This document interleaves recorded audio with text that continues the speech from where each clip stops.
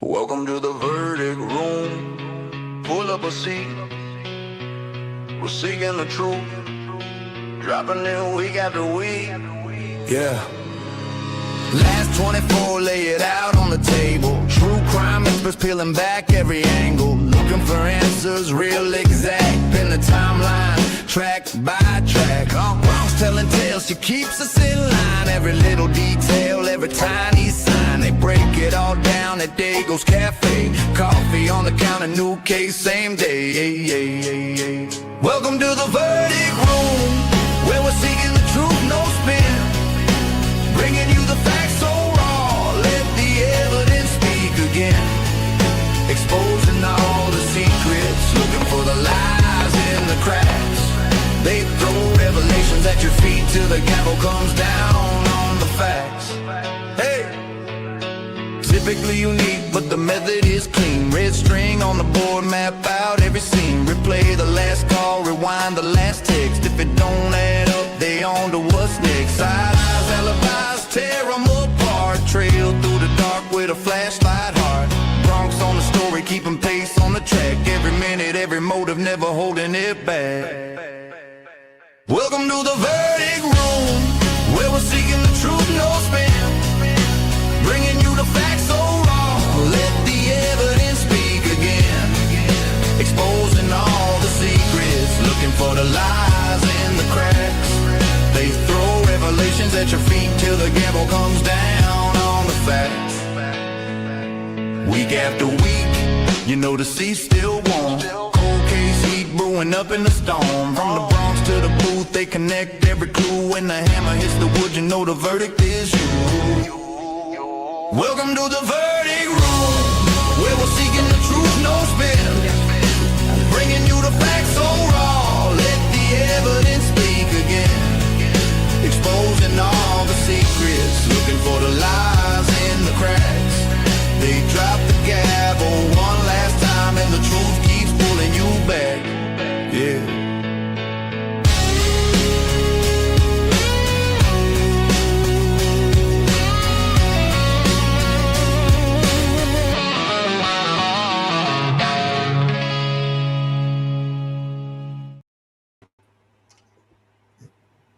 Hello, friends. Hello. What up, What up? ladies? that was funny. Gentlemen. Let's sing it, guys. Yeah, welcome everybody. How are you? Delightful. You guys are looking fresh Great. today. Delightful. That's Fresh a new and word. fabulous. Yes. So fresh and so clean. Ain't nobody dope as us, right? Nope. Oh yeah, there you go. Dope. welcome. Did you guys have a good week? I'll let y'all say comment on that one. Oh yeah. That's good. That's great, Miss Kim. Yeah, we had issues with Carlos's eyeballs, but we got that taken care of, thankfully. Did he have like a detachment starting or something? No, he just went for an exam, and the drops that they dilate your eyes with, he had a reaction to. Oh Jesus. no. Horrible. Like, he was in so much pain. I felt so bad for him, but Aw. as soon as he got the drops, he was good. So, Ooh. and Like the burning? sun is shining So over he here. he can still see that Brian's innocent. Then That's what it was. just kidding. I love you, Carlos. He's my favorite guilter. I love it. Yeah, they dilated his eyes into being a prover. There you go. There you go. Just kidding. He's not even a guilter, you guys. We got to find a different way to present it with him because he's not. Not at all. No. Anyway, He doesn't get special treatment, Dago. I think he does because he's got he the things that he says. He uses common sense, and that the things he says make sense. It's the other ones that when they say stuff, you're like, what? Yeah. So he's got a brain. There's a difference, you know. He does. He just Anyway. doesn't spin you in circles. It's you. appreciated for sure. Yeah, it's nice to have somebody that has an opposing opinion on the other side of what we believe that is doing it the right way. I'll put it that way. Okay. And I don't think he would, if he were to talk to somebody, he doesn't just keep it respectful because he's married to Kim. No, he's like that. He's just like that. Yeah. He's a good guy. He really is. Yeah. And you said everything's good with you, Miss Logan? Yes. I did forget to tell you guys last week, and I know I've told you a story similar before, Last week, I could not make it into the house late at night. It was like between 10 and midnight. I took Bronx on an extra late walk, and I couldn't get in the door. I couldn't get to my house because there was a coyote in my driveway. Yeah. Second time. You live in the city, don't you? Yeah. Okay. Wow. They've got to Well- be looking for food. Yeah. Are you still going for walks without your Of device course. there? Is it charged? Is the yeah. question. No, Okay. I just go. Oh. I mean, I'm lucky if I remember my shoes. Please get it like one of them attachment things and connect it to you, because you could have called the police. They came out and removed it for you. How did you get rid of it? How'd you get in the house? She just stood around and waited. Yeah, I just waited. And Bronx didn't go nuts? Well, He was kind of confused. Like he was, standing there with his tail up and his, ears up and like looking like, what the crap is going on? He was trying to get at him, but I was holding him back. So At I'm least like, you had "Geez, him. Now, the see, middle we've of had them town." here where I live. I had a whole pack. I could hear it. You could smell them before they got to the house. Ugh. They Ew. smell so bad. And I live out, like I told you guys, in the wooded area by the river and all that. So they came from the march near the river out towards my house. And my wife, it was when we first moved in, my wife and I are sitting on the front porch. It was late, about 10, just enjoying it. It was in the summertime. And I heard like a rustling, and I turned around, and we, thank God, because we have a small dog, we have a gate that goes across our front porch that you close the two doors, and it, that he can't get out. And there's little slats in it, so nothing can get through it, but they could jump over it. So I turned and looked, and I went to stand up, and he was standing there looking through the thing, and I about had a heart attack, and I'm like, what the? And the other three of them were out in the yard, like he was scouting it out before they came up on it or something. So, of course, I had to come inside and grab my friend, and Yeah. I shot it up in the air, and they all took off running. But still, like, what if I wouldn't have been there? She would have not, you know what I mean? Yeah. She wouldn't have seen him for coming sure. up on her. That scared the shit out of me. So I get it. I Yeah. think it was 2 years ago. The neighbor sent me a picture. This thing was like the size of a full-size German Shepherd, and it was up on top of the roof of his shed. On top of the roof of his shed. It was trying to go after the chickens. Oh Yeah, my well- gosh. The one that was up by my house, I thought it was a wolf. I swear to God. Yeah. It was monstrous. But they smell so bad. It They- was you could smell them. They start developing here, though. That was they took probably maybe almost 30 acres to put in a neighborhood, and it was probably 5 miles away, so it obviously pushes them out. Uh-huh. It- That's what I and was it going to was- ask you, Logan, if they built any new stuff around you that shoved them out of the areas, possibly. Yeah, they built a really large, brand new Hard Rock casino. The crazy thing is in that push out of the coyotes, we actually had monkeys. That's crazy. Yeah. Are So- those monkeys mean? From Well, where? So I don't know if you've ever heard of this, but up in like Ocala, remember where they filmed that, what is it, Creature of the Black Lagoon? Yeah. Remember there was that guy that brought those monkeys and he put them on that island? Yes. So basically they've traveled somewhat from there. I mean, that's an hour and a half away, but yeah. They swim? No, I don't know. So they got off the island. They've been on land for a while. Right. That's It's crazy. weird. Yeah, That is people wild. sent videos. It's wild. But anyways, That's not. I'd be freaked out if I seen a monkey run up on me. So anyway, so tonight, you guys. I hope everybody in the chat is here for it. Thank you all for joining us. We have an amazing guest joining us tonight, Mr. MARC B. We all know him throughout the community. He's done some amazing things throughout the Idaho 4 case. So I'm excited to have him joining us tonight, along with, of course, Miss Logan, Miss Kim, and Mikey. So without further ado, welcome, Mark. How are you tonight, sir? Very good. How are you doing, Dago? I am awesome, sir. Even better now that you're here with us. I appreciate you joining us. Okay, you're Hello, welcome. Mark. Hello, Logan, and Thank you, Kim, Mark. and Mike, in chat and mods. Hi, Mark. We are so happy to have you. Yes, Absolutely. Thank you. very much so. Plenty to talk about, especially this past week, I think, has been pretty wild. But, the entire case, we all know there's plenty to talk about within that whole thing. But the week itself and some other things have popped up, so on and so forth. But we have so much stuff that we can discuss. Um, anything to say before we jump into anything, Mark, or are you just ready to do it? Yeah, I'm ready to go. Yeah. All right, all right. And again, welcome everybody to the chat. Thank you so much for joining us in all three of these channels. You are all appreciated. Please make sure to hit the like button in whatever channel you're in.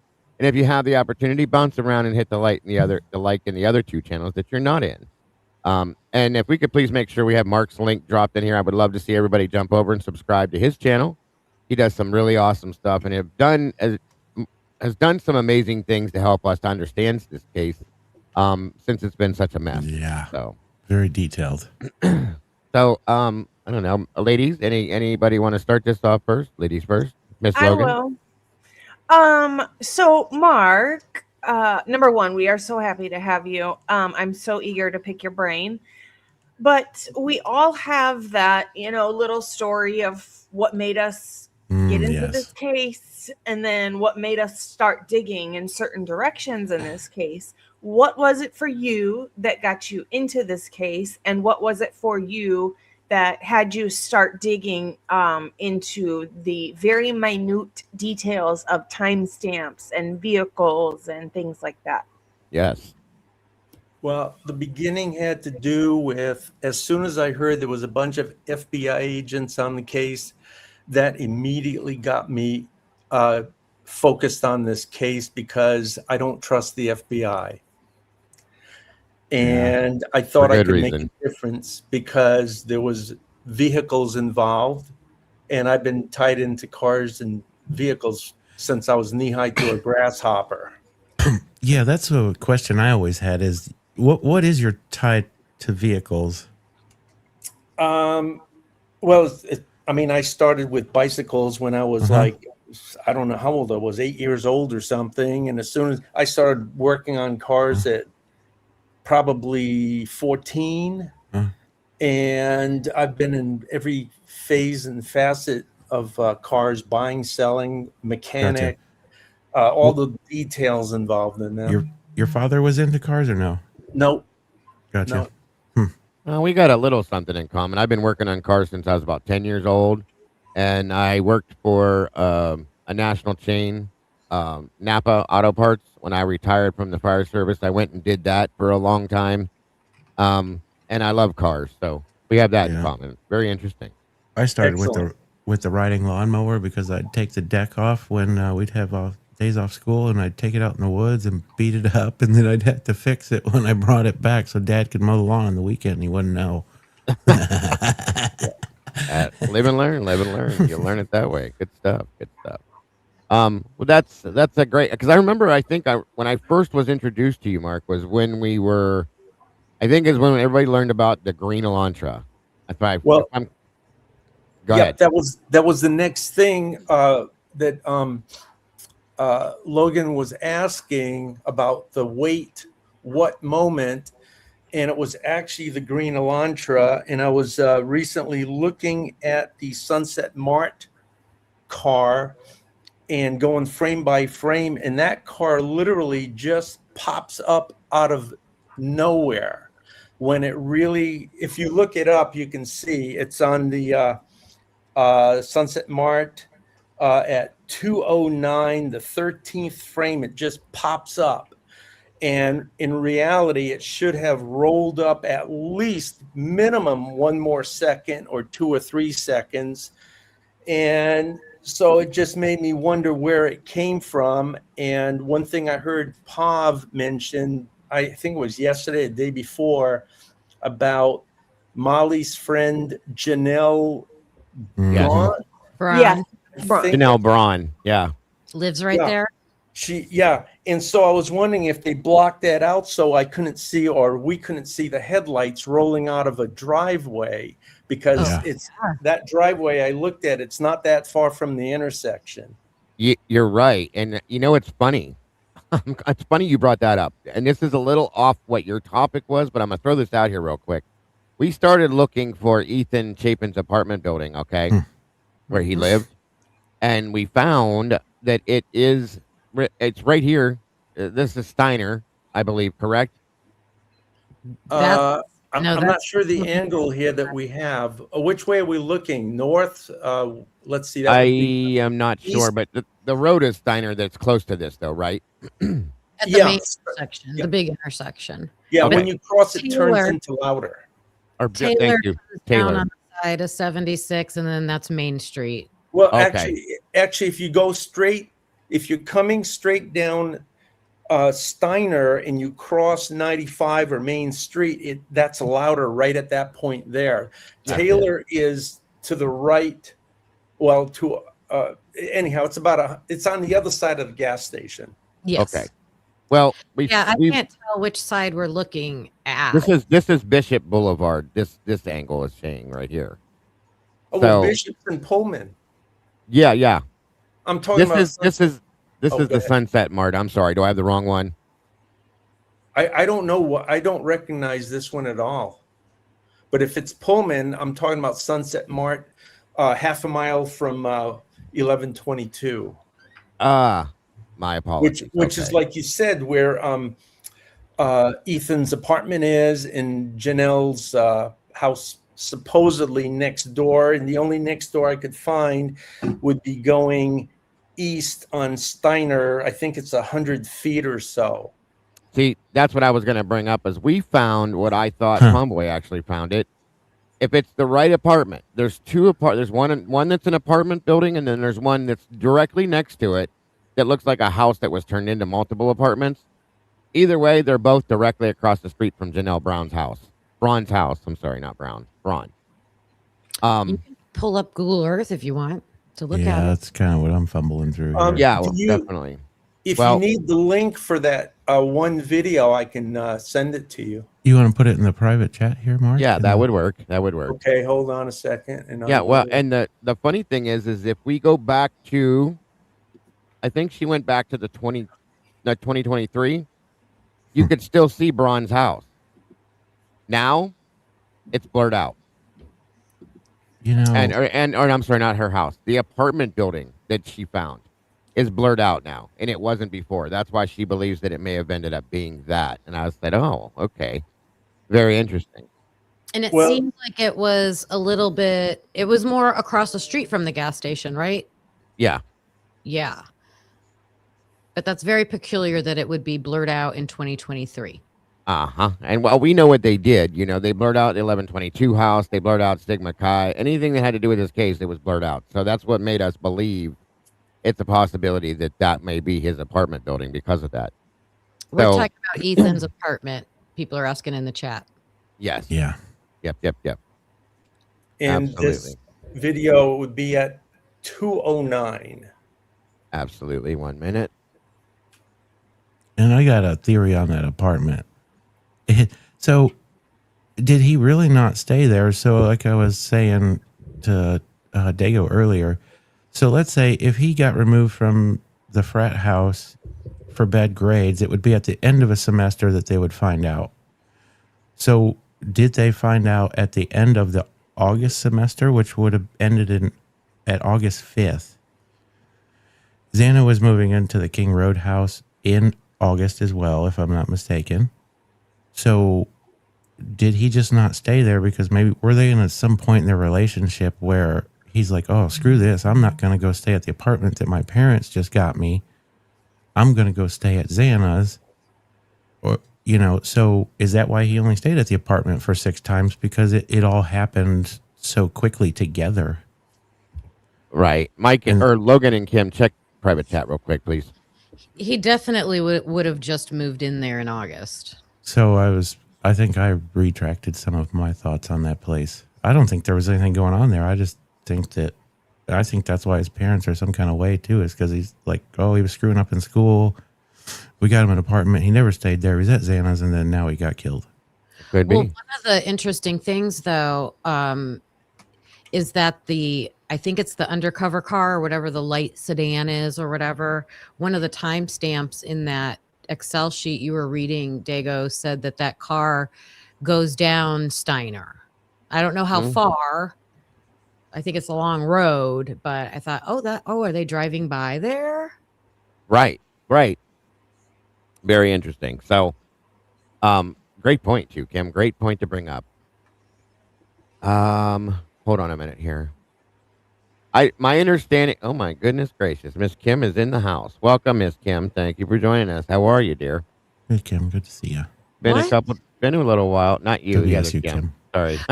She's in I'm like, Digger what I Set. do? Welcome back, Miss WSU Mom Kim. Let me say it. I know she likes just to be called Kim now, but That's fine as long as I know who you're talking to. yes, I didn't want you to get. And there we go. You Thank you, just got Bianca. amnesia, Kim. Yes, it's okay.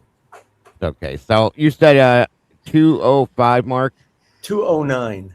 Oh, 9. I'm sorry, sir. Yeah. And do you have access to going frame by frame? I No. can probably hold on. Let me try something here. Let me see if this works. Because it would be the 13th frame of 30. And every second, I counted all the seconds from like the 2-minute mark all the way to, I think, 13 or something. And each frame has 30 frames, which is unusual. It's the only time I've ever seen that. All the other counts are anywhere from 25 to 33 on the Linda Lane and the 1112. But this card just pops up. And then if you go frame by frame, it moves in increments every 2 frames or 3 frames. But if you hit the back button, it just disappears on that 12th frame, 13 Okay. going back to 12th. I'm gonna try it, slow it down first, and we'll see if it happens that way. And if not, I'll try doing it a different way. Welcome back, Kim. Did you fall out the window? I fell out the window. Okay, hang on. All right, guys, let's try this out. And where are we at here? You said 209. Let me start here at 208, and let's see what we got. Let me know if this is not fast enough or if it's too fast or however we got to fix it, bud. All right.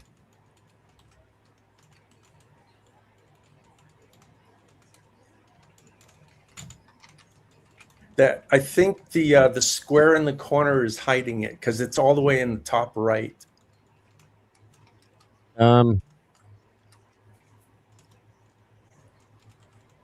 minute. The square. Oh, on my screen. I'm sorry. The QR code. Yeah, I see it now. Hold on. There we go. All right. All right, let's try it again.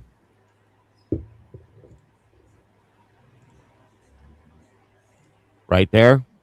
Yep. And there. So this is actually Brian's car. Is that a question for me? I'm just asking what your thoughts are on that because there's no. Or No, are there's there? no way to. There's no way to know whose car that is, but Okay, gotcha. on page 51 of the document where they were showing the Ridge Road car, and that's the one, that's the picture of the green car with the front license plate. But I zoomed in, and this came out not that long ago, and I believe they photoshopped it. If you look if you zoom in, and because I know that plate's supposed to be there, and I can actually see they did an incredible job photoshopping it. The best job I saw of all the footage that I have seen that's been manipulated. Wow. But I could see the verticals, and I could see some of the horizontal where they're blocking off the license plate. That's wild. That is wild. I don't have the ability to zoom any further than this. I don't think. Well, No. on my MacBook, I just push Control, and then on the pad, I take 2 fingers and push them. You're and on your computer, Mark? Yeah, I'm on my computer. Why don't we just have him share his screen, and then he can go frame by frame and do everything he wants to. Are you able to do that then, Mark? Just share your screen with it. How do I do that? At the very bottom of the screen, there's a square that has an X in it, and looks like it's inside of a computer monitor. And it's the 1, 2, 3rd button over, going from the left to the right. Yeah, you want me to push that? Yeah, and then it'll have you click on the item you want to share, and then I'll pull it up for you. Okay, so I've got 4 options. I've got share screen, image file, video file, slides, and PDFs. Share screen. If you have that up on your screen, full Yep. screen, you can share that, and then you can work all the controls from your side. Okay. Sorry, I didn't mean to interrupt you, but Choose what you want to share. yeah, you probably have to open Sunset Mod, I guess, or the Yeah. Verdict Room. The Verdict No. Room.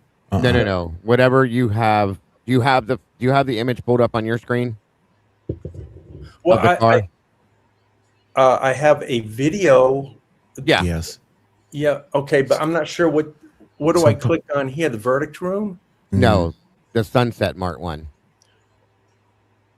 Okay, that's the top one, Ridge Road. Okay. And then hit share, I guess. Okay, Yes. let's see. Share full screen. Okay. Show your face, not your waist, Mark. How's that looking? Can you guys see this? Not yet, buddy. It didn't pop up back here yet. Mikey, don't do that. I think- almost spit on myself. Does he have to click the button at the bottom next to the camera? He has to click the button at the bottom where I it, don't think yeah, he did that. and Do you then know- it'll say share full screen. He clicks that, and it'll share it to me. Yeah, I don't think he knows. Okay, so let's see. The controls that are at the bottom, there's a microphone, there's a camera, and there's a computer with the plus. Click the computer with the plus. Well, I did that, but now I'm in this other window, so Do you have it open as a tab? as far as I know, I mean, I think So share tab. it or okay. Share screen.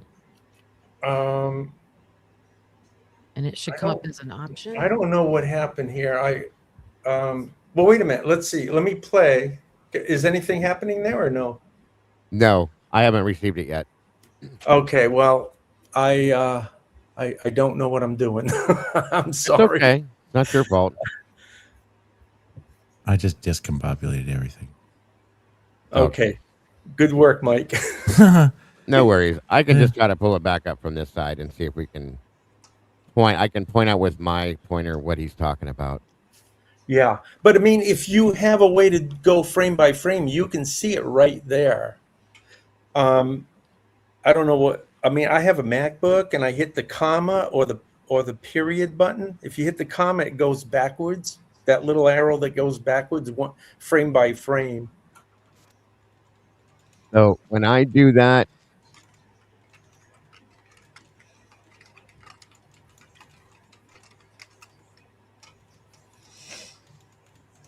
Or maybe Mike or Kim or Logan can do it. I don't know. I would just put it on super low speed. that's what I'm doing. Yeah. It's easier with what I have set up here. Okay. Oh yeah. So basically, Go ahead, Mike.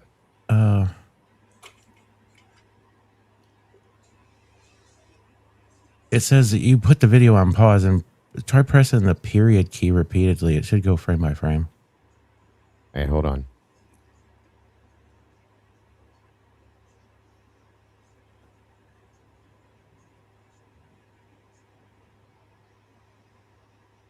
No. Okay. Well, scratch that. Hold on. The comma thing, I think, is what Mark was telling you. It probably works on Yeah, yours we're as at well. 207. There it goes. so There it goes. I got it. But There it's was- only going. We're still 2 seconds away. It's at 207. We got to get to 209. All right, hold on.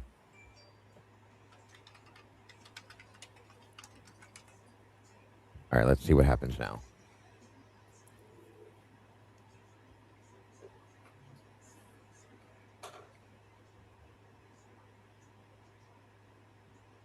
One minute.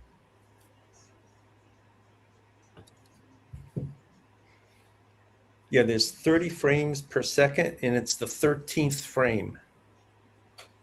It's only letting me do like. It's weird. It's just. I don't know if my system doesn't work that What way. happens if you hit the space bar? Someone said hit the space bar. Does that work? Oh, There it goes. off. Oh, oops.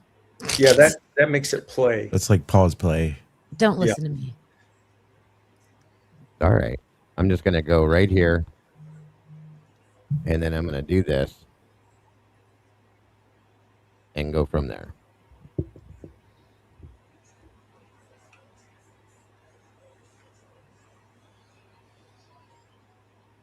You able to see it? Yeah, but we kind of have to be ready. So in other words, right before the car gets there, we have to know that. So when it shows up, we'll see it. It's in the blink of an eye. It's closer than it should be. Okay. All right. Hold on. Right. Okay. So I'm going to hit play right now, and it should start to show up. I'm ready to go. Here we go. Ah, I caught that. It does just appear. You don't see the vehicle pull up. It just appears. Yes. Did you see that, you guys? Watch. It was definitely. Damn, Mark. That's a hell of a catch, bud. Can you tell us where we're looking at? Top Right right. here. Top right. Right here. See my Okay. cursor, Logan? Yeah. What? Yeah. It right as soon as I'm gonna say go, and watch the screen. It'll just literally just pop, and it's right there. Upper right hand of the screen, you guys. See this big cursor right in here, right there as well. You'll see it just appear. Unbelievable. Boom. You see that? One more time. We should see it pull up to the intersection, and we don't. It just Yeah. appears. Right. There's not And even like any with the, headlight, anything. with the frame by Oh, with the frame by frame button, it makes it crystal clear and obvious that it just pops Yeah. right up. But that's the thing, is we should start to see it coming up to the intersection here. And what Correct. happens is it just appears. I'm gonna put it 2 minutes ahead and let it play real slow, and watch. It'll be nothing, and then boom, there's right there. Here's the thing, too. We should be able to see headlights appear before the car appears. That's Yeah. my point. That is my point. I'm gonna start at 2:07. Watch this. Oh, wow. What a scam. Unbelievable. Boom. There it is. Wow. It just appears like a magic trick. Yep. And the thing Great is, job.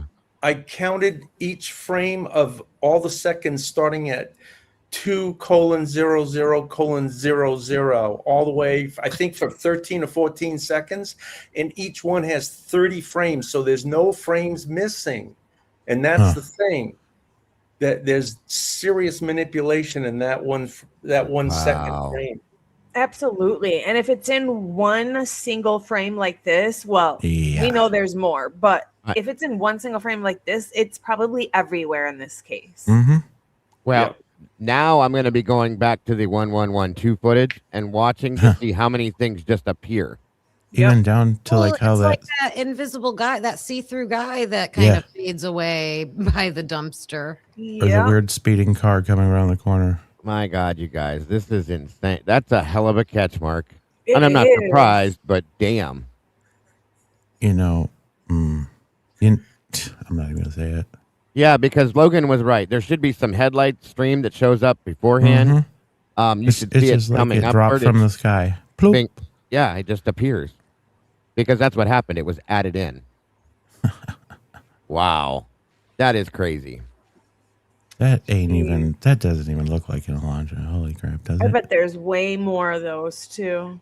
It looks to me like almost like a Cavalier in the front end, Mike. Something That's a weird. thing. I don't know. Or that other version of the Cavalier that they came out with. Anyway, Does that Another one have fog lights? no. I guess it could be. Well, I mean, if it does, they're turned off right now. Wow, amazing stuff, Mark. Seriously. Wow. Or they're blocked out. Yeah. Because I Yeah. looked at one of the images, and I forget which one it was, and it looks like that they could have been photoshopped over. Mm-hmm. Maybe. There's another video, one of these Sunset Mark videos, where it's daytime, I think, and you see the car coming from left to right, and I Yeah. almost feel like that one just appears too. It you don't see it coming, it's just there. No, You I know, tracked that one from beginning to end, and it does normal. Okay, okay. Yeah, I learned how to use the frame by frame because it's the most accurate thing that I found Yeah. anyhow. Well, I got a small editing keyboard with a little dial on it that'll go frame by frame. It's super awesome. that is very helpful with stuff like this too. And here's the thing, guys, it's just more proof of manipulation Yeah. that we've been talking about for And- years now. And And- there's no timestamp on that either. Of So course that's not. such maxed out manipulation. They did a lot Yes. of work to enter things and take out. Thank you, Yeah. Michelle. And Yeah. there you go, Mike, what you just said. The work that they put in to manipulate and to cause the issues within this case that they did, it's such high level. You know what I And- mean? Ultimately, and like when Logan asked Mark what got him into this case, and that 3-letter word that he said, I don't think this is MPD that's doing this. I mean, hey, I agree. Thank you so much. Our self-help. I'm an official meatball. Welcome to the sauce, sweetheart. Appreciate you very much, and thank you for joining us very much. These guys can't keep body cams with charged batteries, bud. Yeah, yeah. Who was that? Corbin Smith? Who? Yeah, right. Good call, Mike. I don't know. Speculation. So, that being said, that's a good kickoff to point out a lot of the manipulation, a lot of the issues that we've had within the case, Mark. I mean, truly and honestly, I'm missing things over here. Sorry, guys. Hold on. Or maybe it's not over here. Miss Laura Jones looks like she dropped a super chat to one of us. I can't see who. It was you. Is it me? 199? Oh, no. No, Oops. for 50. Yeah, that was you. Oh, well, thank you, Laura. Very much appreciated. And also the 5 memberships from Miss Tara. Thank you for that. Welcome to the new meatballs, jumping in the sauce. And Miss Michelle dropped another one. So we got 6 new meatballs jumping in. Thank you so much to all of you. Very much appreciated. Oh, now I see him. There it is. Sorry, guys. I was so dead set on this video. It was driving me nuts. So, Mark, how many other videos? Let me ask you real quick, because I know that you focus on this stuff now, which is amazing. How many other videos have you found this in? I don't know what you mean by this. Well, I mean, this type of thing where the Photoshop is happening. Have you found it in any a other lot. videos? Yeah, Yeah. Did you see the video I did on the filter over SV1 when it's doing the 3-point turn at King? I did a video on that. I don't think I did. Yeah, and I show the car act like when it comes down, Queen takes a left to do that turn at 406. Okay, well, right when it's stopping, that was one of the key parts I could with the those 2 keys that I'm mentioning, the frame by frame. I'm showing it when it stops, then it goes to back up. You can see the roof of the car moving and the filter stays still. So there's a lot of filters there. Also the blooming of the headlights. Some of those are actually fixed frame. You can see the car headlights, the bloom of the real headlights moving several frames, 3 or 4 frames before the fake Photoshop one starts to move again. Wow. So there's tons of that on the 112. Which video was that, Mark, that you did that on? You said, bud. Which one is it? Let's see. Okay, hold on a second. Oh, you're fine. I'll bring it up here.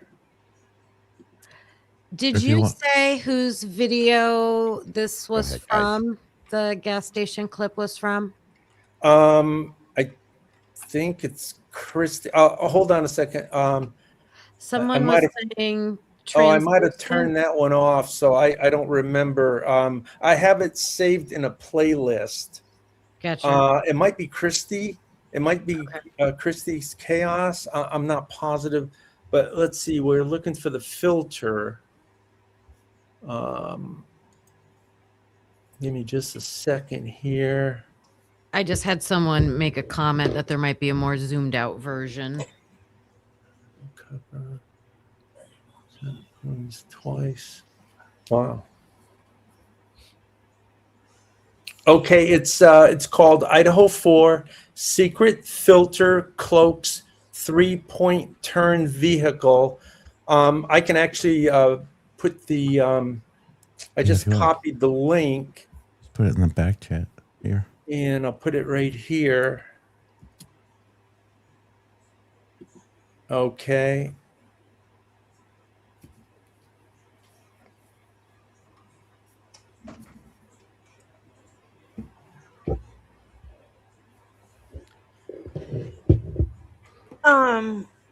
Mark, I have a question for you while we wait for a second. We in the I think it was like the beginning of this year ish, maybe. I think Birdie played a video where the vehicle, he was showing where the vehicle looked like it could possibly be going backwards. What's your thoughts on that? Oh, it's not what I think, it's what I know. Unless things have been crazy photoshopped, and I don't believe it was. Like when the car is first leaving, that's why this frame by frame is absolutely critical for what I do. When the car gets to the railing on that porch, and then you go one frame at a time, you will see the third stoplight, which is at the bottom center of the rear window. So therefore, I know that that car is going forward. I've told Bertie that, and anyhow, these people want to go off on a tangent. He had 91% people voting that they believed it was going backwards. I never believed that. I've heard that a lot. I just couldn't get. The way it look. Did you fall? No, you're good, Kim. Okay. The way it looks to me is because you can see the shape of the car, in my opinion, and it looks like it's still going the same direction. You know what I mean? If that makes sense. Yeah, it does. Well, I mean, if you want to look at one of those, you can actually do it right here, right now. This one here, you'll see the stoplight, or you can get one that's just running through. Yeah, I can slow this one down to show. Put it down here to about right there. Okay. And on we go. Start it from here. 40650.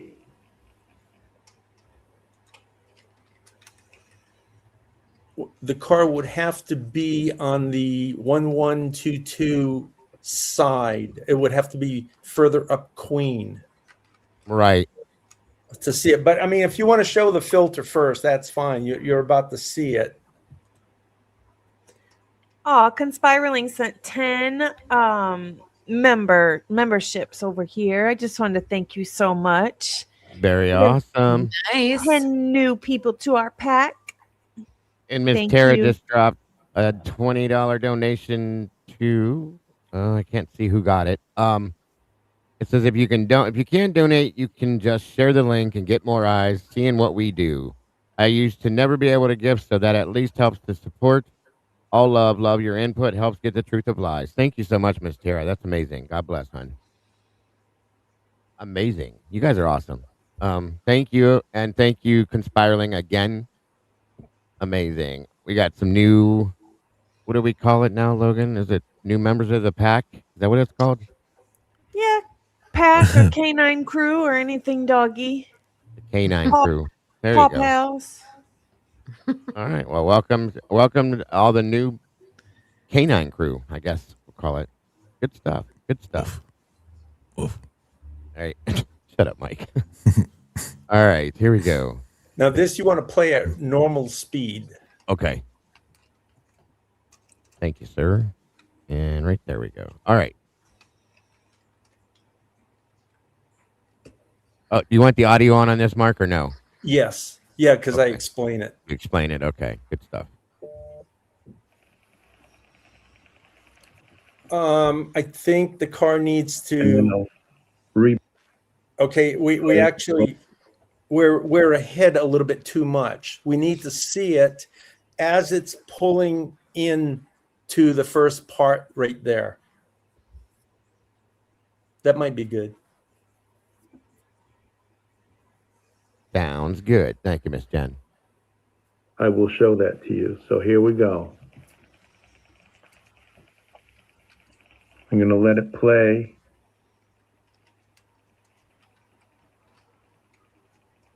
And then I'll replay it in slow motion.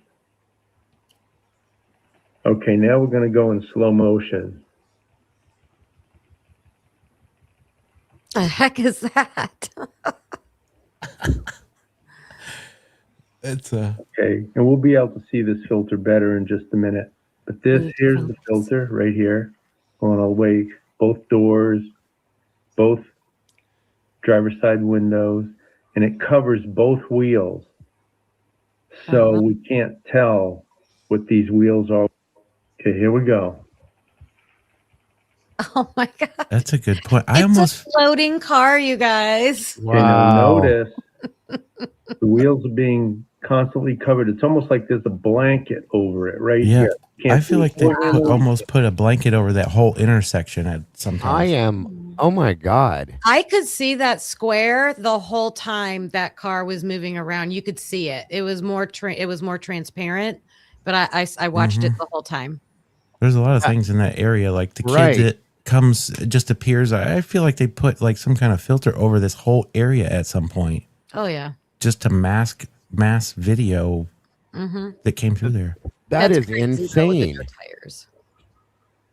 Oh my God, you guys. I'm back. Hold on. I got It to see looks that like a one more rocket, time. like a busted open rocket ship right there. We'll begin Yeah. to the good stuff in just a few seconds when it goes all the way forward. Okay. Blanket over it right here. You can't see the door handle. You can't see the mirror. If there's somebody inside, you can't see them. If it's the green car, you can't tell. But it's going to get better.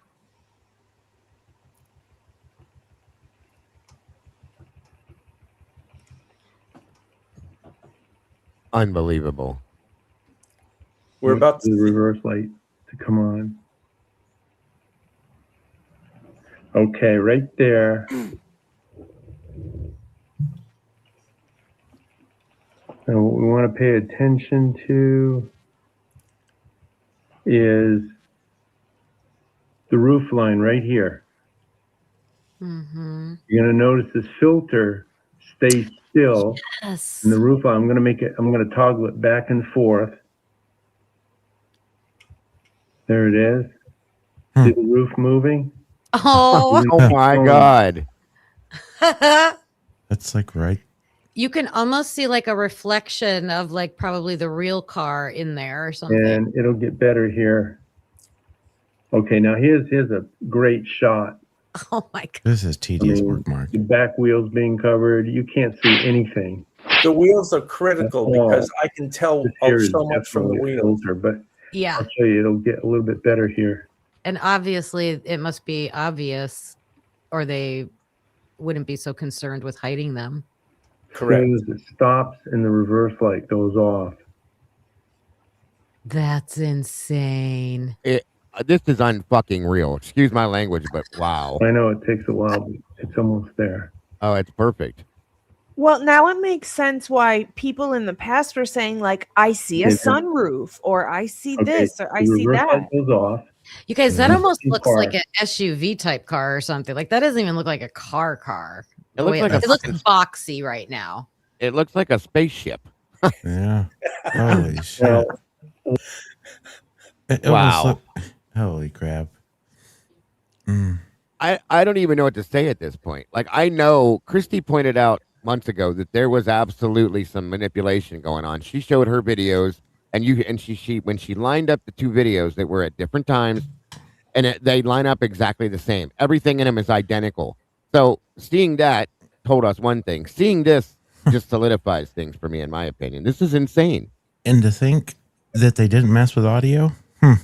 Yeah, okay. Oh yeah, okay, Mike. I thought Christy showed that the times didn't line up. That's how she knew That's that something that's was what I done. meant. Yeah. Sorry. Okay, yeah. Thank you for correcting me, ma'am. Huh. You know what's interesting?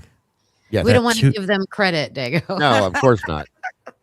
Sorry, Remember that video we were watching of Mark's where we hear at 220 would sound like Maddie going, "Oh my god," or something? Yes. Why do I feel like that was 320 and not 220? I mean, it very well could have been. knowing that they've manipulated the shit out of this. Sarge pointed out last week last week I believe, and he was like, "Why did it take them so long to go through the video? Why did they had these videos for so long? What do you think they were doing with it?" It's the FOIAs too. Why do they take so long to get all your stuff out? Mm-hmm. Exactly. Thank you. Logan's still waiting on FOIAs that she tried to get 2 months ago, right?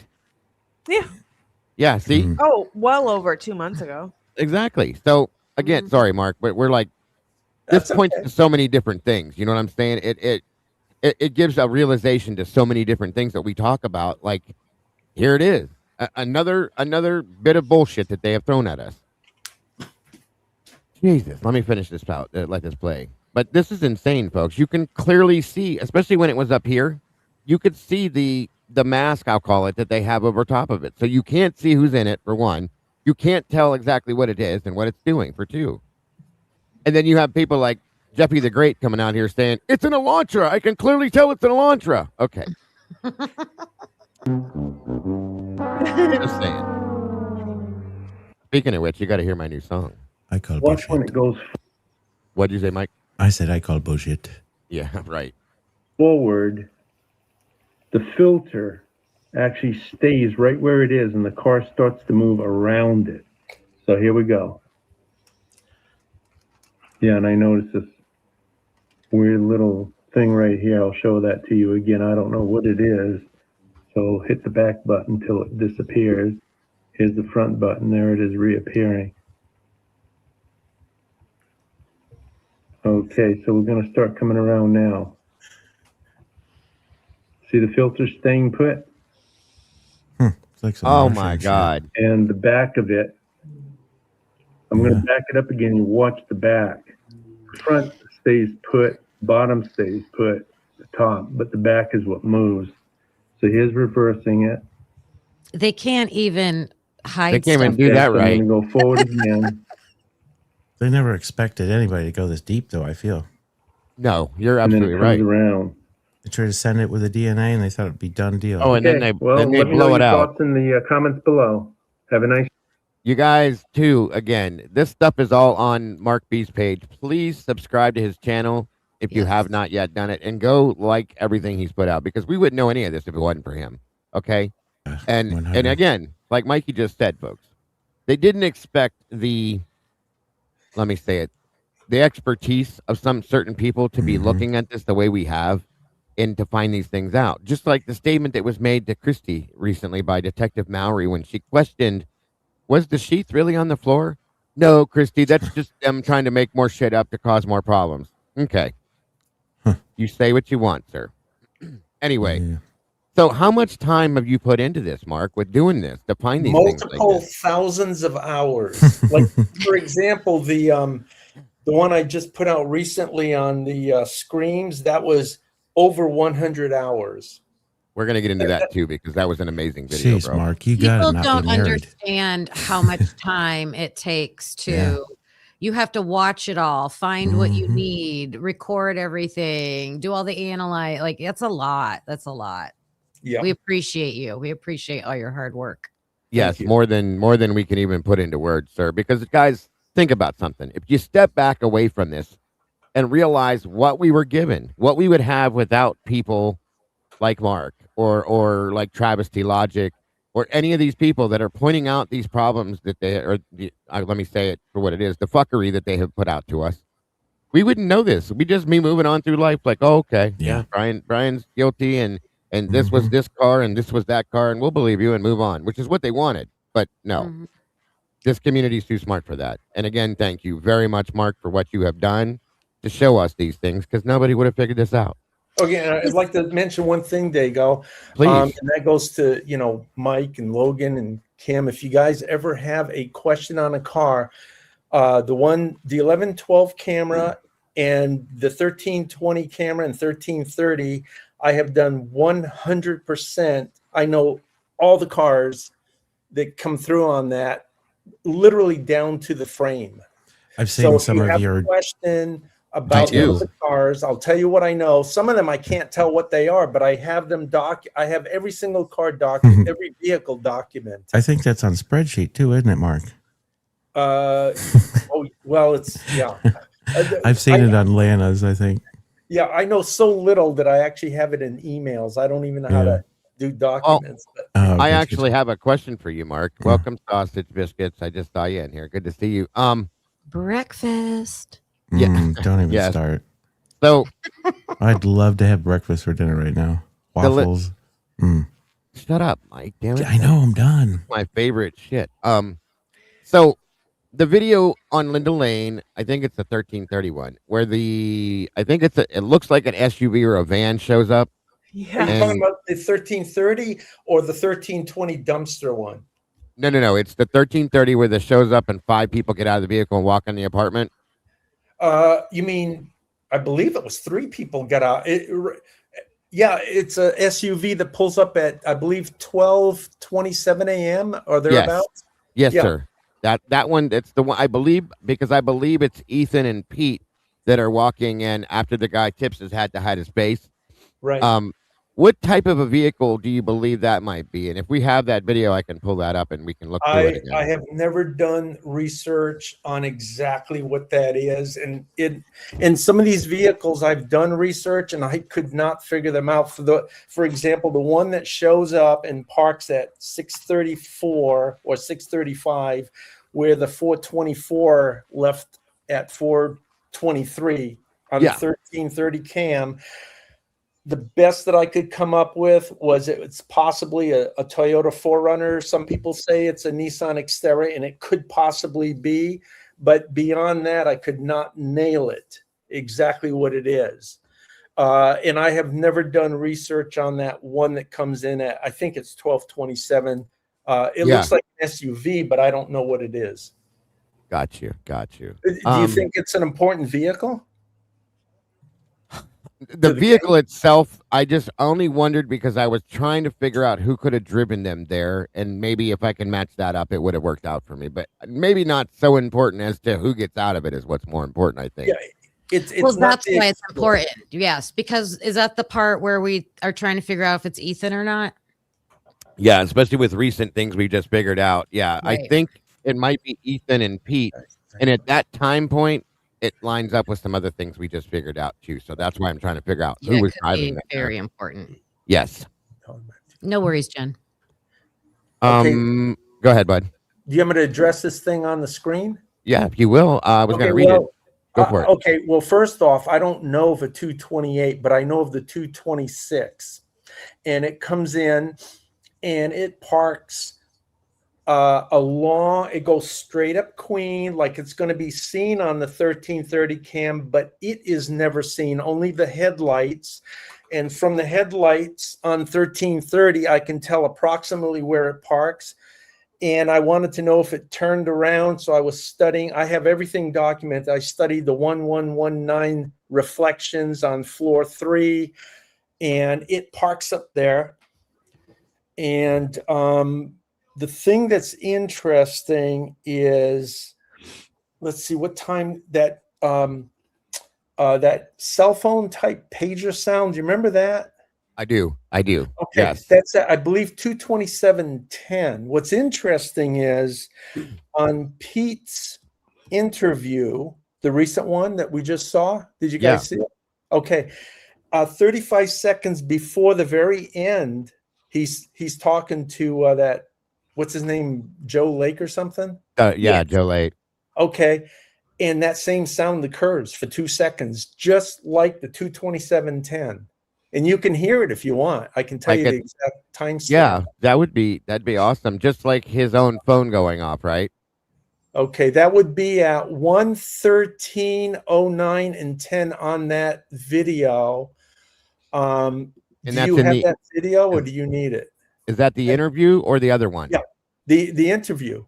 Well, yeah, I mean, I can grab the interview. I don't have the other video. What? Okay, the other video meaning the. You said you could hear it in the other video, but then you hear it in the interview with him as well. Yeah. So if you need a video, I've got a lot of stuff lined up. I can get one to you. Go ahead. Yeah. Okay, if you want to throw it in the back chat, perfect. Yeah, hold on. Let's see. 227. That's this one here. Well, you're helping us out more than we're helping you, bud. We'll get Mark sifted out with screen share it before our next one. We'll get it worked out.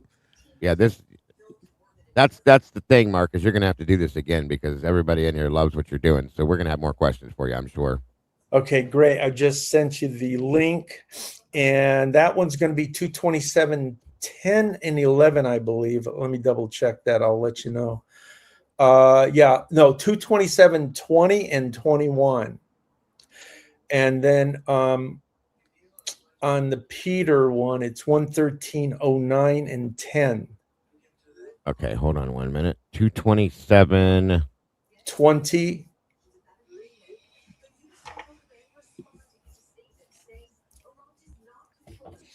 And is that on the timeline for the video or the timeline for the actual timeline of the video?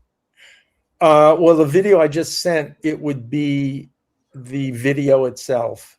Okay. Oh, you know, that's a good. No, I'm sorry. Good point. It's the time. Yeah, it's the time stamp on Up in the top corner. I got you. That's what I was Correct. wondering. No Yep. problem. Just making sure we're on the same page. So 227. 20. Gotcha. Thank you, brother. 1 minute. And that forensics guy, he's the one that pointed it out, and I went, "Oh my God, let me see what Gotcha. that is." Thank you, Miss Bianca.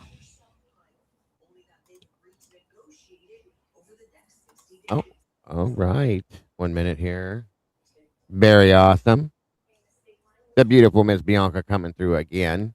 And then Wellington Oda dropping 5 memberships in the Peeps chat over there. Thank you for that. We got 5 new peeps running around. That's awesome, Wellington. Peep, peep. Thank We gotta- you, Wellington. Now, Mikey, we got to get that sound effect for her. You know that. Which one? Oh, Peep, yeah. peep. Oh my goodness. Welcome to the coop, you guys. What's your guys' take on Peeps? I hate them. Hate him. It's I not like that the kind Dr. of- Now, wait. The It's not Dr. that Pepper kind of- flavored ones are good. Oh, you For stop it, people- Joseph. Just saying. Mm. All right. So I am now at, by the way, Mark, you don't mind us because we have a tendency to like have a little fun from time to time because it's I'm usually enjoying it. been a little bit of a long week by the time we get here on Saturday. So, all right. 22703. No, 227, 20. 20. I'm so sorry. Yeah, See, and you guys 21. they're distracting me. Shame on you guys. Oh my God. And I you got to can't have a get- lot of volume on that. Yeah, I can definitely try. I'm just gonna start it there. Because I can't get right to it immediately. 1 minute. Let me turn it all the way up there. And if you guys have headphones or earplug, put them in because you know how some of this sound is sometimes. Yep, I agree 100%. Headphones make a complete huge difference. Yes. Yes. All right. On we go.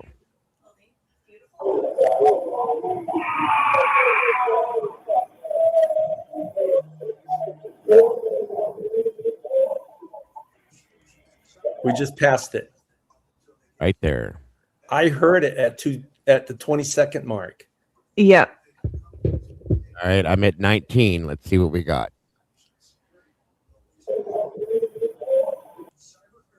What did he say?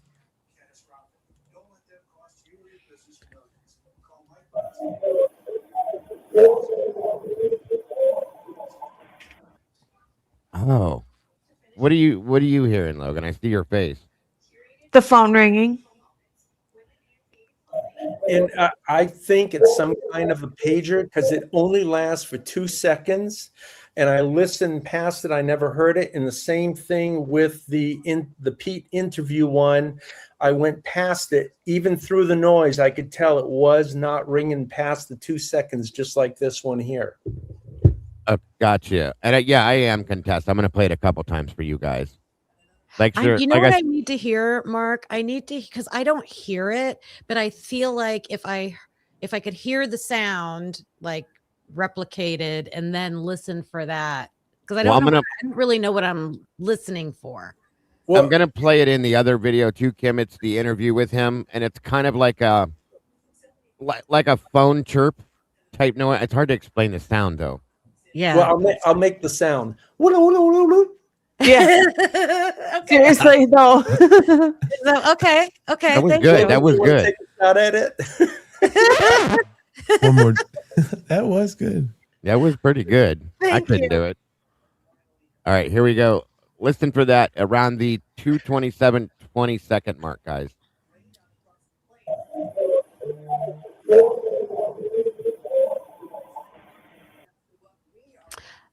I think I heard it that time.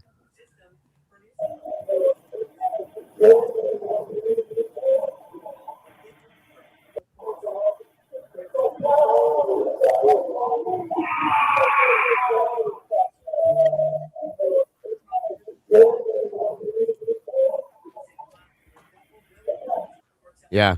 All right. Now let me pull up the other one, guys. Yeah. 1 second here. Mike, did you hear it? Yes, sir. 100%.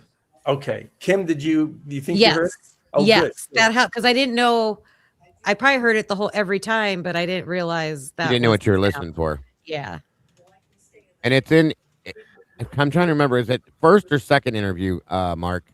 The second one. Okay, I thought, but I wasn't sure. It's literally 35 seconds before the very end of the interview. Gotcha. I know every time I hear that scream, it's crazy. Gives you goosebumps every time. I know it does me. Yeah. Uh-oh. Florida peeps. Thank you, Miss Jen. Thank That you, was very Jen. good. You're so sweet.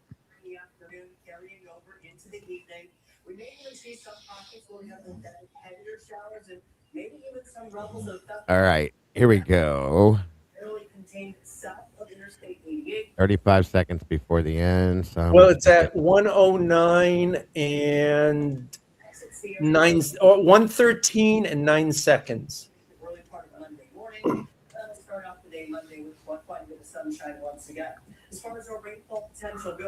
1 hour, 13 minutes and 9 seconds.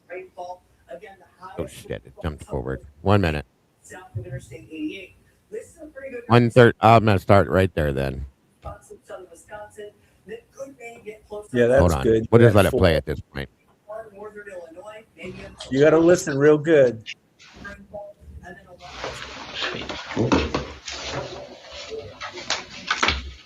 Yeah, what I'd like you to do is, if something comes to mind, something conflict-wise, anything comes to mind, yeah, just reach out to me, okay? Comes to mind. You, Yeah, what I'd like you to do is, if something comes to, yeah, what I'd like you to do is, It was right there. Did you guys hear that? No. Hold on. get you myself. pretty much have to be watching the timer. Yeah. Watch the timer and be ready at the 8-second mark for the 9, and it lasts 2 seconds. And It's just a real quick link like that. yeah, I'm back early because I'm doing school online. Okay, Yeah. yeah, no worries. It's no problem. Okay. No problem at all. If anything comes up, you get my cell phone. Right. Yeah. Even if it's something small. Your name's Joe Lake, right? okay, get ready. Sweet. Yeah, what I'd like you to do is, if something comes to mind, something conflict-wise, anything. Yeah, what I'd like you to do is, if something comes to mind, something conflict-wise, anything comes to mind, yeah, just reach out to me, okay? Okay. Conflict-wise, anything comes to mind, yeah, just reach out to me, okay? Okay, I will. Oh, hold on. Everybody says that they're picking up some kind of background from a TV. Is somebody running a TV? Is it in the video? No. Is the kid home? I don't hear it right. I don't know. It's mine. I shut it off. Sorry. Oh, that's okay. Okay. Good microphone. 1 minute. Sorry, guys. We don't know sometimes. Try it again. Why is it jumping forward instead of back? There it is. Hopefully you can all see the timer so you can prepare your Right. ears for the 09. Sweet.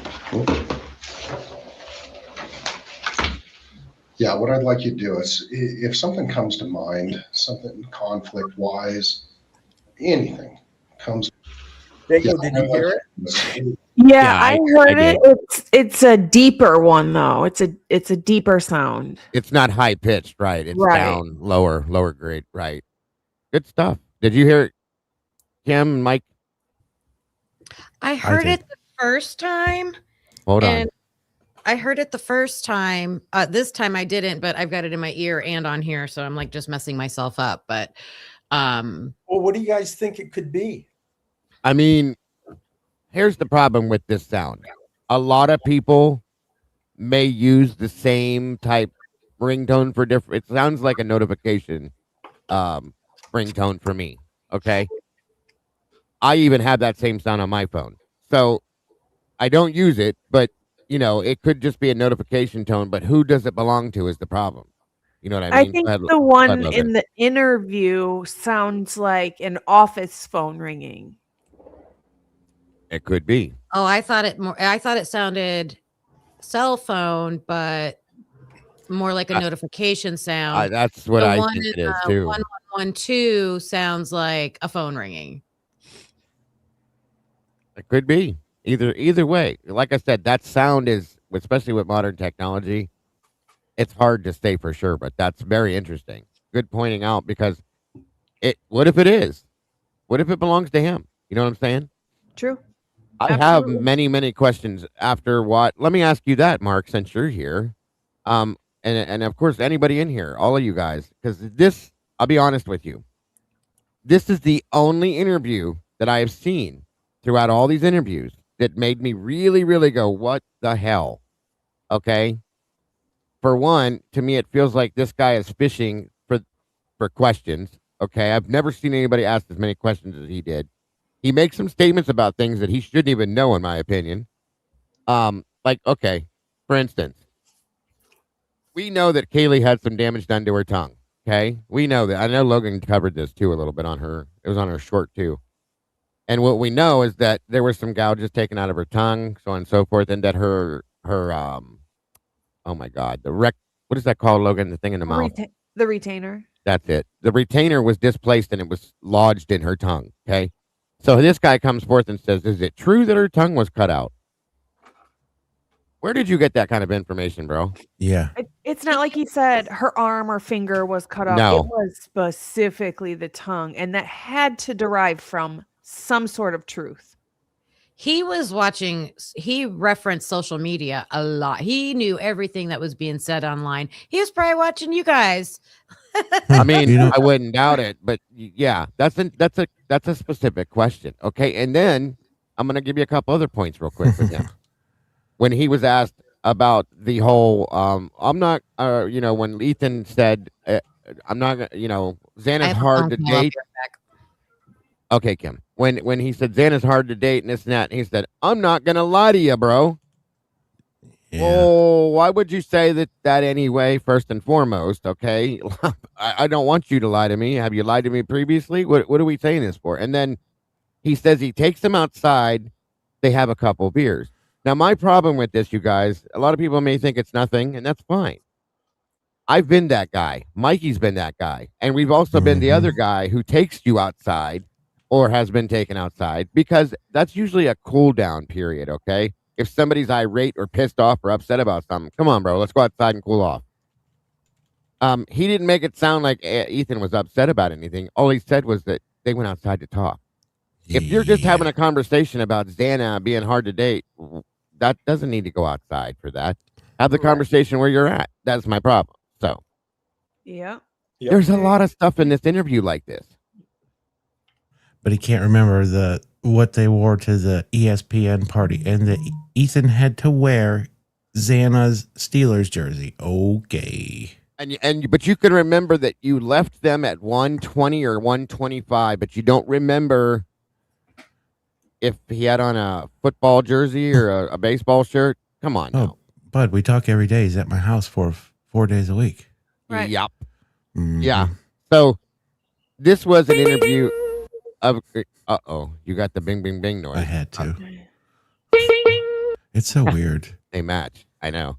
You know what's crazy though for me is like he sounds like the most honest and fluid throughout all these kids. It just throws me off.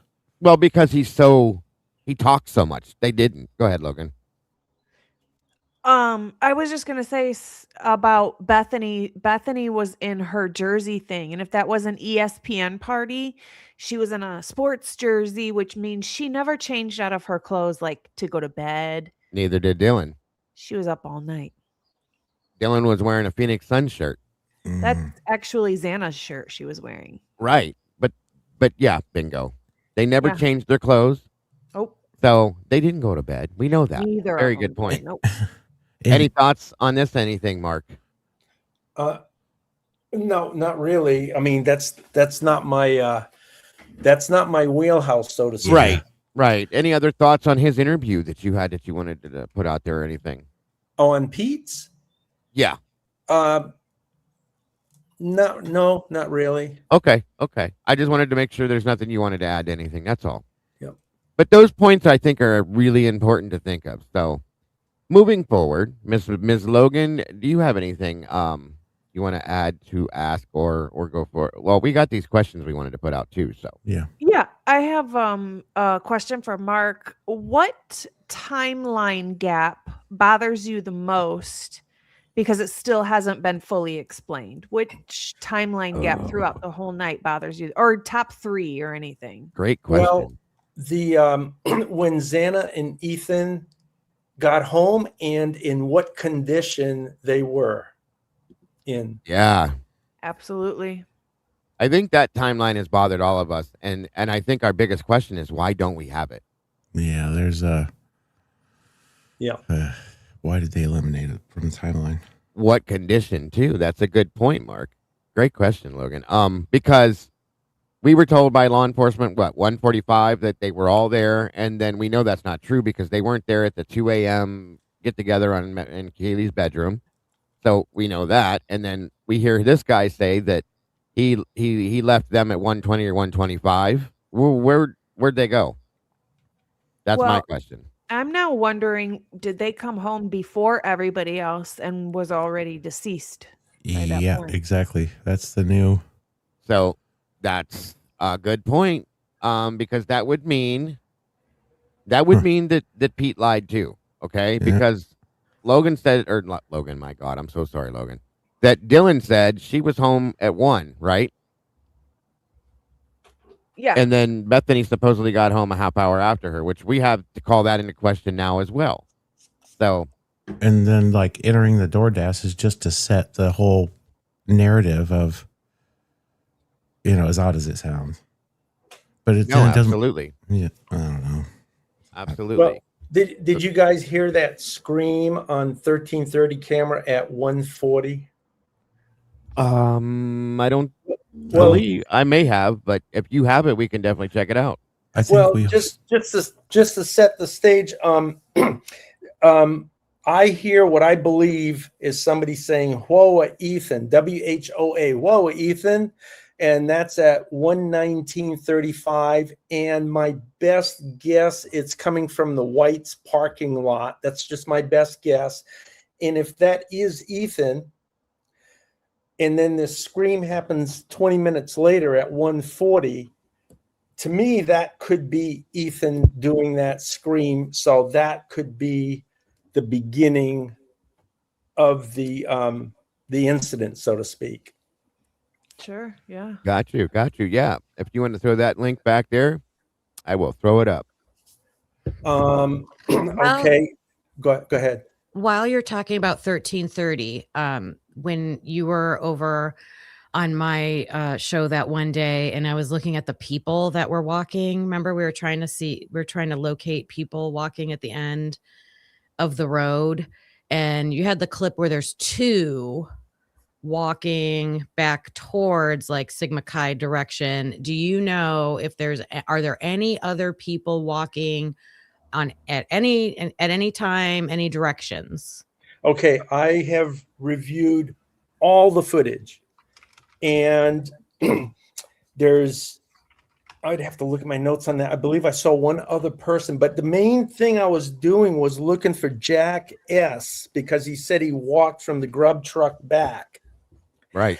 And I watched every second from, I think it was just before it was, I don't know, just before 2:00, whenever the footage is. I know there's a gap in there, but I've got whatever footage I have all the way to 2:58, because then again, you have another gap. But he should have been home way before that 2:58 time, because it's only like 1 mile walk. And I watched the entire thing twice. I never saw him. Then I honed in super close, at least 2 or 3 more times on the footage of when I think he should be walking by. I timed it. I never saw him walking by on the north side of Taylor. That's the far side of the street. Now, that does not mean he didn't walk by, because there's a couple of times where the footage is just really challenging, but he did have on white sneakers, and I believe it was the hoodie was white. There was something white that he was wearing, and it's not like it was the whole jacket like those two people. One person had it was like a brown jacket with a white hoodie underneath or something. Right, exactly. But the timestamp 11:00 and I think 17 minutes or whatever time that is, where the two people are. One person's got white pants, the other one has a white jacket, so they're easier to see, and they're on the south side of Taylor, which is as you come down Taylor going westbound, it would be the side closer to the 1320 cam. But just for so everybody knows what I'm like, what I was looking for is people there. We should be seeing a group of like 3 or 4 people, 2 people together walking, like eastbound, going towards 427 Taylor, and then what you showed me was 2 people walking away from 427 Taylor, but it was at 11:17 you were saying, and we have not heard anybody in an interview talk about that. Like that time doesn't match what all these people are saying when they were going to that residence and leaving that residence. So I'm on the lookout for that. We should be seeing people somewhere around. Okay, I've got the times in front of me. 11:17 and 20 seconds. 2 people westbound. 10 minutes later, 11:27:19. Person walking westbound on the north side of Taylor. Those are the only 2 that I've found. So that's away from it. Wow. Huh. Yeah, but what time do you think that group of people was walking? So Bethany and Yessie, so 2 females, should be walking towards, so east, if I'm following you, east west, they should be walking east at around 12:17, I think they said. Yeah, well, chances are we don't have that footage. It's real spotty, right? The amount of footage we have on the 1320 before 2:00. Yeah.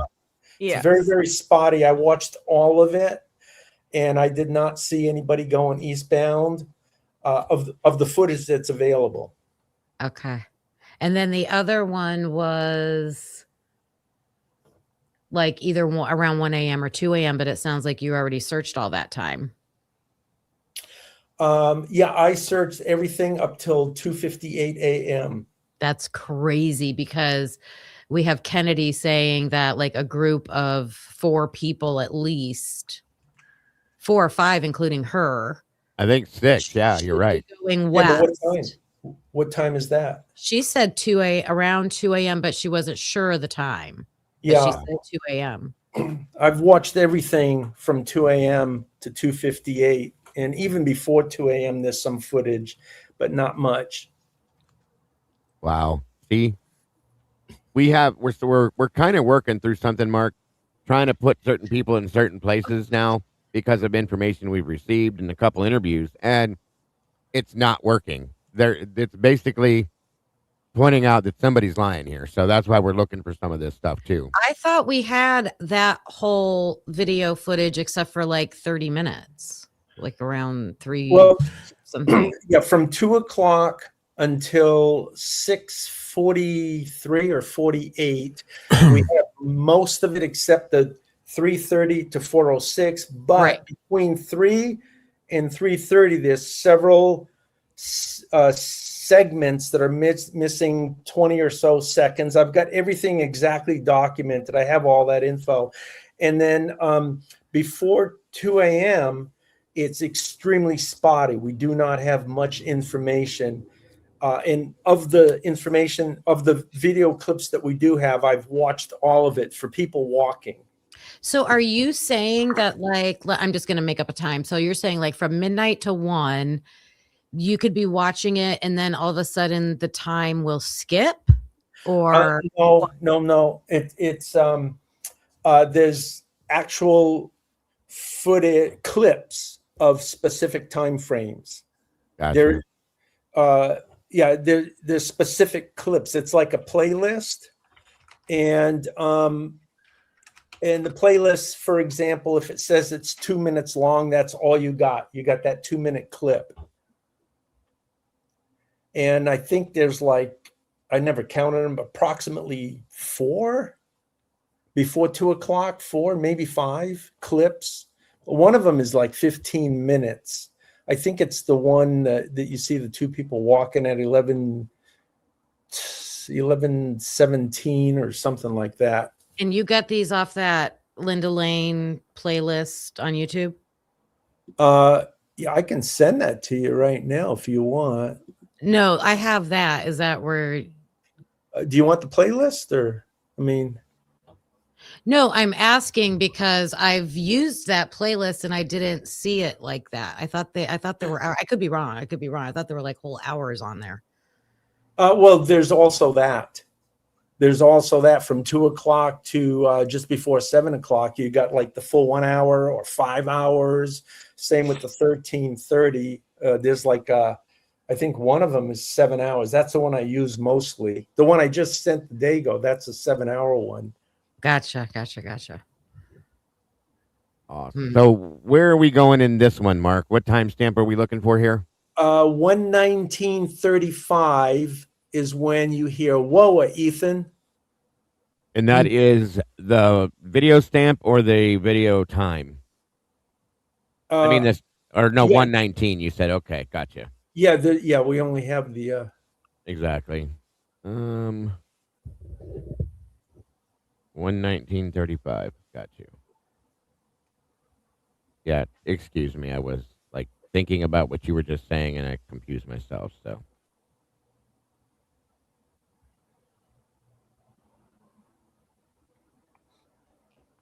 nope, too far back. All right, where we got? That's 1:18:03. Hold on.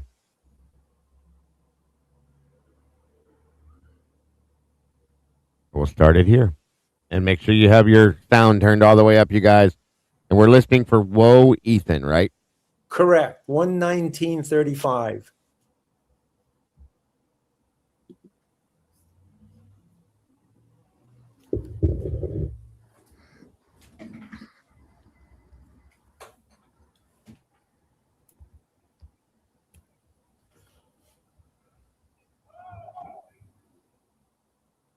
That was it. That was pretty clear.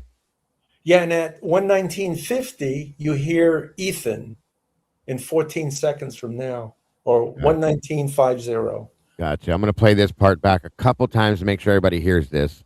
We're listening for when it hits up here at the top, guys. When it hits 1:19:35, you kind of hear a "Whoa, Ethan" in the background. It's a little distant, so listen hard.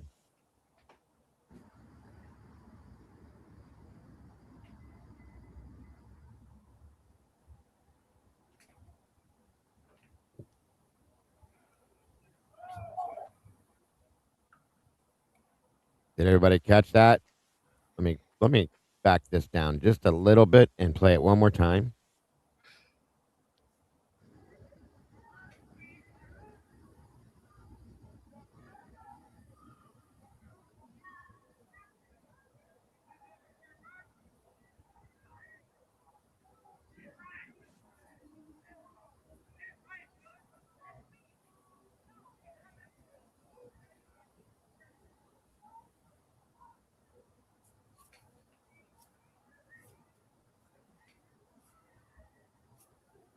Oh, I went back too far, didn't I? There's still a lot of commotion. Yeah, there is. 119.35 is where we're supposed to be. I went back to 118. I'm sorry. We can put quite a few people outside at this time. Yeah. Oh, yeah. All right, guys. It's coming up here. My apologies for jumping back so far. 119.35.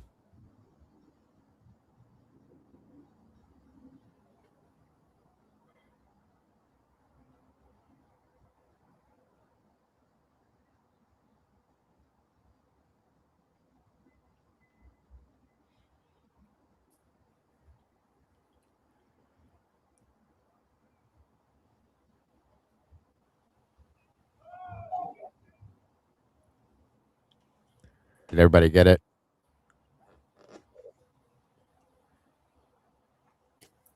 Did everybody hear it? I heard it. I did. Kim, Logan? Yeah. Oh, okay. And then you said, At the 50 mark in 12 seconds or 13 Okay. seconds. so I'll just let it play then.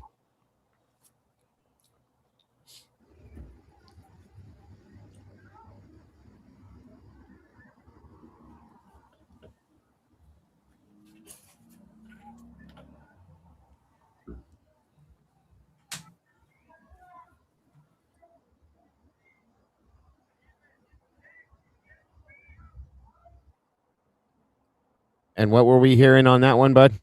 Ethan, maybe that one's hard to hear without headphones on.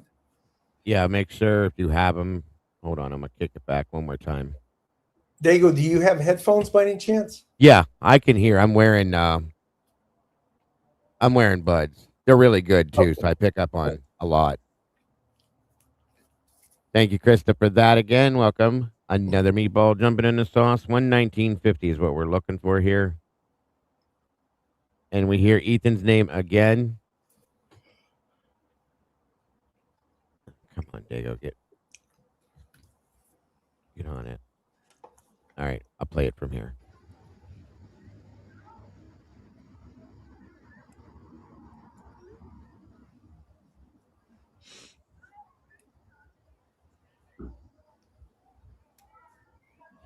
In 2 seconds.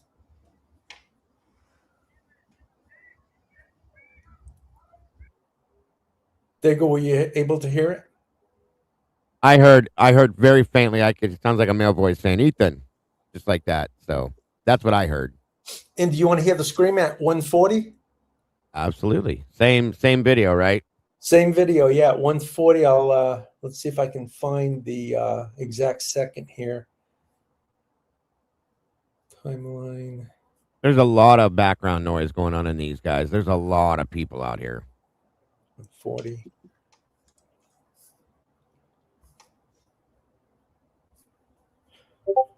$140 and 26 seconds, and it lasts for 3 seconds. Gotcha. And it's a pretty loud scream.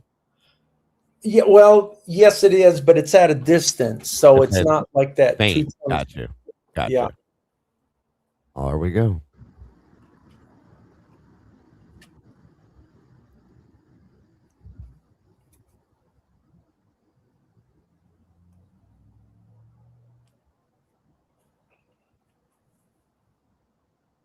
$140.20, you said? Let's see. 140 and 26 seconds. 26. Oh, I'm sorry. I thought you said 20. My apologies.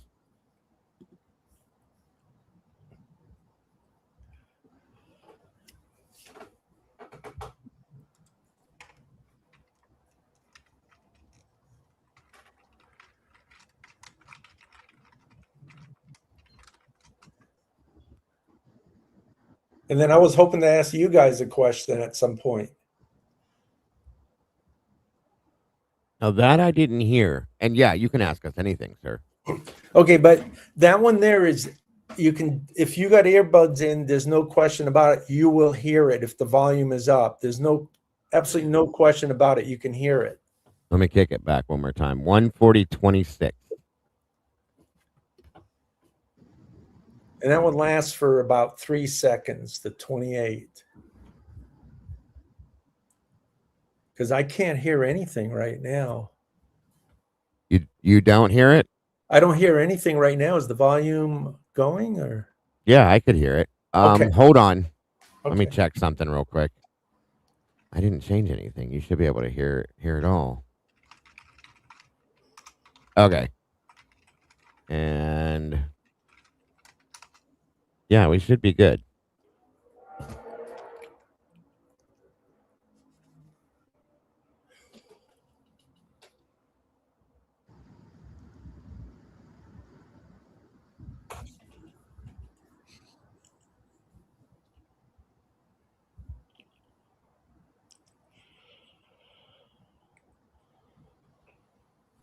Two seconds.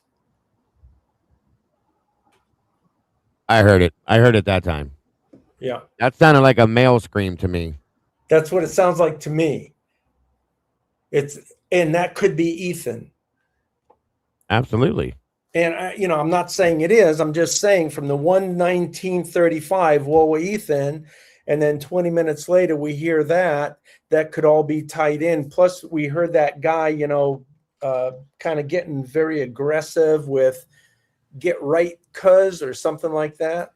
Yeah, get right, cuz right.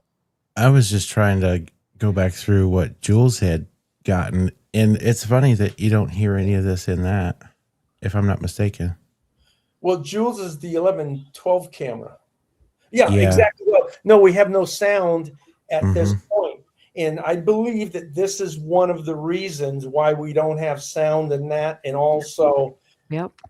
this is one of the reasons. Also, there's around 2:21, there's other screams that you hear here. We don't get sound till 2:25 on the 11-12 camera. Yeah. Because I just going back through, she did a video on how she had problems with them where they originally sent it to how they originally sent it to her. Why do you think, and this is for everybody, why do you think they're letting us hear that blood curdling scream at like 2:27 and redacting everything else? I think it was an accident. Yep. Mistake. I agree. Somebody missed it. Yeah. How do you miss that? And if that's what they missed, can you imagine? Can you So here- imagine what's blocked at what we don't have? Here's a question on their Right. filtering is, I don't know if this is a thing with audio. Can you filter audio to a certain volume? And was that scream are we hearing things at a higher volume and they've filtered out at a lower volume? Does that make sense? So they set like a buffer. Hey, we want to block everything out at this amount of dBs, and what we're hearing is just what's above that. Right. I don't know. That may sound makes left sense. field. No, but- yeah, that could. I mean, I can definitely see them doing stuff like that. And it just filters the whole video. So everything that's Right. quieter than this amount of level just gets filtered out, but there's stuff that pops through. I don't know. Go ahead. No, finish that, and then I want to add something. Okay, well, here's kind of like the time frame that I wanted to ask. My question was 2:25 to 3 o'clock is the time frame. Maddie and Kaylee's phones are being used, and there's supposedly a phone call with Jack D and Kaylee.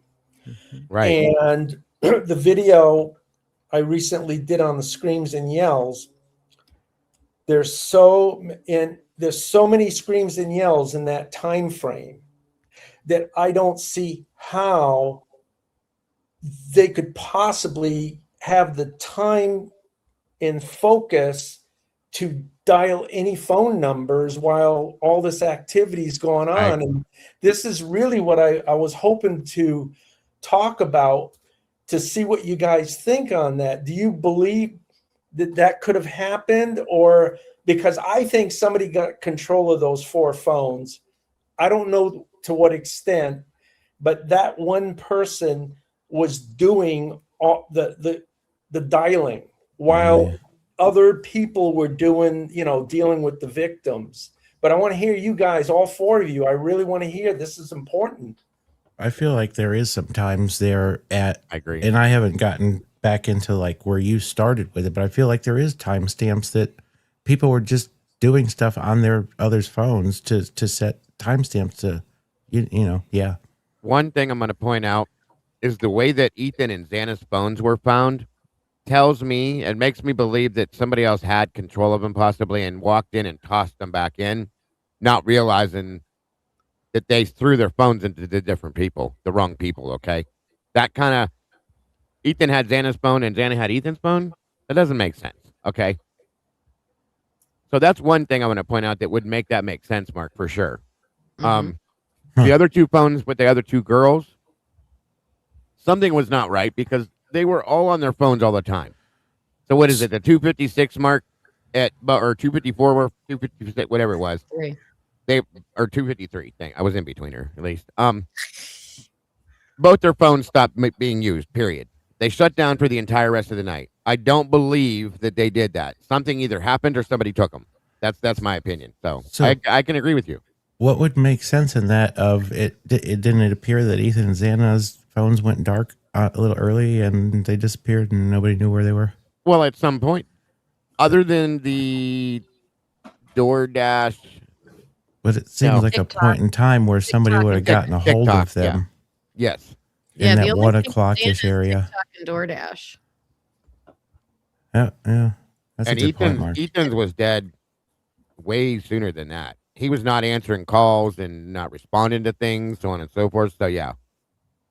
I feel that we shouldn't have to be questioning this about Kaylee's phone specifically because it should be clear what that 217 or the phone call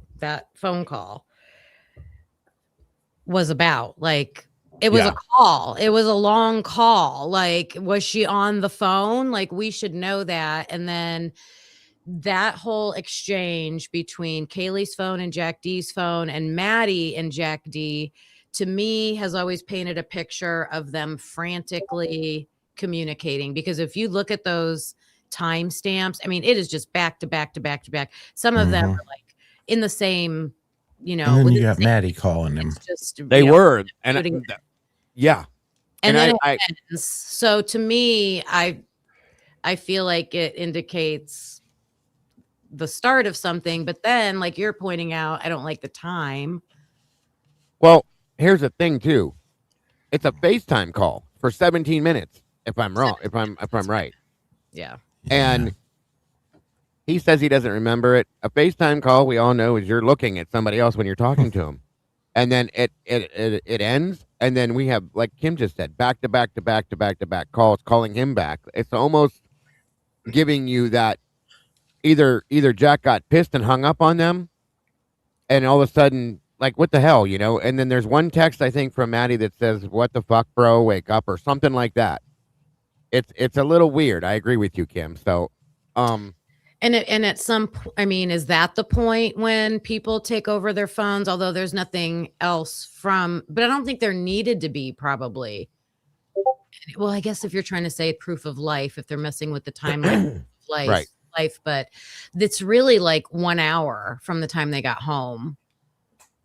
And after those calls end, nothing else happens on their phones. If I'm so correct. I really feel like everything could have been happening with all those, the scream, the 227 scream, like that's when things are happening, right? And we know when they got home. So from 2 until 2:53, when their phones stop, things could have been happening with Xana and Ethan downstairs, and they're hearing it. And I feel like maybe they're not like, I don't know how you could not be sure hearing all those screams and everything. Right.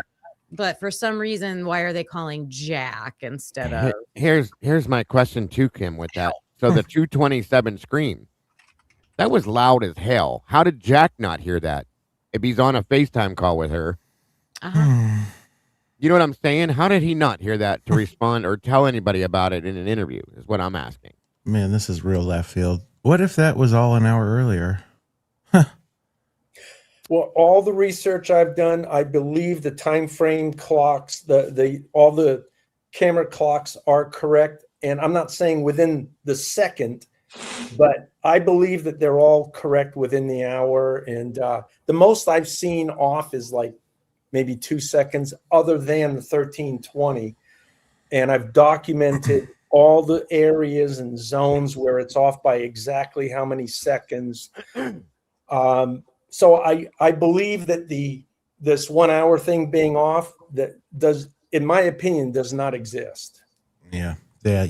After thinking in what you just said, it doesn't per video either. That's an And- interesting Wait, point. you think what doesn't exist? Like The what I hour just said. difference. Oh, gotcha. Correct. Yeah. The time, the hour is correct on all the 11, 12, 1330, and 1320. The hour is correct. Mm-hmm. Yep. And the point I personally need help on. I mean, I have a certain view on it, but I'm not positive. So you got this 227 scream, and there's several yells and screams after it for the next 25 minutes or so.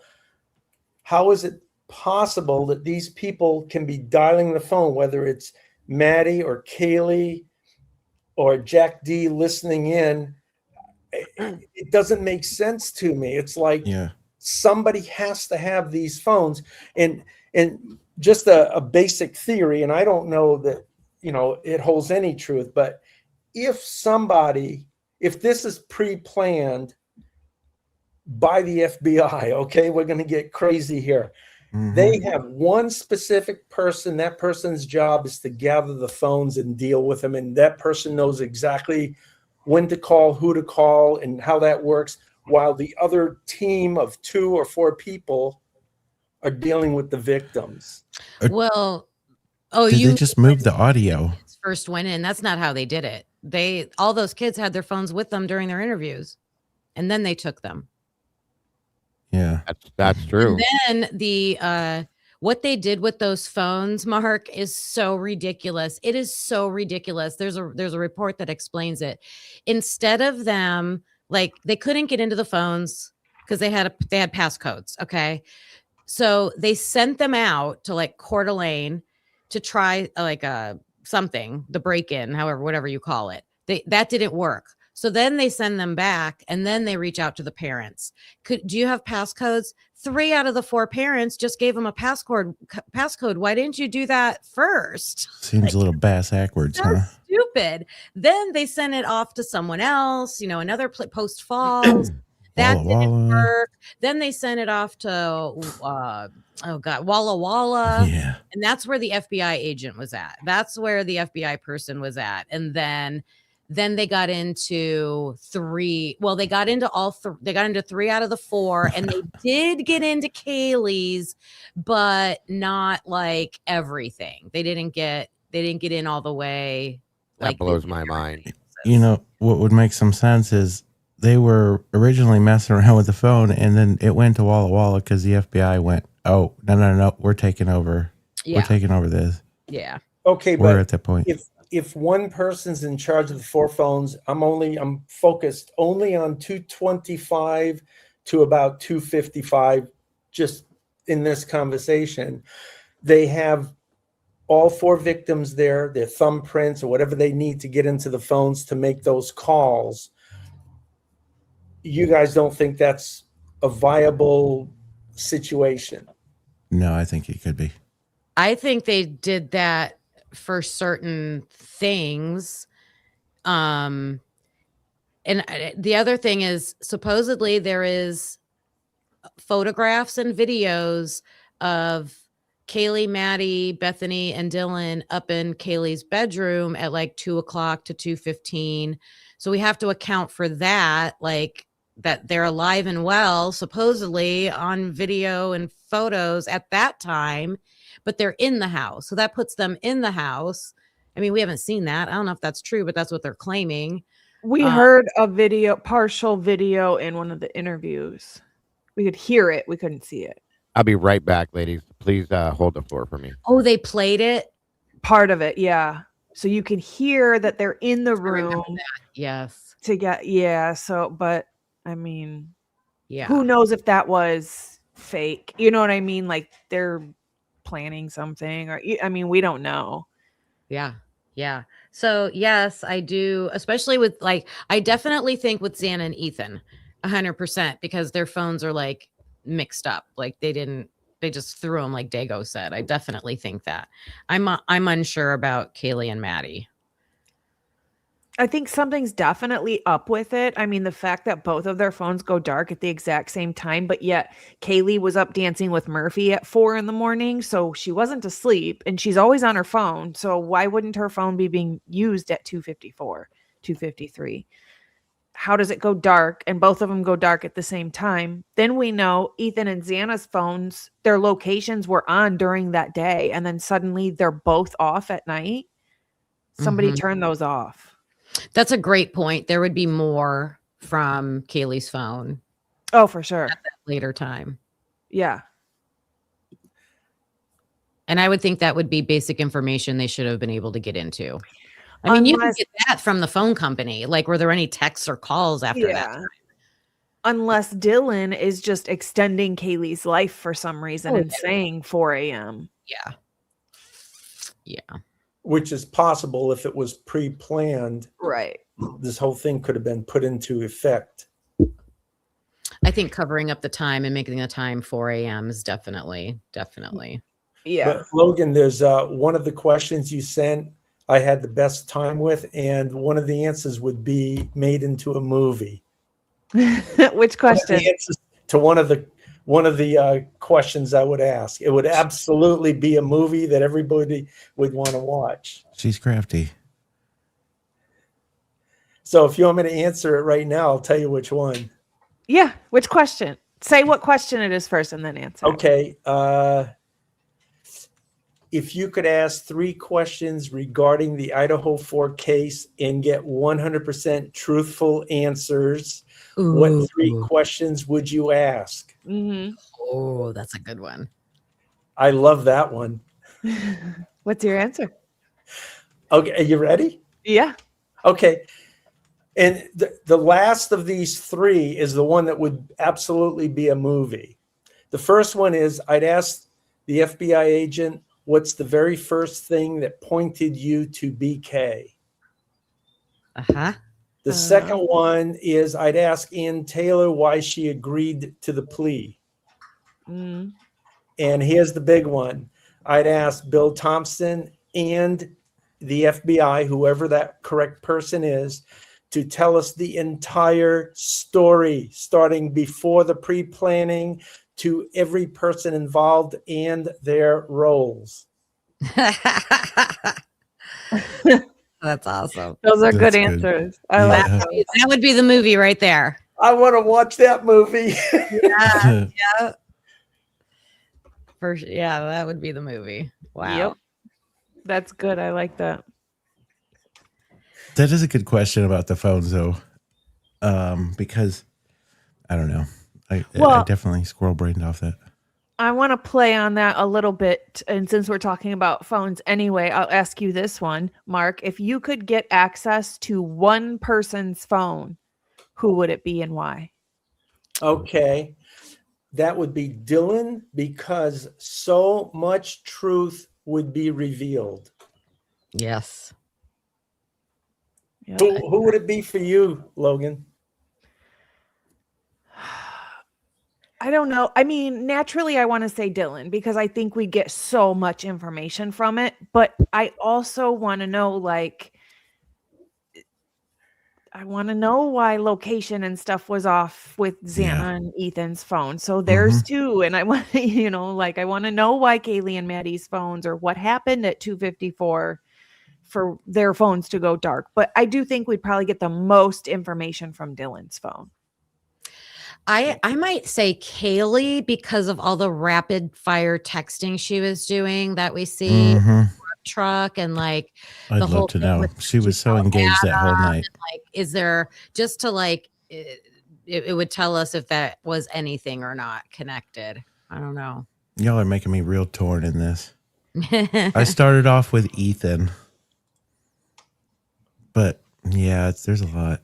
I kind of want to know if he ever responded to this Erica or, I mean, because we don't have like his phone records, like back and forth and call logs and stuff like that. We don't have that. I don't know whose phone for you, Mikey?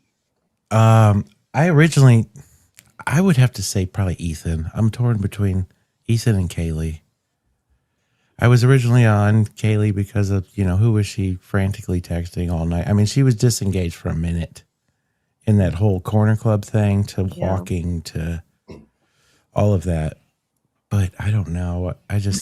It jumped to Ethan recently because of I don't know. He's darked out. Stuff. Yeah. Yeah. There was agree something. with KT06 in the chat. We each get a different cell record and then we swap our information. That's how we work it around here. Yes. Teamwork, baby. Dago, if you had access to one person's phone from that night, whose would it be and why? Like why? Kaylee. that person? Kaylee. And I would have just from that night or just in general? From that night. Yeah, Kaylee. Well, wait a minute. One person's phone. It would have to be Dylan's for that night. That's what we're If all it was just that night, it would be Dylan's. Yeah. If it was in general, it would be Kaylee's because I'd go back like months, whatever I could get. But from that night, yes, it would be Dylan's. Yeah, That's that's definitely. Oh my gosh. Think about the police officers. What if we could get like the undercovers phones? Rosenthal and Tesdale. That's a good question. Someone said Brett Payne in the chat. Bill That's- Thompson. Lucy said Brett Payne. Final answer. I want Ann Taylor's phone messages. Right. Ashley Jennings, of course. What was your answer to that one, Mark? Dylan. Yeah, I think most everybody was probably saying Dylan. Yeah. Interesting. Yeah, if it was that night and that night alone, I would say Dylan's. But if we could get full access period, it would be Kaylee's. How about Erica? Well, whoever that is, if that's a real person, yeah. Well, then we'd know who Erica is. Yeah, exactly. Yeah. Exactly. In Pete's interview, do you guys remember where Joe Lake is talking about a chip? He was watching a guy hone into a car chip. Yep. Mm-hmm. I'm thinking that must be the Explorer. That's what I thought. It's kind of weird that kid asked about the cameras on the cars and stuff. Yeah. Like When he you cared. say- When you He say cared to a point, but he can't tell him what that Ethan was wearing to the ESPN party. Like, come on, dude. Right. Like, because he would have been out of place if everybody else is dressed in sports and he didn't change out of his formal clothes. That would be, he'd stand out. I mean, did Pete change clothes? He doesn't. Well, say if that that's either. if that's them, I think he said something about it in his interview. If that's them on the Linda Lane footage, or that, we need to pull that video up too. I want to pull that video up if I can find it. I really think it really looks like him. It looks like both of them. It Mhm. truly does. Even Well, that's that's on the 1330 one that I sent you. the one that we have up right now. Maybe yeah. girl- Yeah, and I'll see if I can find the exact time. I think it's, let's see, that's 1320. Let me get 1330 up. Go for it. And you said, what were you going to say there, Kim? I forget. God. Okay, that's 12/27/35. And I'm hoping at some point, Logan, I get to answer the last one also. Oh, I remembered. There's a girl with them, correct? Uh-huh. So what if the girl is Yes. whoever Pete's girlfriend is? It's like exactly his hair. I mean, you can't tell the color of the Sadie. clothes because of the way. Sadie Buck. Yeah.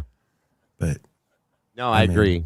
Well, that's the thing we figured out. Jesse helped us out with that one because these IR cams or whatever they are, yeah, that almost looks like Dylan at that point right there. But anyway, he could be wearing a dark blue jacket and it would look white. It's weird. it inverts the.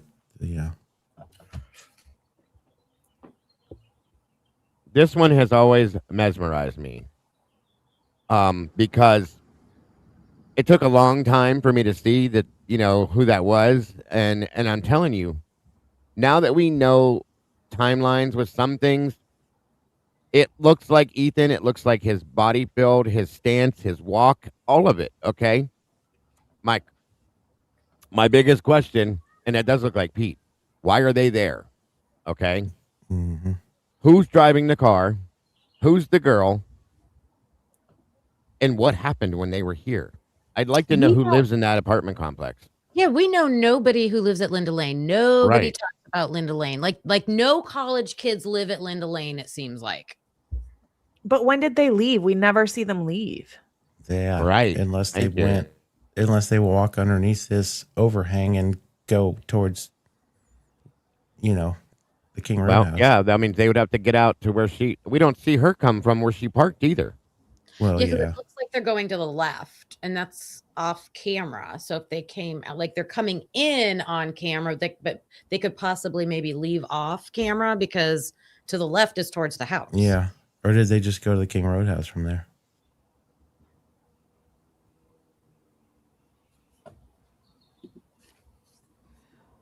Yeah, you can see a little bit of what they're doing here, but not much.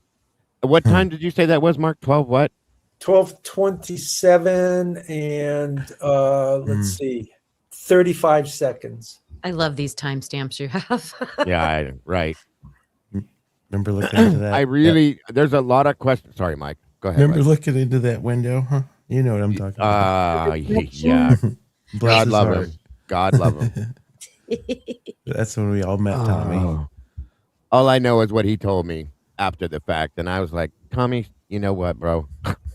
I get it, but come on, dude. We love Tommy. Love Tommy. Yeah, I miss him. I do.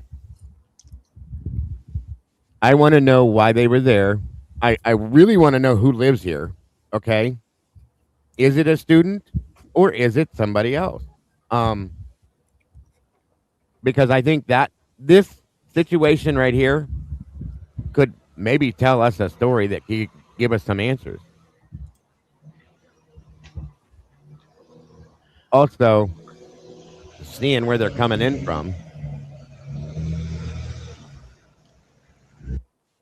And I do believe that's a minivan. I thought, and I might be wrong, but I thought it was a van for the longest time. Mark, have you identified that car? No, I never spent time trying to at this point. You know Okay. what's strange? Why does that almost sound like the freaking one that parked down below, other than the whistle? It What's does. different? But the one down below is there right now. I watched it? I watched before midnight when the video start. I watched every second of it, and the SUV that leaves at 4:24 was there the entire time. So, in my opinion, whoever's pulling up's going to the same place as That looks like a Jeep. compact, like a Wait. compact SUV, like a. I think, look at the taillights, how they're kind of starred. I think that's a Jeep. It looks like it might be that one Jeep that, who was it? Kendra, one of Dylan's friends, has one. I think because Jeep lights are very specific. It's easy to tell what they are. It might be Jeep Compass, right? either a Yeah, Compass that's- or a Commander or something like that. Yeah, that little small turd thing, my son has one of those too. like a Rev4. Liberty. Yeah. Okay, So so this this- guy, he's hiding his face as he walks up. yeah, he's and put- I was gonna say, any thoughts on who that might be? Anyone? I don't know. I've had people say that they thought that was Hunter Chapin. I don't know, but just saying. It's weird that that person jumps out right away. Oh yeah, he's in a hurry, and he Well, that's does on a mission. the Yeah. hairstyle with the hat. He does kind of resemble Hunter Chapin a little bit, but Can you run that back, Joey? Sorry. yeah, no, Well, that's fine. Just 1 sec. I just want to see the briskness. Sorry.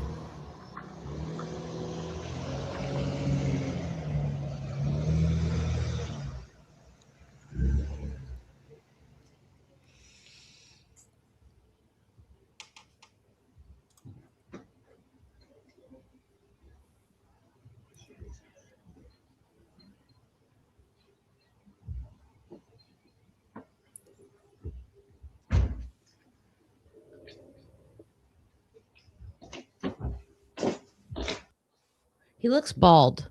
Yep. Oh, no, it's a there's baseball hair. hat. It's a There's baseball hair. hat. Yeah, there's hair around it. First and foremost, why are you hiding your face? And how do you know to hide your face? Or is he on the phone? That's actually And his head's just down. that could be a good point, Mike.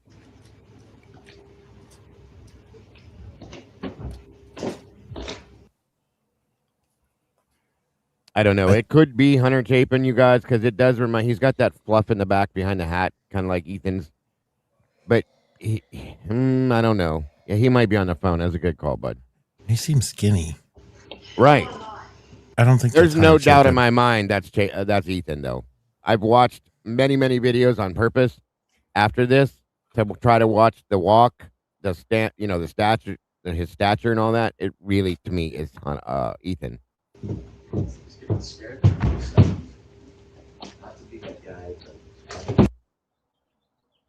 And that, oh shit, he actually almost looks like Hunter Johnson right there for a minute. It kind of looks like fucking Pete too, doesn't it? It does. It looks like these guys changed up their looks so often that it's hard to say. But yeah, Pete is definitely shorter than Ethan. This guy's tall. Yeah. Does anybody not think that's Ethan? I'm struggling with it because Ethan is not slew-footed. Ethan is very athletic, and this kid has a Yeah. little bit of both. He like walks on his heels, kind of almost. Yeah, It's weird. I just watched a video of Ethan playing basketball, and Uh-huh. he's very athletic, and he's got But what if thick he's weird? abs. What if he's drunk though, Logan? He's got a lean back walk for sure. Would that make a difference? Do you think? I just don't think he's slew-footed at all. What does slew-footed mean? When your feet point outward, Yeah. they Oh, kinda duck footy. yeah. Okay. very uncoordinated. Like Uh-huh. I But just yeah. that's the only thing I'm struggling with. I mean, the hair looks like it, the face looks like it, but the legs do not look like it to me. No. Legs I and said, feet. unless you're wearing Nike Dunks and you don't want to crease them. Yeah. Holy Christmas. That's a good point, kid. Oh, geez. That's or the you're walk. drunk. Yeah. That's. I Let's don't see know. it. Let's see him walk. Probably shouldn't park anywhere. Oh, it is kind of a back and forth.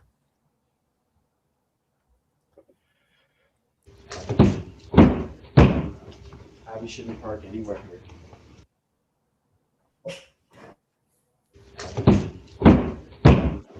Probably shouldn't park anywhere here. I just think the face looks too much like him. Face and the hair. But that's, And his Yeah. like the stature, I agree with you. We need to find a good video of him walking or something to be able to really. Yeah. I mean, I'm sure there's like a graduation video or something, huh? Yeah, good point. And he does look like he looks like Pete too. I can't figure out who this is. That she looks like an older woman there. She does. I agree with you. Yeah. Yes. And I was almost going to say that about the first guy that walked in. I'm like, I don't know if he really looks like a college student. Not See, I never- you this- can look like anything and be a college student. I understand, but you know what I mean. Yeah. The first guy looks more like Hunter Chapin than this one does to me. Hunter Chapin looks completely different than Ethan as far as I'm concerned. He's nowhere near as big either. Yeah. And this frame right here looks like they came from a straight 80s party. I'm going to play it slower. Hold on.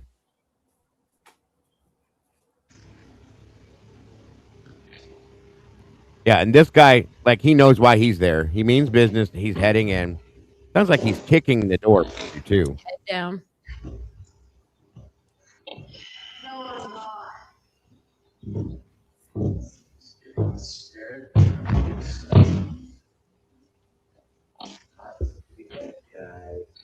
Yeah, what was that? A code? Could be. Shouldn't park anywhere here. Who did they say they told? Did anybody ever catch her name? Who they said was driving? Wait, who? What? Wasn't The it girl the that's girl? driving. They said I told her not to park Oh, somewhere. I thought it was Bridget. Okay. No? No, I can agree. I just didn't hear it clearly. And I remember when we first started watching this, somebody said they swore to God that the female voice you hear sounded like Emma Bailey's, and I don't know if that's true or not. I don't think those clothes fit her style. I could be off. Well, Emma's got dark hair too. Like that's not. Yeah. We shouldn't park anywhere. That's weird because that does look like Pete, in my opinion. It looks like Pete and it looks like Ethan, and I mean, Wait, Logan's right. guys, what time does Xana text Pete? Are you good? 12:20. There, thank Well, you, it's Logan. 12:28. Does she know that they're going? That's what I said earlier, Kim. On my show, I said at this point going through this thing that we had in the book and everything says it. 12:20 is when she messages him that. Okay, that means that if this, let's say this is him and Pete and whoever that is, they left Xana at Pete's apartment. Okay, came here looking for something.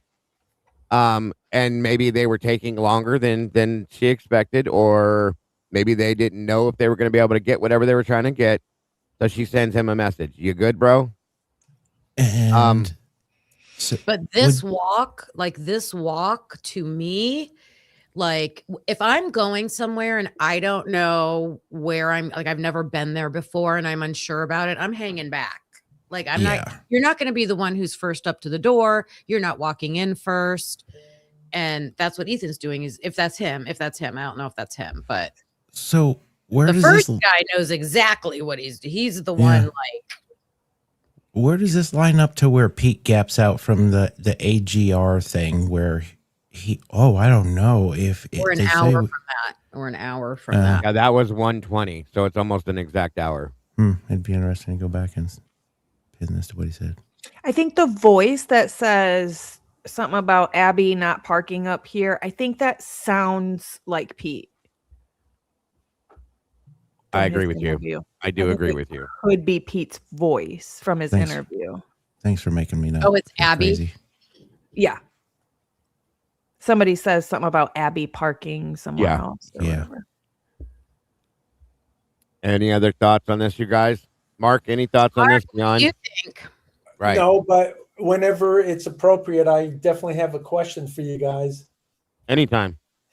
Okay, I'll start with Dago on this one, but I'd love to hear all of your answers. Let's pretend that your dreams come through actually happen 100% on this case. The development, the end of it, what do you want the end result from the end result? I want to know. That's a good question, bud. I want to know the absolute truth. And again, if it turns out, and I mean the real truth with proof, okay? If it turns out that Bryan was the one, then so be it. But I want to know who actually committed the murder and why. And if Bryan didn't do it, for him to be set free. That's my absolute outcome for this. Logan? I just want the correct people arrested and whoever that is, but I want absolute proof that they did it and for them to be arrested and charged, put in jail. Yep, ma'am. Mike, you want to go next? Well, I'd have to say I'd like to know what they did to basically make all this fit. You know, when that would happen, you know, the lengths that they went through from the video to everything to make BK fit. And why? Yeah. I would need two parts to the ending. I would need the first part to be a full trial where every single thing comes out and gets presented to show everything that's been messed with, covered up, like to be able to really hear the audio Yeah. on everything that we're missing, to hear Bryan's interview, Yeah. everything at trial, and then it would prove he didn't do it. So then we're going to be left with, well, then who did it? And then because they have all the real actual evidence, they go out and like find the real people who did it. Yeah. With now looking at the evidence the way it should have been looked at the first time. Yeah. What about you, Mark? Okay, all of that, absolutely 100%. And there's one other issue. I think that if it doesn't get cleaned up, it's horrendous for the country, and that's the touch DNA on a small movable object. I think that should be illegal. Amen. 100%. I mean, you got big name companies that are tied to this. That's. And one other thing I'd like to see come out of the end of this case, to be honest with you, is that they take plea deals off the table for capital cases. I'm sorry. I don't think there should be a plea deal in any kind of a death penalty case ever. Nope. You should have to prove it in court. Yes. 1,000,001%. I fully agree with that. It seems like there needs to be maybe some kind of regulation on DNA. Yeah. Oversight. I don't even know. It's wild. People are. Well, if our military can't use trace DNA or touch DNA, then it shouldn't be in regular land either. And apparently that's up to the states right now. What needs to happen is enough lawsuits need to happen so that like federally they address it or something like that. I don't know. Well, I think this particular case, if it got to that point, this could be a good case to, do it. Absolutely. Yeah. Where is that video? Oh, actually, Logan, you had some more questions if you want to throw those out at Mr. Mark. Sure. First I want to say, in case there's somebody in chat that doesn't know or watching that doesn't know, Emily and Hunter got engaged, I believe today. Yeah. Or yesterday. Yes. We got an image on it. If you can drop that back there, I can't pull it from my phone, Logan. I mean, if you want to, you don't have to. I was just saying. It's on my phone too. Oh, well then, no big deal. No big deal.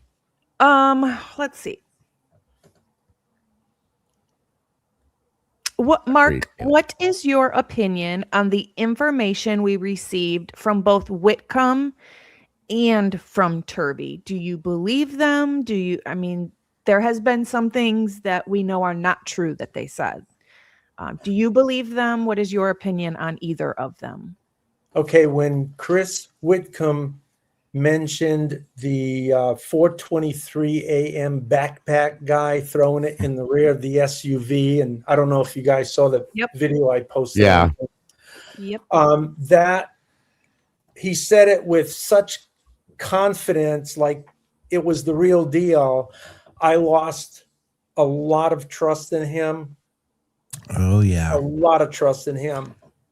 And then Turvey downplaying the Pong table gave me pause in the thoroughness of his investigation. So when he said the incidents happened specifically inside Maddie's and Xana's bedrooms, I did not trust his accuracy.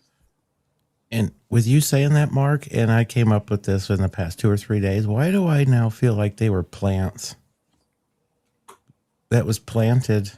Who? Those It's a two. coordinated effort for sure. There's 3 people that came out back to back to back. 4 people, whatever. All of them, basically, yeah. Because none of them showed any proof of anything they said, Mike. But they kind of sent you, but they give you a little tidbit enough to kind of make you squirrel off a little bit. Oh yeah, we got a few good nuggets. That's our only gain from this. And I screamed about this last night when I went off on my little rant. No more. There's some weird tidbits that I was. Chris Whitcomb went to multiple channels and interviewed. Yeah. Okay. And he said, I got all this stuff for you. He told us over with EA and all them, I got crime scene photos and I got unredacted files for you. And I got this and I got that and I got this. And we got absolutely shit. Nothing. He said the same thing to Atlanta. In fact, on our channel, when we were over there, She popped on, and he was like, Lana, oh my God, I love you. I'm so excited you're here. I got so much stuff for you. I was just for you. Nothing. Thought you didn't Cus- watch YouTube. Right. Custody Right. queens, nothing. Hmm. Birdie, You know- nothing. None of us. Nobody got anything. So, bro, You know, it makes you wonder. thank is you. that You're why, welcome for us selling your book for you, because that's all you did. Is that why Cy Ray got squirrely? And he's like, what are these people doing? Oh my God, I'm tied to this. I mean, it could be part of it, Mike, but I'm just saying, you know, Yeah. it's a bunch of bullshit, folks. It really is. And every one of these guys appeared within the same time frame. It's crazy. Yeah. And Chris Holland, go sit down, bro. Like you brought nothing to the table. It was a waste of everybody's time. No disrespect to you as a person, but go sit down. You have nothing. You gave us nothing. Why are you here? Those are my opinions. Not to be rude, but I'm just over this shit, guys. Go ahead, Kim. Yeah. I just wanted to ask a question. It was from a long ways back when we were talking about the dumpster camera footage. Someone made a comment that they were talking on Reddit that, and I wanted to ask you, Mark, is there anyone that is wearing black, like clothed in black, that appears on that camera around 3:13? Oh, are you talking the Morning. well, the 1320 or the 1112? I call it the dumpster camera. I don't know which. Okay, The one I that's think- not at the apartments, the one that's the street view. okay. So- Honestly, I'm not sure which one you mean. Is that the one right next All to the way down Taylor. You can see all the way down to Taylor. Okay, yeah.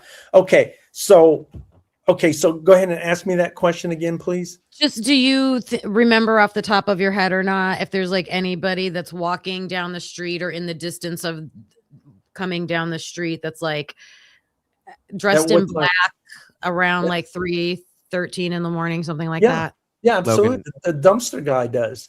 Logan, check private chat, please. Yeah, Go ahead. Sorry, absolutely. He's walking up I'll get it. Linda Lane all the way to the dumpster. Oh, that's his timestamp, 3:13. 'Cause Yeah, I thought that was more like 3:50. I probably have the times wrong. well, I'm only talking about that one timestamp that you're talking about. I mean, there's other things happening, but there's one at 5:01. Then there's one at the other one. I think it's 3:20, and that one there is interesting because I think it's 27 seconds before he's seen. I hear the door on a house closing, and if it was the 1122 house, the time frame fits for him to have closed the door and be seen on camera. Oh, that's interesting. Yeah. Wow. You know what was really cool? Someone just went out there, Karmic, and she drove around, and I liked that she showed all the little alleyways that are between all those houses over there. I was shocked at that. That's good. There's like almost pretty much between every single house, every building, like there's a little walkway. That boiled it down for me. These people didn't drive in there. Yeah, there's steps, there's everything. Yeah. Okay. I haven't seen that yet. I'll have to go check that out. Okay. Don't be Yeah, I've got it. mimicking me. I've got it. Well, at- no, I'm playing. I was talking to Dago. What did you say, Mark? The 13th at 3:13:58 is the beginning of when the guy is walking up Linda Lane, and I've got all kinds of notes on that one, but that's basically it. That's when he comes walking up. Okay, thanks. Someone was just asking about that, so I thought, well, let me check. It'd be interesting to see any kind of video from on the backside of this Well, house. that particular one, that's when Eric Gower comes down Blake and stops at the junction at Taylor there. And the timing of a person getting out of Eric Gower's car and being seen on cam at 3:13, whatever I just said, the seconds are, fits that the person could have gotten out of Eric Gower's car, but I studied it and I could not be 100% certain that he got out of that car.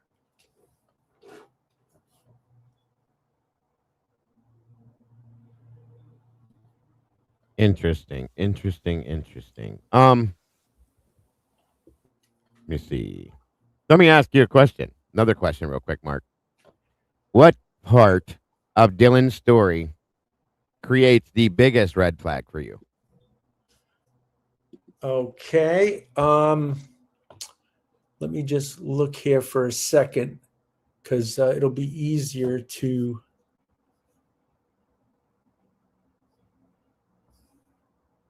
Okay. It's this is what I wrote, so I'll just repeat it, and then we can discuss it as need be. But this is what I believe. It's a narrative. She was most likely trained for the narrative that morning, or possibly forced into during the DoorDash time frame. Okay. Because I think the DoorDash time frame, it is just a possibility. I certainly don't know. That could be them convincing Dylan to get on board with the program. Just a possibility. Yeah, I definitely think the bottom fell out of maybe her original plan from the get-go. That's actually a question I have for everybody. Do you guys think that this went the way it was supposed to go? Or do you think something went wrong and everything fell apart and that's why it turned out this way? I think she was part of possibly something. She didn't know it was going to go this way, and then she was railroaded, and that's why she was so frantic. And then she just had to scramble, and she was put in a position to tell a story, pretty much. 4 a.m. Should I say anything? Go ahead, bud. Yeah, you're absolutely. Okay. Okay. I certainly don't know to what extent, but when Noons shows up and he goes into Xana's room, now he's supposed to be there on a person unconscious, and it appears that Hunter Johnson stayed in the hallway. I don't know that for a fact, but the reason I say that is because when Noons turns around, Hunter Johnson is in the hallway. Whereas when they're going down the hallway, Hunter Johnson's ahead of him. So I think Hunter Johnson did not go in the room, stayed in the hallway. And Noons sees the carnage. I think anybody with a half a brain would see the carnage, and then turns around and basically tells Hunter Johnson to, go towards the living room, or whatever his words were. To me, he's seeing the carnage and it's supposed to be a person unconscious. Immediately, he should have suspected Hunter Johnson. And I'm only saying that because he's physically with him. I'm not talking about the people outside at this point. Hunter Johnson's most likely directly behind him. And Hunter's already telling him as they're walking in that he was already in there. Mm-hmm. So Noons, knowing that Hunter Johnson was already in there and seeing the carnage, should have just turned around and say, hands behind your back, we have to discuss things. To me, suspect number one. Absolutely. And the second thing that gives me a feeling that Noons was at least tipped off of something is when he's first interviewing Dylan by the patrol car. One of the things he says, I don't remember it exactly, but he basically said something to the effect of, you need to remember your story because you're going to be telling it again. Do you guys remember that? Oh, yeah. Absolutely. Okay, now let's say, come on, man. She's, in my opinion, she should be a suspect. Yeah. Why would you be telling a potential suspect that? I think he put that out as like he was trying to almost like comfort her. Or I don't know. That's a good one. It's just, in my opinion, it is something that would never be said. Yeah. And to me, that's a cue that he was tipped off of something. I don't think they told him the whole story, but I think he was tipped off that there's an incident you're going to be going to, and, you know, it's CI involved or God knows what. One of my theories was that part of one of my theories, I'm trying to say, was that when this all went down, there were phone calls made from the 1122 house to other people. Yeah. Which kicked all of this into gear, in my opinion. So whether it's somebody from the university or from the sororities or even a law enforcement officer or something like that, somebody was called. Or maybe, you know, go ahead, Mike. Sorry, I was just going to say. It follows suit down the line, even into all the interviews. You got how many different agencies? There's no way that every single one of them would have interviewed these kids like this if they weren't told to do this a certain way. Well, and I agree. The only people I don't see falling in line with that is the FBI. They could tell them to fuck off. But they ran the do whole their thing. own Yeah. That's a good point right there. They served it. Yeah. So I think there was immediately phone calls made from that house to somebody higher up somewhere, whether, like I said, university, sorority, police department, whoever it was, and then everything got kicked into gear at that point is what I feel. Right. And I know it, guys, it does sound a little out there, maybe a reach, but truly think about how this all played out. There had to be prior knowledge to certain things. So, like I said, somebody called somebody and said, yo, this, and this just happened. What do we do? Yeah. I mean, and per like sorority and fraternity stuff, if something happens, there's the number, you know? And we know that the FBI was involved already before the crime happened, and not, and I don't mean involved in the crime. I mean, they were there all over the place. Okay. The so investigation. That's why they were there so fast. They were involved so fast, in my opinion, because of that. So, 100%. I think it went exactly how it was supposed to go. And, as soon as you asked that question, whoever asked that question, I thought back to them walking into that Linda Lane, and just like the students, it still seems after all these interviews that those students knew something, right? Because they're not forthcoming with information. So what if that statement about, oh, it's going to be a shakedown, what if that's true? And then, that's what we're seeing on that Linda Lane. What if that is like, come on, Ethan, like Ethan knows he's in trouble, but he doesn't know how much trouble, or something happened. And like, they look like they're walking into bad business in that. To me, that's what that looks like. I agree with you. I can agree. That's truly the beginning of it. I don't know how it ends up back over at the house, but maybe maybe they think it's over with at that point. Like, and little do they know that more is coming. I don't know. You know what bothers me, Kim? I brought this up earlier. I don't, and again, I'm going to stress this only because I don't want people to think certain things, but I don't follow the whole medium tarot card type stuff. I don't go that direction. Okay. I don't either. It's just not my thing. I'm not saying there's anything wrong with it. I'm not saying it's wrong, right, whatever.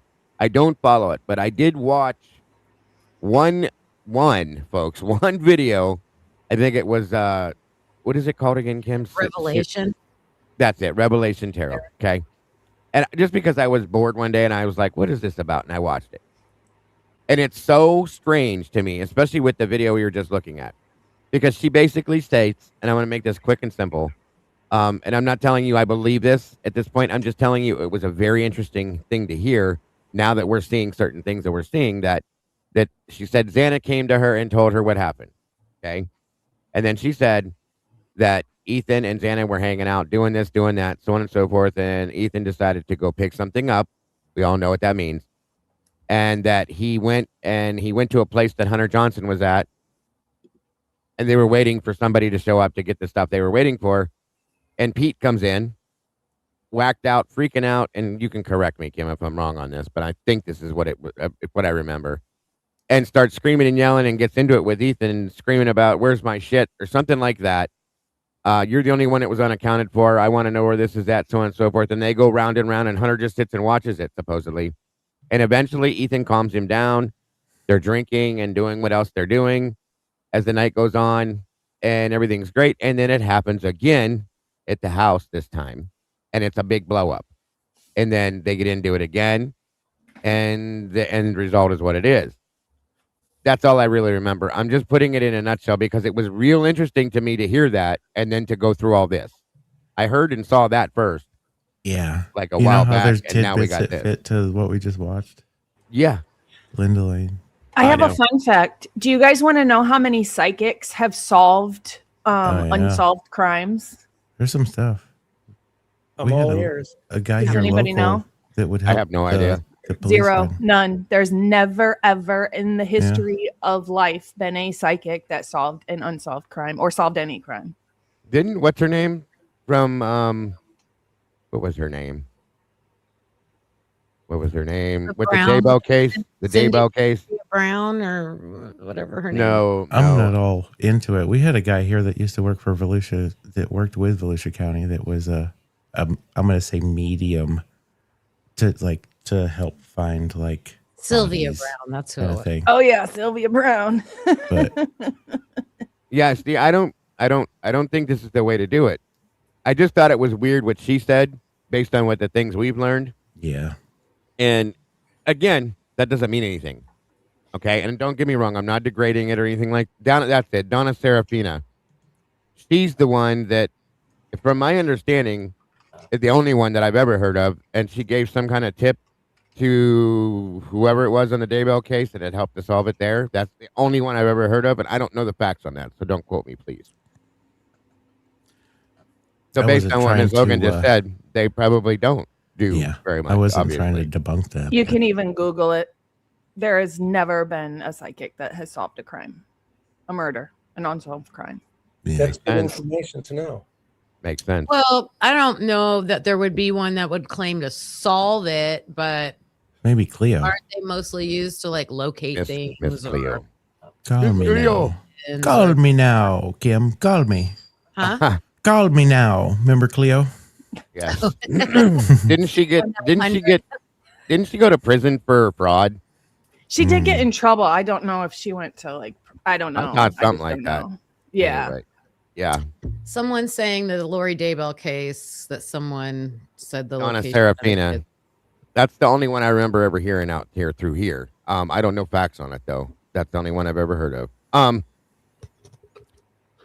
Mark, I got a couple other things here real quick. Let me ask you this. I don't think this was asked yet. If you were the defense attorney in the Idaho 4 case, Mark, what is the most important piece of information you would want the jury to know?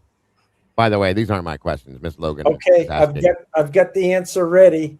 A complete tracking of the sheath and DNA, why location changed from snap to strap, each step of the process at ISP, Othram, FBI, and every step and location in between, a 100% reveal.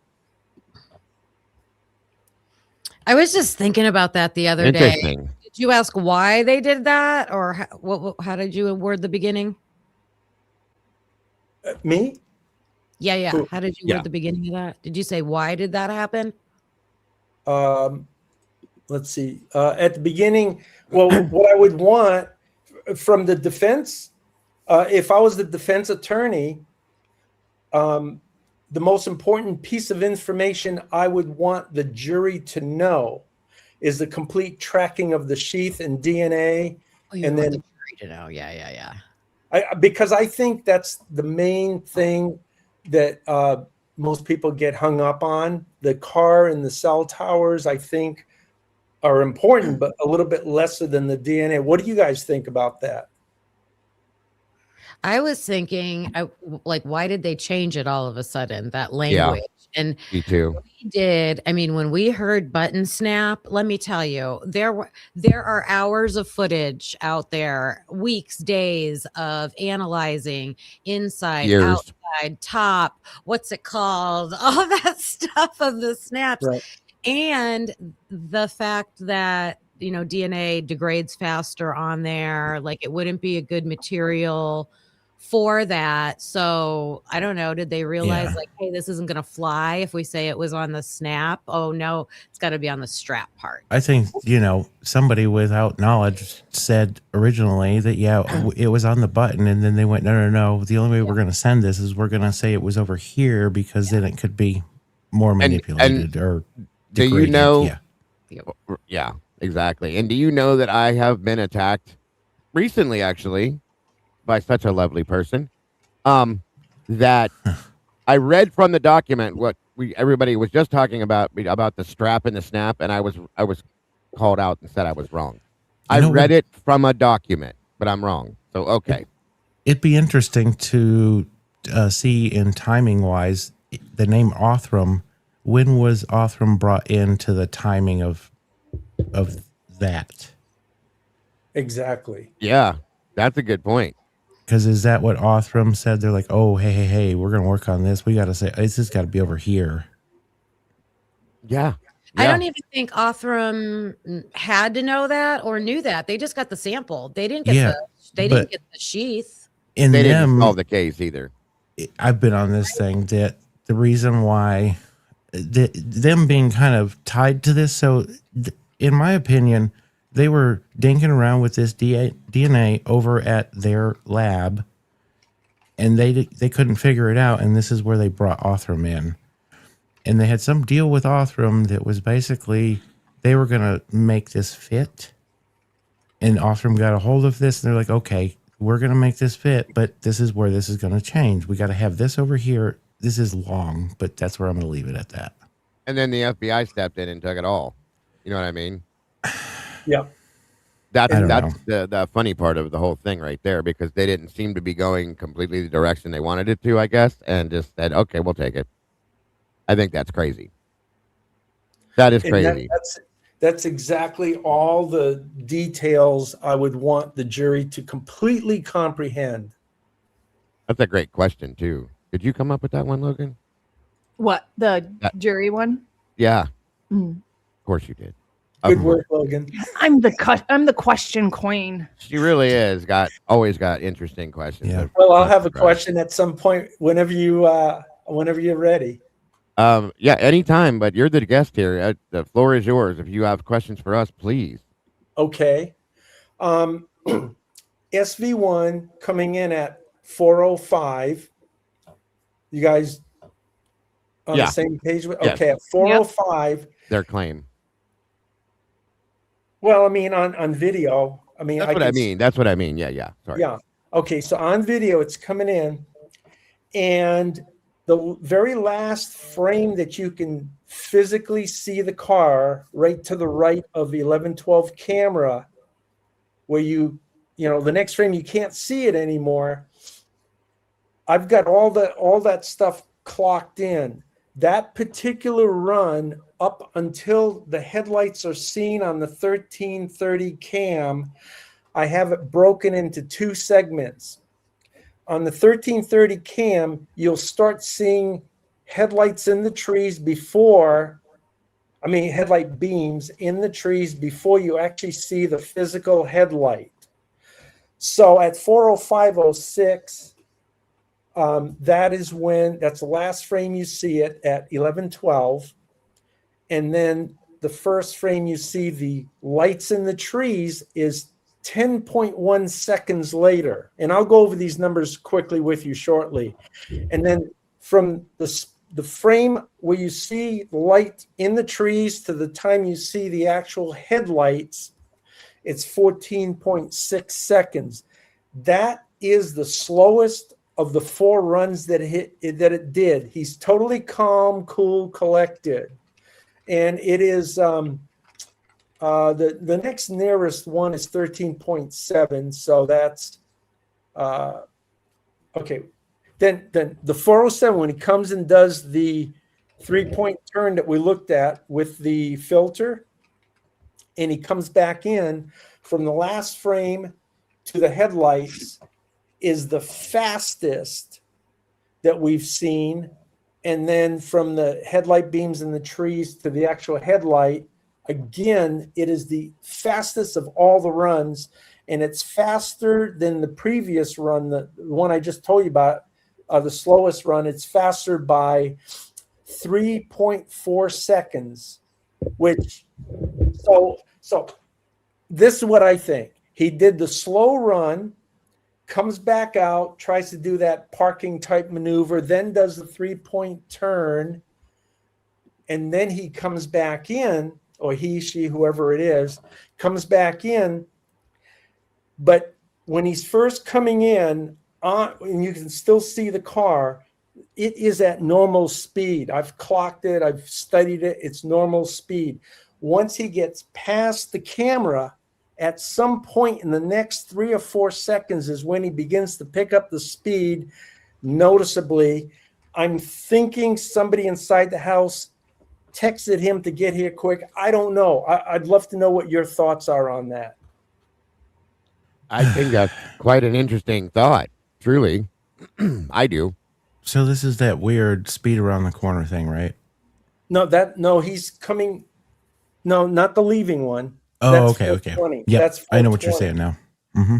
That this is the one where he actually comes in at 405, goes up, parks for literally 10 seconds in the on 1330 cam, comes back down, does a 3-point turn, then comes in a second time. All that's within 2 minutes. The first of those two is the slowest run he's ever done. The second of the two, which is the very last one, is the fastest one. So something made him go fast all of a sudden. Is that where they did something with the video? No, I don't think so. No, because we're dealing with 2 videos, and I've tracked it and I've watched it come around to where the lights are reflecting on 1127. Yeah, that's how much I haven't paid attention to it. Okay, well, Interesting. Like, so what you're saying though is is it possible that somebody from inside the house said, "Hey, you need to get here now"? that's the only thing I can think of. But that's why I wanted to see if you guys had any input so I could possibly look at it a different way. I think it was so well coordinated that they had times for everything, like or communicating like that. Okay. To be like, yeah, come get me now or whatever. And I think that they had people leaving different ways, some getting picked up, different, they didn't all get picked up right at the house. They got away from the house and that getting me out of here would be interesting, because that's when they would start art. Okay, this started at 4 a.m. Dylan. I think they went out on foot and kind of took off through the back, maybe down the stairwell up onto Walenta, got picked up over there possibly, or just very possibly went off in different directions and spread out. You know what I mean? Yeah. I think it's very possible. I think that the whole car thing is a joke at this point. I don't believe that I never believed the car was a thing, but now even more, it's a joke to me. So. They could have been sending people in and out and around in vehicles just to mess with the investigation. That's what I was going to say. Yeah, I think it's a herring, truly and honestly, to make this whole thing be what it is. That would make perfect sense. That's great. Well, I 100% believe SV1 is tied into at least Molly. And one thing I heard Pav say in the last couple of days, I've been doing everything I could to figure out who the driver of that car was, SV1, and he thinks it's Janelle Braun, and that does make sense. It does. Because I believe that car communicated with Molly. I don't know if you guys saw that video that I did. Did you see that one? Yeah. Yes, and I believe that car communicated with Molly as well. I agree with her. So, of all the people I was thinking and I didn't know, that does make the most sense. It does. It truly does. I fully agree with that too. It does make a lot of sense. I also had a theory at one point that I still haven't let fully go up since you brought Molly up, because of things that were stated from Tesdale or Rosenthal, where he said that they saw the taillights of the vehicle parked up on the back there behind the house. and when they went around the bend, so on and so forth. And then we know Molly's out walking around doing this. I wondered if it was possible that Molly delivered people to that house to commit the crime, that she dropped them off and then goes out looking around for different things, comes back and takes the hell off, and then possibly met back up with him on Walenta somewhere. It's always been one of my theories towards all that stuff. So, Yeah. Well, very, I heard 2 car doors closing. So it's very, very likely that she dropped people off. it's been a theory of mine since I realized that she was back there. So just saying. Now, Dago, do you think Tisdale was there? Do you believe that? Things have been changing recently, so I do have questions. I do have questions, but my question is according to Molly, and see that's the other problem. What do we don't know what to believe, if anything, that she says. So, you know, her statement was that she saw one person in that car with the spiky red hair, blah blah blah, whatever. Where was the other guy then, if that was them? Okay, where was Rosenthal at if that was them? That's another question I have. So I do question, and I do now, especially since them things have changed around a bit. And this is what happens all the time, you guys. I do have questions, and You know what would make her fit is if somebody did have Xana's phone and they called in that DoorDash order, and Molly was to, Molly's ultimate thing was for her to come there with her car so that they could put whatever in, whatever they were doing. And then I couldn't see the address so that she could be on video. And then she's out looking around for the flashlight like she's trying to deliver something while they're putting shit in her car. Where does that fit to whatever? Any of it fits, Mike. At this point, it all could make sense, in my opinion, because nothing else does. That's the problem. So yeah, absolutely. Well, one thing that does make sense is the car, the SV1, that's the car that she's talking about. Whether she actually was in the position, okay, SV1 coming around, there was 19 seconds of time that she could have communicated with that car. That is SV1. The third stoplight is at the bottom center of the rear window. The Ford Fusion is the top center. That car never came into 1122 area that night. So if you think that's Tisdall, he needs to be in a car that has the stoplight at the bottom center. You follow me, Dago? Yes, sir. That makes perfect sense. So, I can't say yes or no to Tisdale, but I can definitely say yes or no to the car. Makes sense. Where does that line up to where Dylan enters a new contact in her phone? That was at 3:51 that she did that. Okay. 3:51:03, and So Molly, we see Molly walk out 24 seconds later. Thanks. I'm trying to make sense.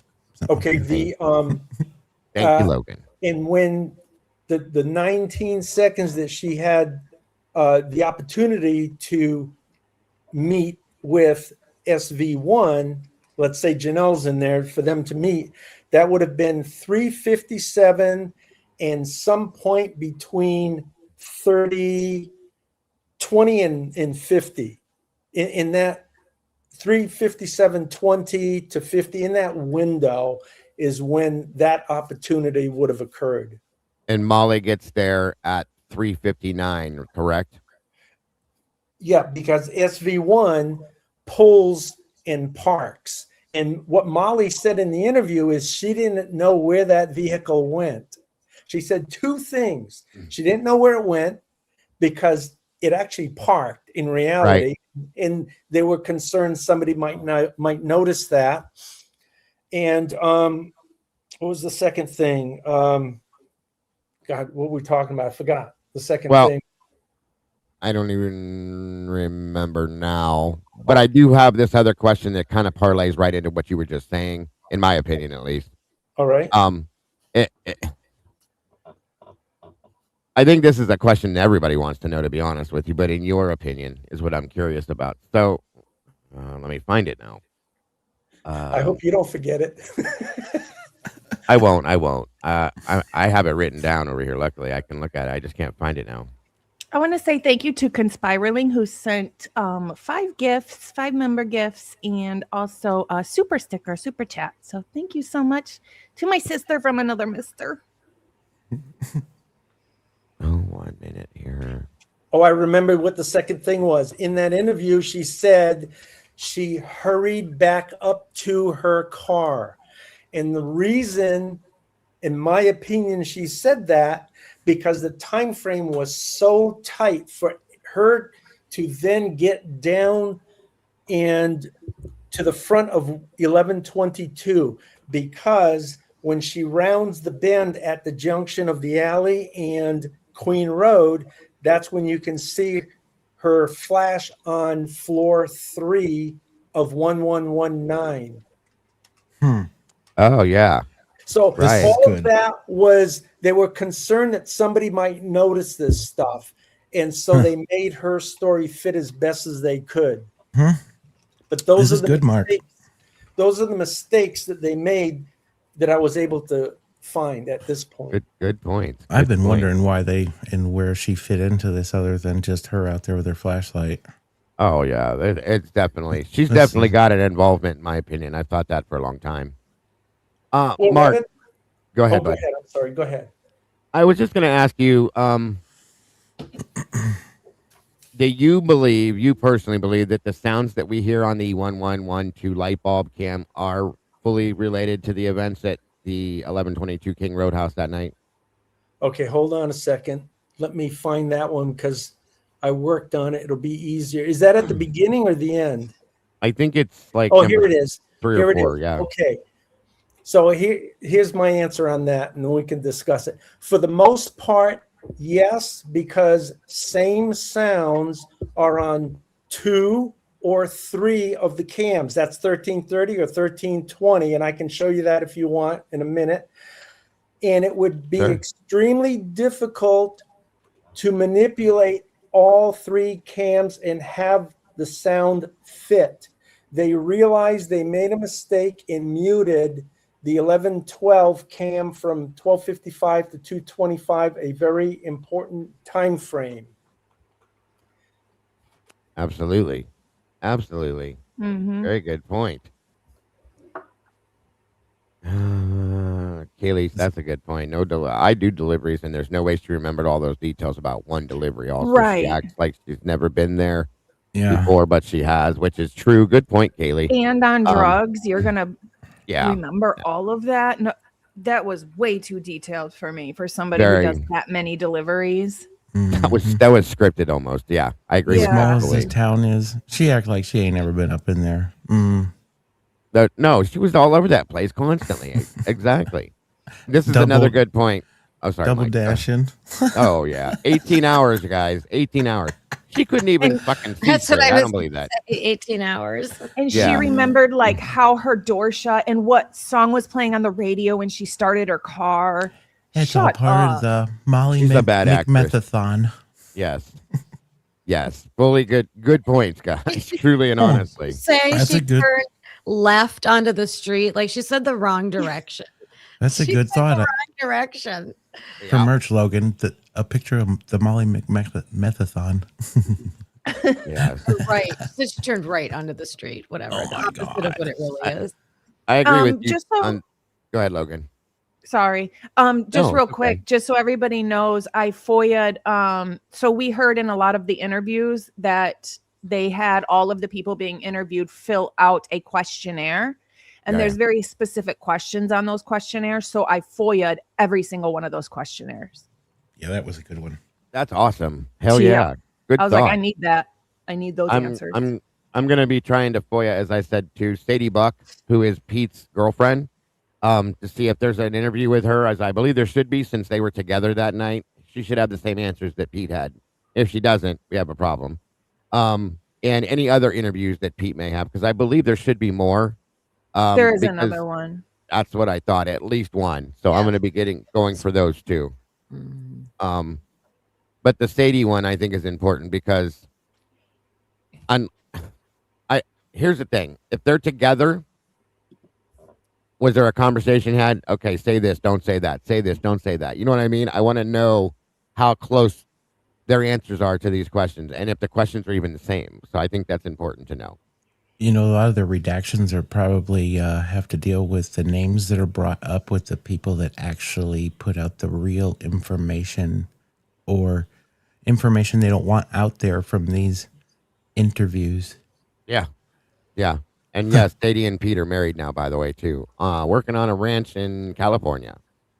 And Kim, yes, I agree with this too. I don't think it's a coincidence that the body cam at the band field gets turned on at the exact time that Kaylee and Maddie's phones go silent. No, it's not a coincidence in my opinion either. Wow. They were there for a reason, in my opinion. They stayed there that night. They stayed in that area the whole time.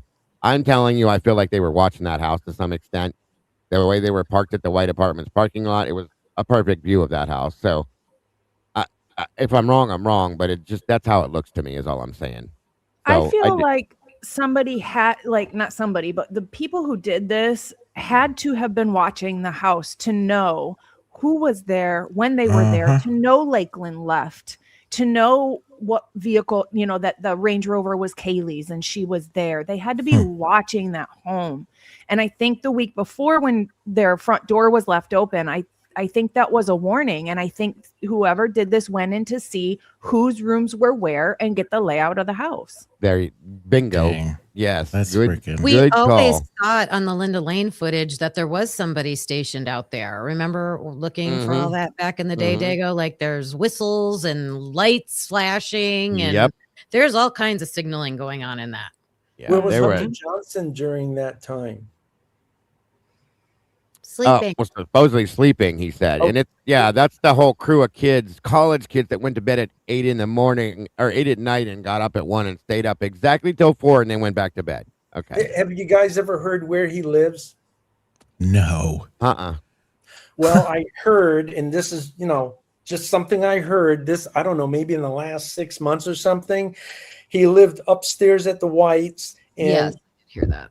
At the very top, in his window at the back of the apartment literally overlooks 1122. That's interesting, huh? Again, that's something I heard. I don't know that for a fact. Gee, And guys, Lyndon said that he could not put him technically in that house with Thank you, Emily Al. that night. He He said, yep. oh, he could have been at his apartment. I don't know. And I wonder if, thank you, I was getting ready to say that too, Logan. It almost sounded like he slipped and like he wasn't going to say that. And that kind of slipped out, like, well, he was either that, because it was quieter when he said it. It was like, or he was at his apartment. I don't remember. And I went, what? Come on, bro.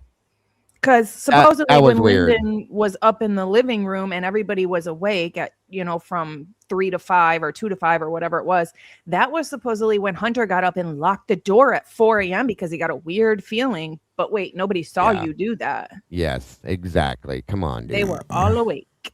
And that's kids were wasted. They're 8 o'clock. Who goes to bed at 8 o'clock on a Saturday night in college, mind you, and they all do it at the same time together, and then they all get up at 1 a.m. and stay up exactly to roughly around 4. And from what I just read on that was the times, and then they go back to bed until they get a call from Dylan at 9ish, and then everything goes into motion. Tell me that's just not. Come on. Hey, that's so strange to me. I'm sorry. The girls were. Everybody was sleeping, Joey, in Thank the you, house, Mandy. and they were murdered. Of course. Thank you, Moto. Sorry. No, go ahead. Oh yeah, it's a good point, Moto. Very good point. I mean, you would think you would have to be able to watch everything going on. Okay? To know when they're home, to know when everybody's home, because they said all the lights were on. Yeah. So for somebody to go in there had to have a lot of confidence of what they were doing, especially with all the lights on. They had to know they were there, and they had to know what rooms they were in. 1,000,000%. There's so many good points out of The this. football game started at 4 a.m. pretty much. So Emily worked till about halftime. So is that 2 hours? Is that 6? Because after that, she went to that party where I believe it's at the tree house, and that's where Peyton Rossi, he put, I believe, Emily and Hunter at that party, and Peyton was there till 10 or 11 at night. And so, and he said, I'm good friends with Emily and we were talking all night and she was there with her boyfriend. I mean, he really made it seem like they hung out for a while. So if she's not getting there till like 6, I mean, we don't know how exactly how late they're there. And then Very when good point. they're saying they're going to bed at 8, but that seems very unlikely to me if they're hanging out at a party. I agree. And Mark, I she do was have a the only female go ahead. there. No, you're right. Sorry, Kim. I didn't mean to cut you off. I thought you were done. Go But ahead. that, I just added that she was the only female there. Absolutely. Yes, ma'am. And that is I have so many questions. Every time you guys say some of these things you say, it like triggers something else for me to start thinking on it again and it spin something else out. Now I'm There's a thinking lot about of good ones in this one. Well, Most so we don't believe that they definitely. were by 8, right? So you think they were out and about? I think that they were at the house that night over there. I still think, and I know you agree with me, there was some kind of a party or something going on at the 1122 house. Okay. And If we- that group of people, they all said they went to bed at the same time and they got up at the same time. It makes me wonder, like, did they make a little pact and say, this is what we're going to say? We were there, but we don't want them to know that we were there. And all this shit goes down. They take off running, blah, blah, blah.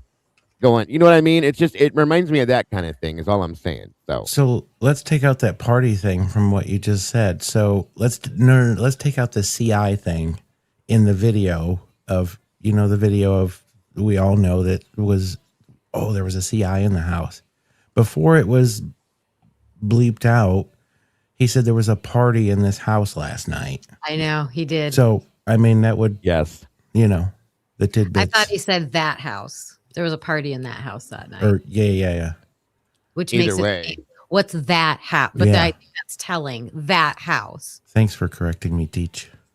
Not to be. No, I need this. I need It this. was I got really- tidbits. I No, thought it was because telling to say it. the that words way. are Yeah. important, Kim. That's why it's like one word can change the whole statement. You know what I mean? So it's important to know. So thank you for doing it. Mark, real quick too, and then let me see here. And then I got 2 more things on the DoorDash whenever you're ready. But I'm Yeah. I just want to ask this quick question. In your opinion, like what you think, when did you think that the crime started and when did it stop, sir? Okay. Let me find that.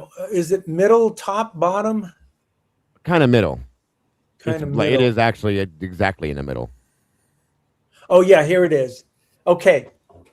Between 1:19:35, when you hear the whoa Ethan, and 1:40:26 scream, and that is when I think it approximately started. But planning could have been days before that. Oh, It yeah. ended at 4:02:19 when the person is gasping for air. And I mean, the end really is the 911 call. But to me, the key zone would be 4:02:19. Okay. So you think it was going on throughout the night, that whole period of time? That's what it sounds like. I'm going on the sounds. That's what it sounds like.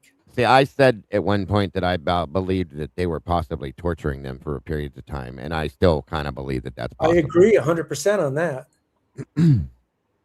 I do. Yeah, go ahead with I think I hit all those questions. Okay. Go ahead. The Molly thing. So she drives into the 1122 driveway at what the hell time? 3:58:07 is when her car completely stops. And I can tell that from the reflections on 1119. So that's 3:48:07.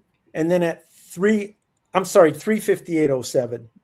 And then at 3:58:43, which is 35 or 6 seconds later, crystal clear, and you can hear it. I can send you a link. You can hear a door close. I just posted a link in case you want to see it. But to me, you never know where the sound's coming from, but from all the sounds I've heard, it appears that it's coming from 1122, and it's right when Molly's there, and supposedly she takes a picture at the lower door, according to Holland, at 3:59. So 17 seconds before that, you hear a door close, crystal clear. And do you want to listen to that, or should I go on to the next? Yeah, thing? I did. Yeah, you gave it to me, so we will absolutely Okay, listen good. to it. And then I'll tell you the next one after that, the final thing on the DoorDash. Sounds good. What time is the time stamp on this one? 3:58:43. Oh, that's a little bit big there. Hold on.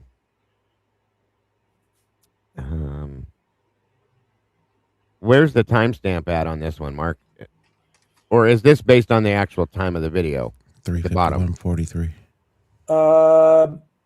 No, it's not on that. Oh, did I send you the wrong? Did you just? Yeah, click? there's no timestamp on this one. Okay, the one I just sent you, that's that one there? Okay, hold on a second. Unless I grabbed the wrong one. Let me look. Okay. Oh, you know what? You know what? Hold on. I know what happened. I hadn't rolled the chat all the way down, so I was just going with what I thought was next. Let me try it again. Yeah, this is better, I think. Or no. Did you send me two or just one? Just one? All right, so it should start off with some kind of a document.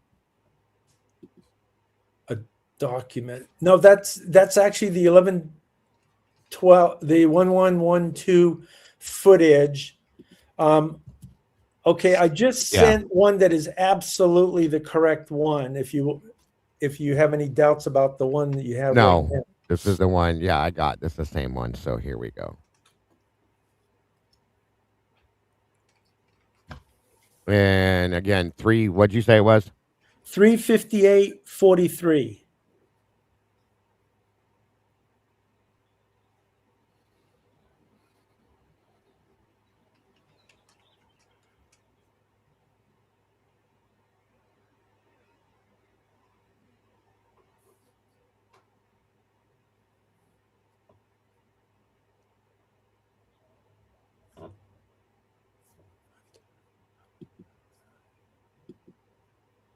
Oh Lord, that must be.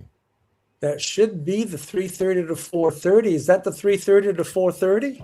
This is the 4 to 4:50. Okay, well, that is not the correct one. So let me, No problem. okay, the one I just sent, 100%, that's the one, 3:30 to 4:30. Gotcha. Sorry about that. No, hey, it's all right. No apologies needed. Yeah, I see this one now. Okay, 1 minute.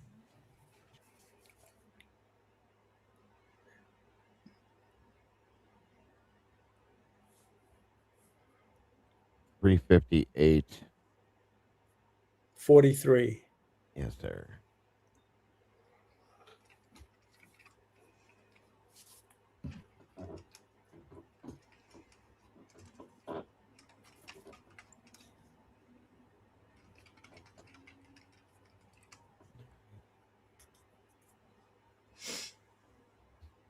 Excuse me.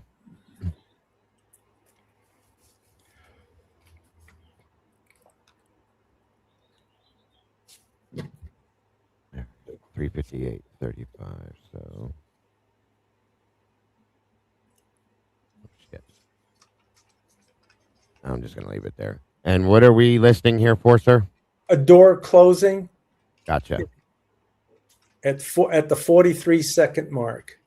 Gotcha. Okay, But- guys. QR code's kind of blocking the Yeah, I'm timestamp. gonna move it right now. There we go. All right.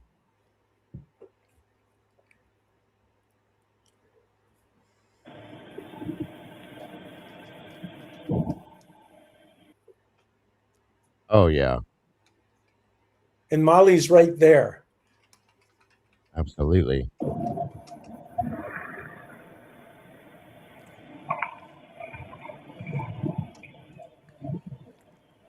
That's the slowest run SV1 does.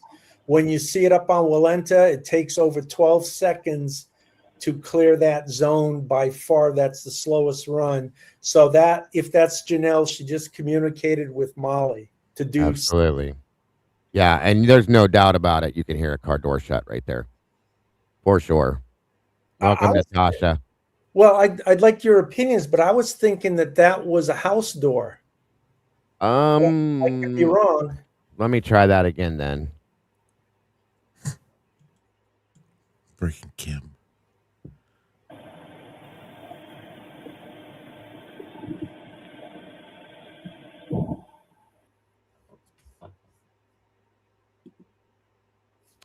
It's definitely a door, but it's hard to differentiate. What do you guys think? I don't really hear it. Okay, if you go back to 3:53 and 13 seconds, that is when I believe Molly closes her car door, which is 30 seconds before the house door. That's what I think it is, but you guys, be your own judge on that. There's a different hollowness or something to it, so you could definitely pin it to what he said. Yeah. 3:53:13, you said? Correct. Okay, this is at 11, so give it a second, then we should hear it.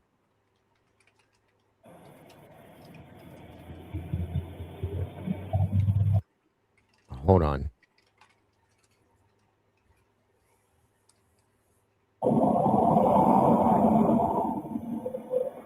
Oh, I'm sorry, 3:58:13. 3:58:13. This is 3:53. No problem. Yeah, she pulls in and parks at 3:58:07. 6 seconds later, I hear a car door close, but we'll see what you guys think. And then 30 seconds after that, I hear a house door close. Gotcha. Okay.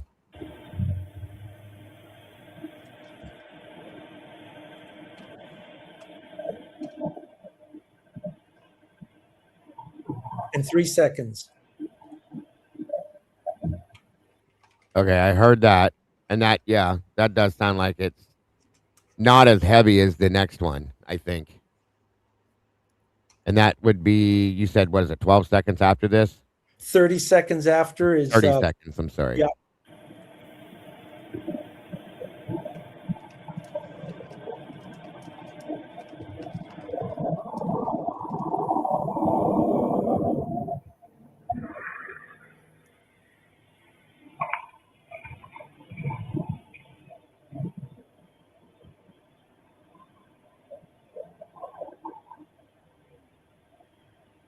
At 43.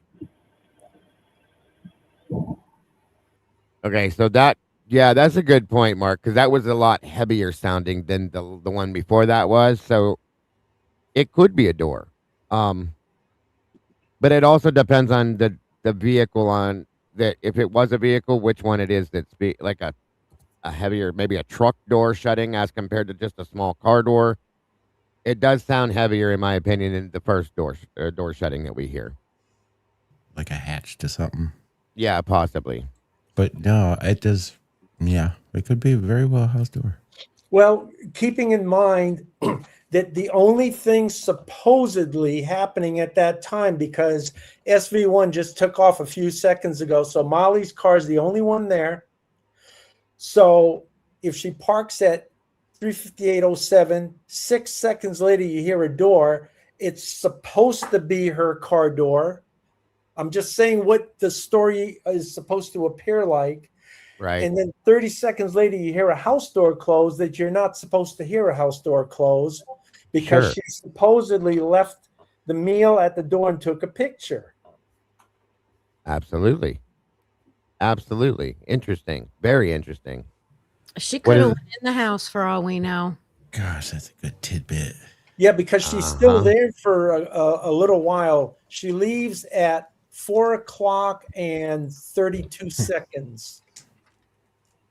This is good. I've always struggled to try to pin her to this. And that sound that we looked at earlier, that that happens 5 seconds before she leaves at 4:27 seconds. That's the call. So let me ask you this then, Mark. What do you think, if any, what do you think Molly's,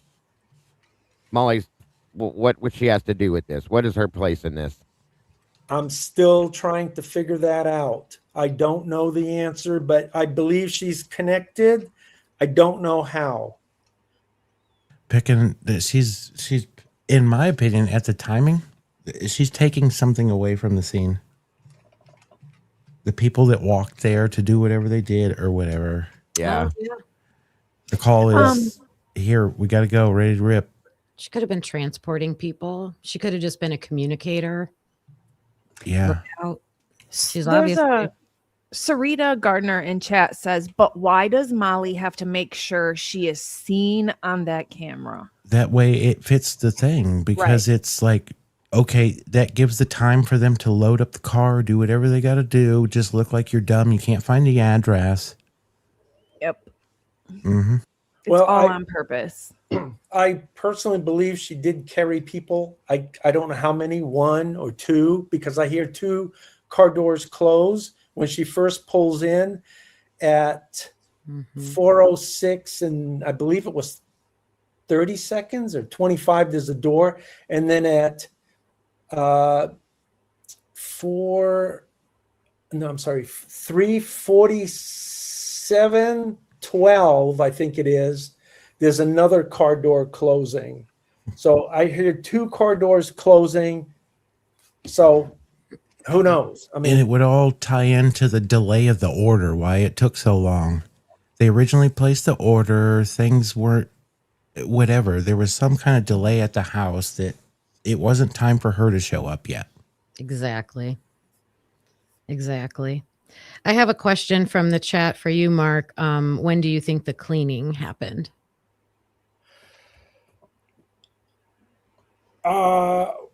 Great question.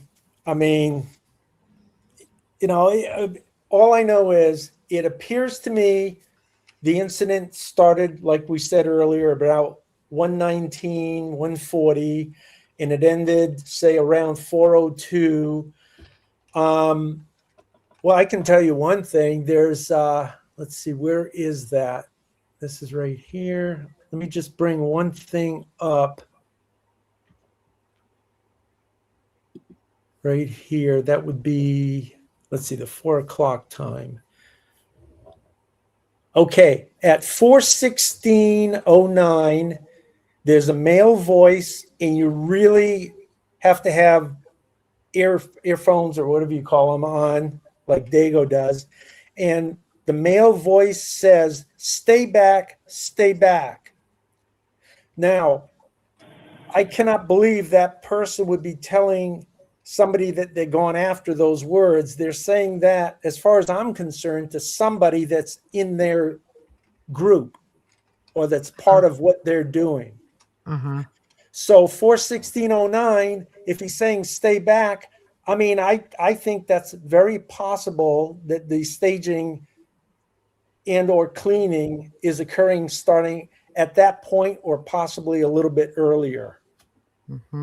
Do you think that maybe that was Molly's role because she's showing up around that 4 o'clock time frame and getting ready for that transition? Maybe the people who actually did the killing, they leave and other people come in. I don't know. I'm just like spitballing ideas.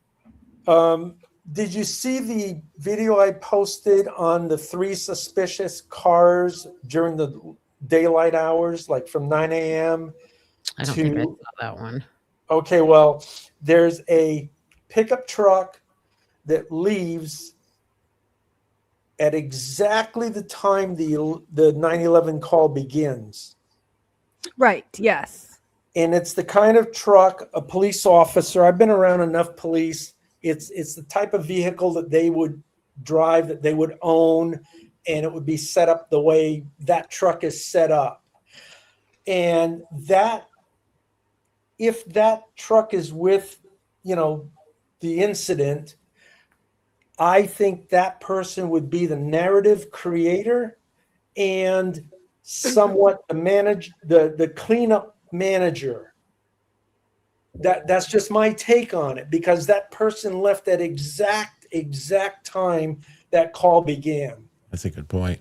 Wow. Very, very much so. We know you're on point with these cars too, so. I still want to mention one other thing about the DoorDash whenever you guys are ready.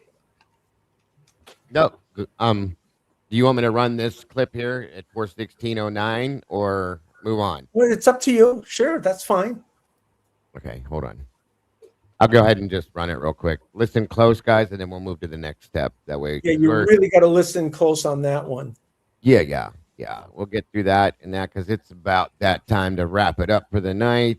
I'm sure you guys are tired of hearing me talk for sure, and I'm sure Bronk's got to go to potty and all that fun stuff. So, Shh. Don't say the word. We spell things out over here. There you go. That square is on top of the timestamp. Yeah, I keep trying to remove the thing completely, and I can't find it on here anymore. It's weird. I'll figure it out. Anyway, let me move it over again. Cover up my ugly mug. Boom. There we go. Okay. We're going to 4:16:09, guys. Correct, and it's only for 2 seconds. All right.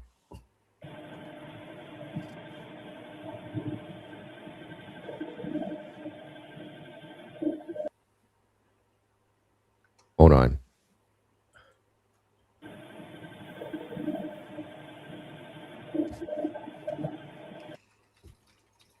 I heard something, but I didn't hear it clear. Even with my earphones in. Okay. I'm not saying you're wrong. Oh, shit. You really need to be ready to listen right at that split second because it goes by real quick. Stay back right at the 09. Gotcha. All right.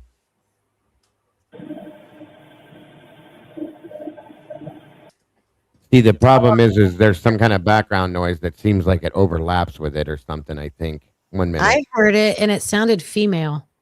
Oh, okay. Hold on.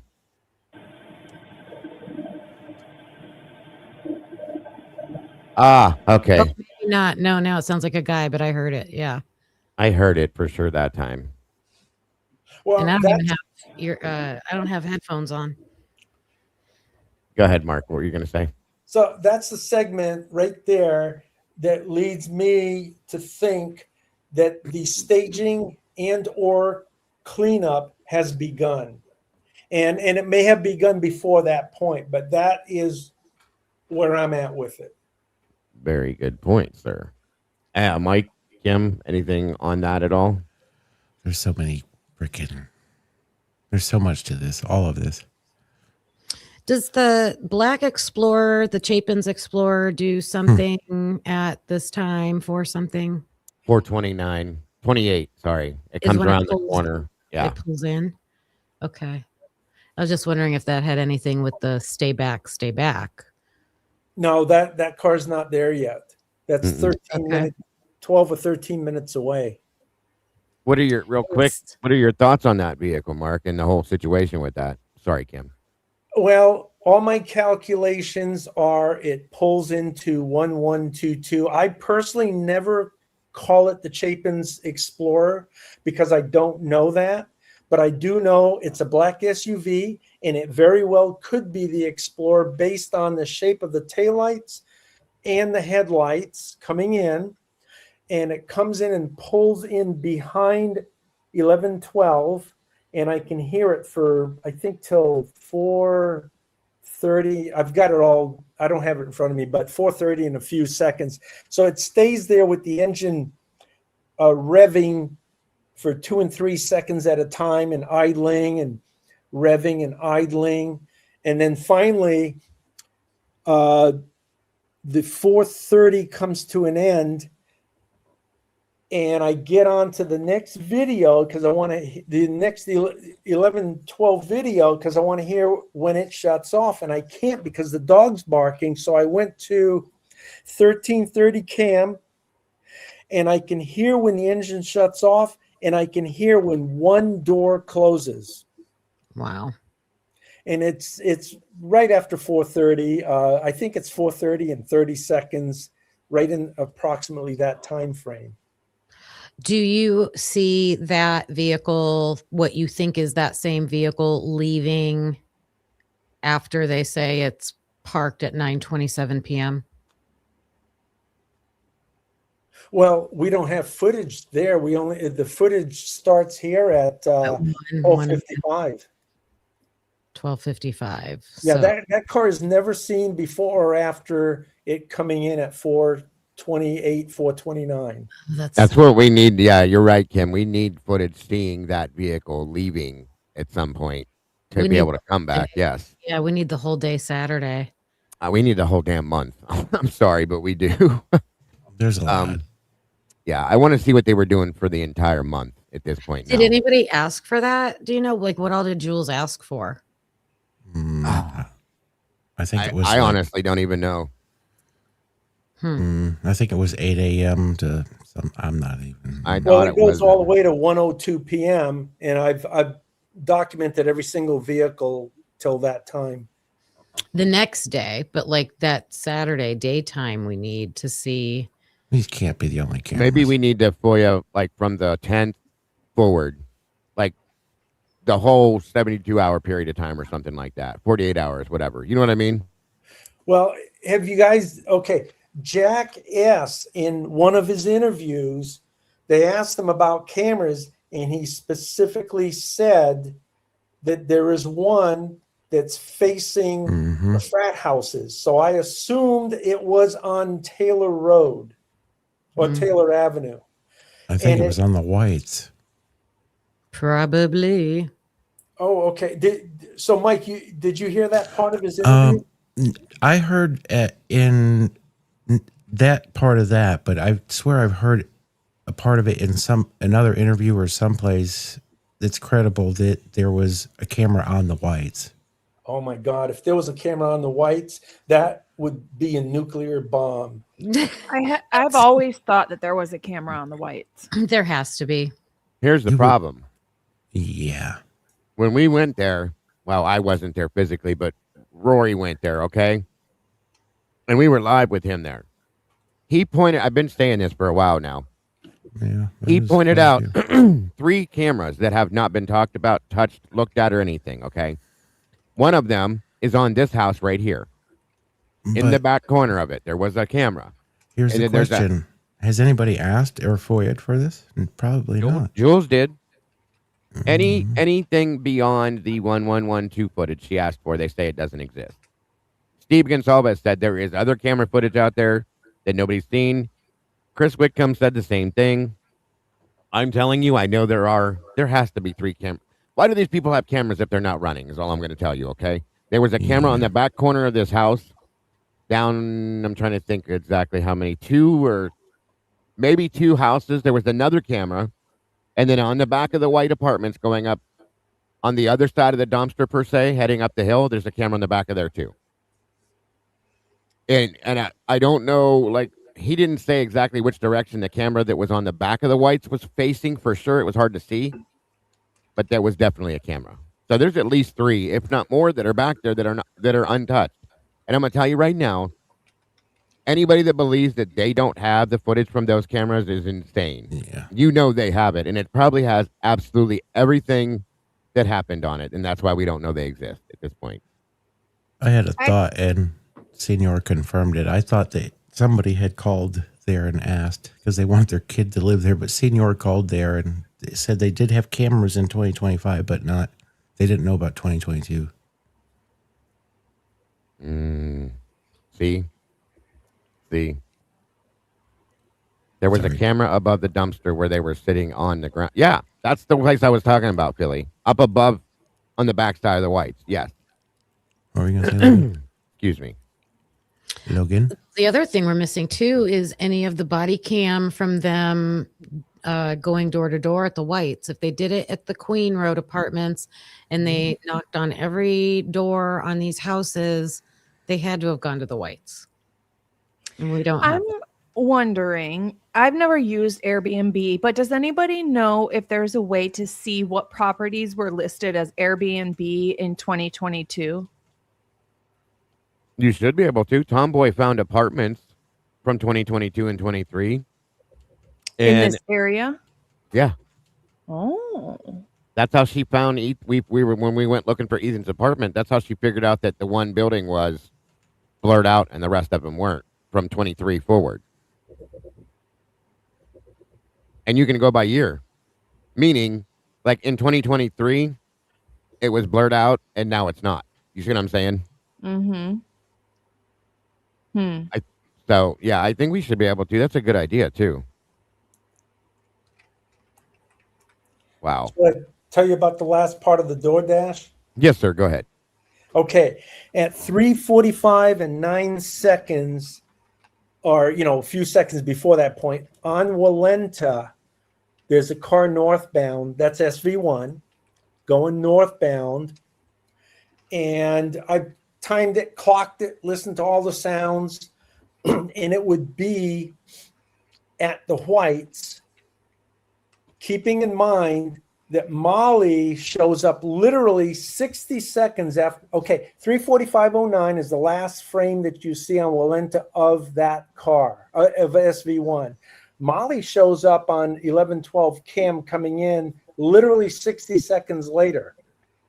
There was at least a 15 to 20 second window of time those two cars could have communicated at the Whites. Because if Molly left the Whites, it's only 15 seconds or less from the Whites to being seen on 1112. And that car would have been at the Whites before that point. So there was a good 15, maybe 20 seconds, again, opportunity for Janelle and Molly to converse. Of course, I don't know this, but that window of time is real. Very cool. 3:45:09, you said, or 06? 09. But if you want to see the car, that's the last frame you see the car on Walenta. If you want to see the car, you have to go a couple seconds before that. Okay. I'm going to start it at 3:45:06. Good.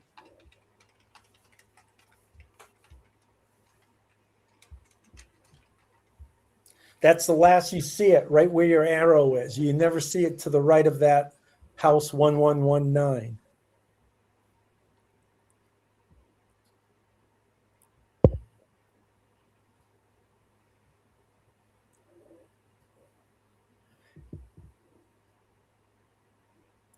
And at the higher volumes, you can actually hear it going around. There's a bend approximately 11 seconds from the last you see the car. It's a right-hand bend. And there's some sound of the car at that point, so you can clock it from there to the Whites also.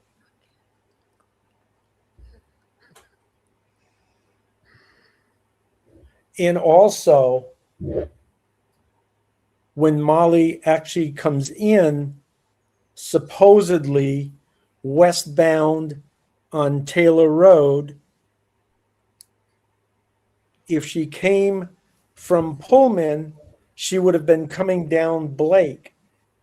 There's approximately 25, 30-second sound of vehicles that does not exist with Molly in that time frame.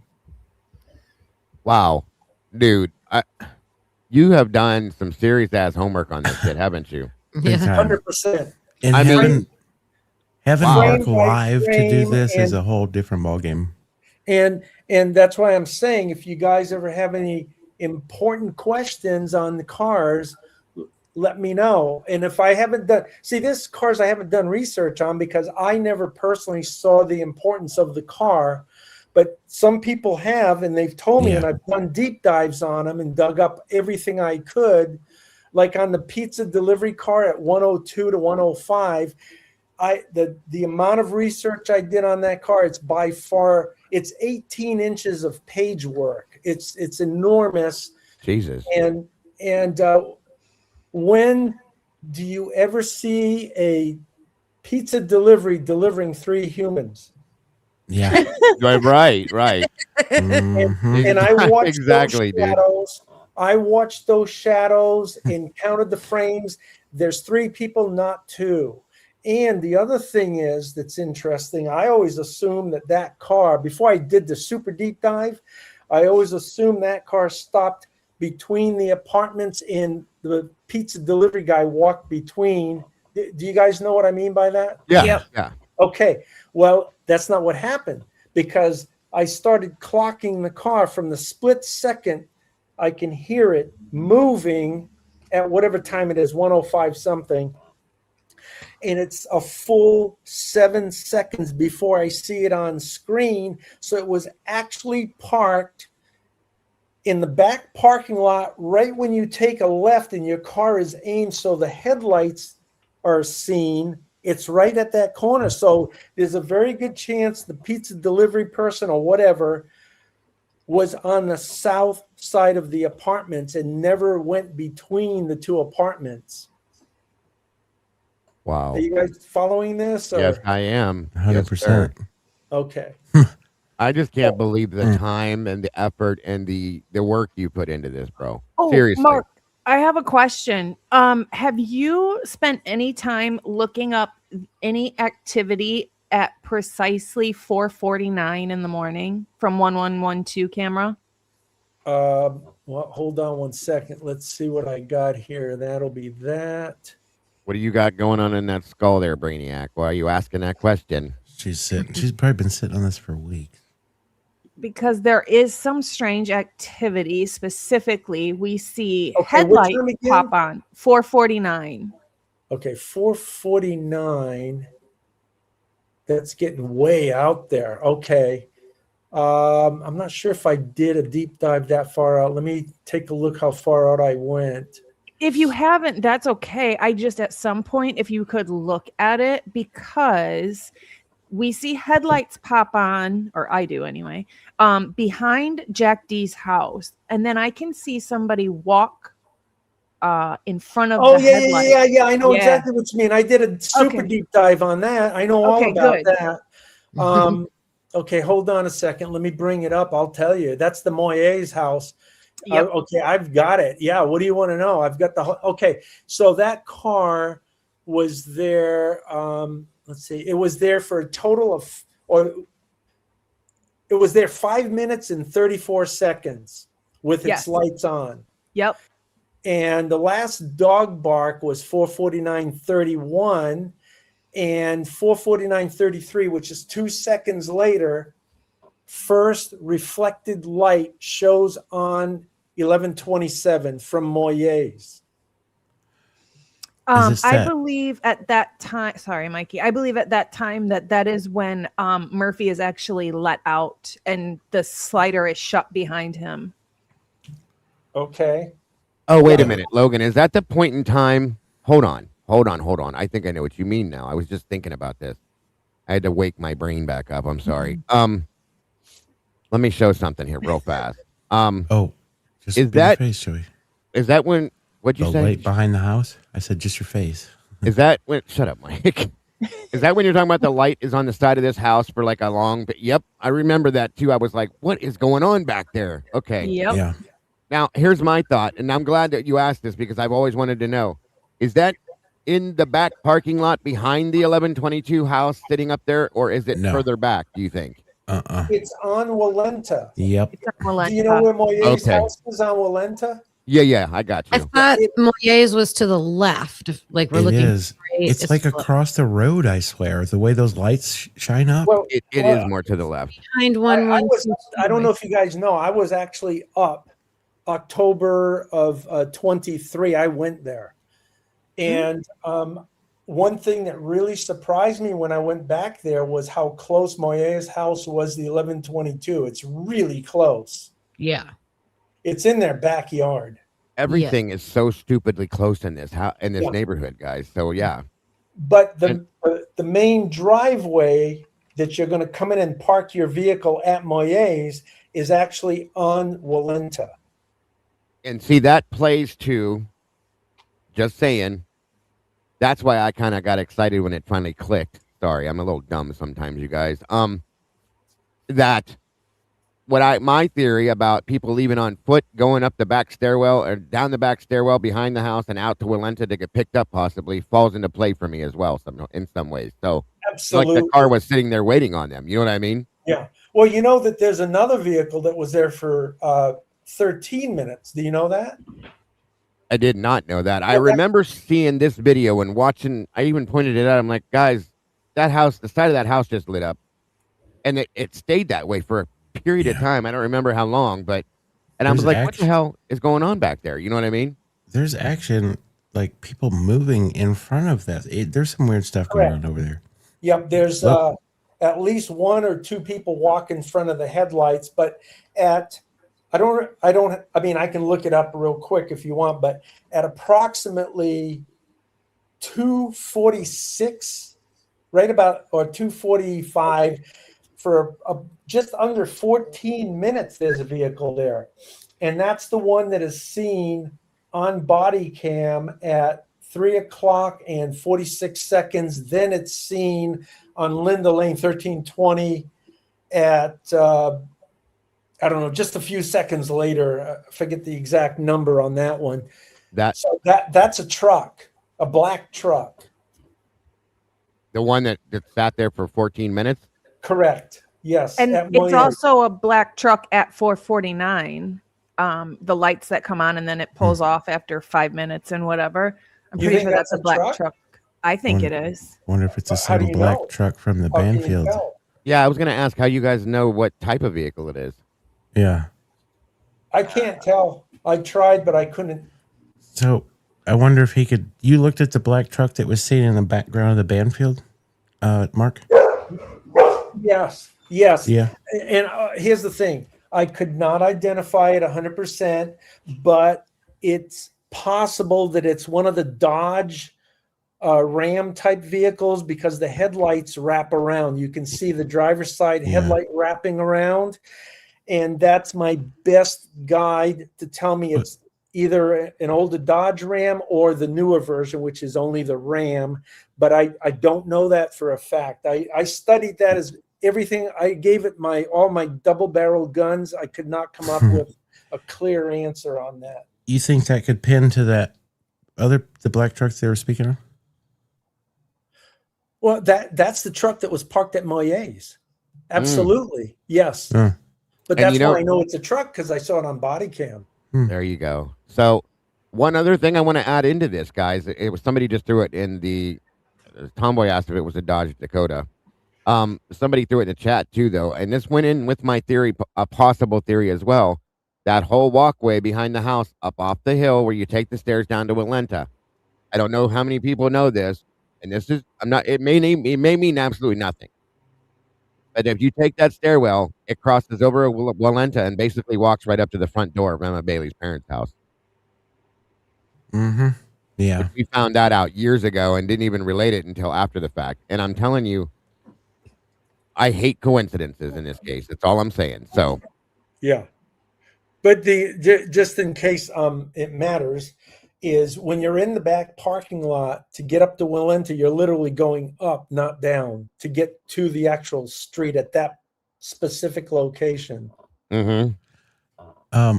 Quick question, Mark. So one thing I've noticed, so this building here that's on this right corner, that it would be under the 22 right now, the second ticker.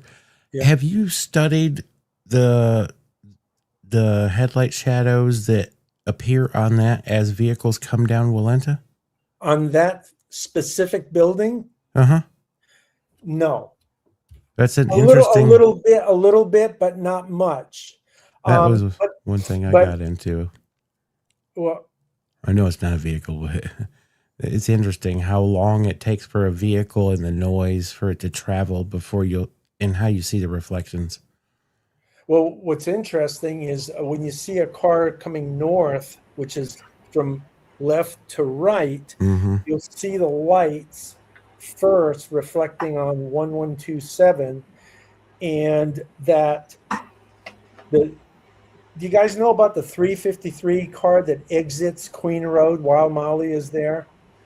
Is that the one with the blinking light? No, Oh, that one never comes into Queen. That one just comes and does a turnaround. There's actually a car parked on Queen, kind of in the area where I mentioned the 226 vehicle parked, all the way up Queen. It leaves from there. You can't ever see it on 1330. It leaves at 353. Then on Walenta, just a few seconds later, you'll see SV1, and it was lingering, and I can tell by the reflection. I broke it down. The light frames are light, dark, then they get light again. So I've got charts for this. I broke it all down. That particular one, it's the longest time frame of that segment. So it's just hanging out. And then the 353 exits Queen. And this is when the Walenta car, it appears that it spots it.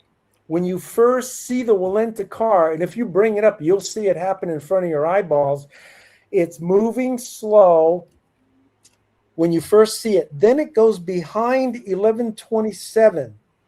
And while it's physically behind 1127, you can hear it gassing up, and then it speeds, in my opinion, to catch the 353 car.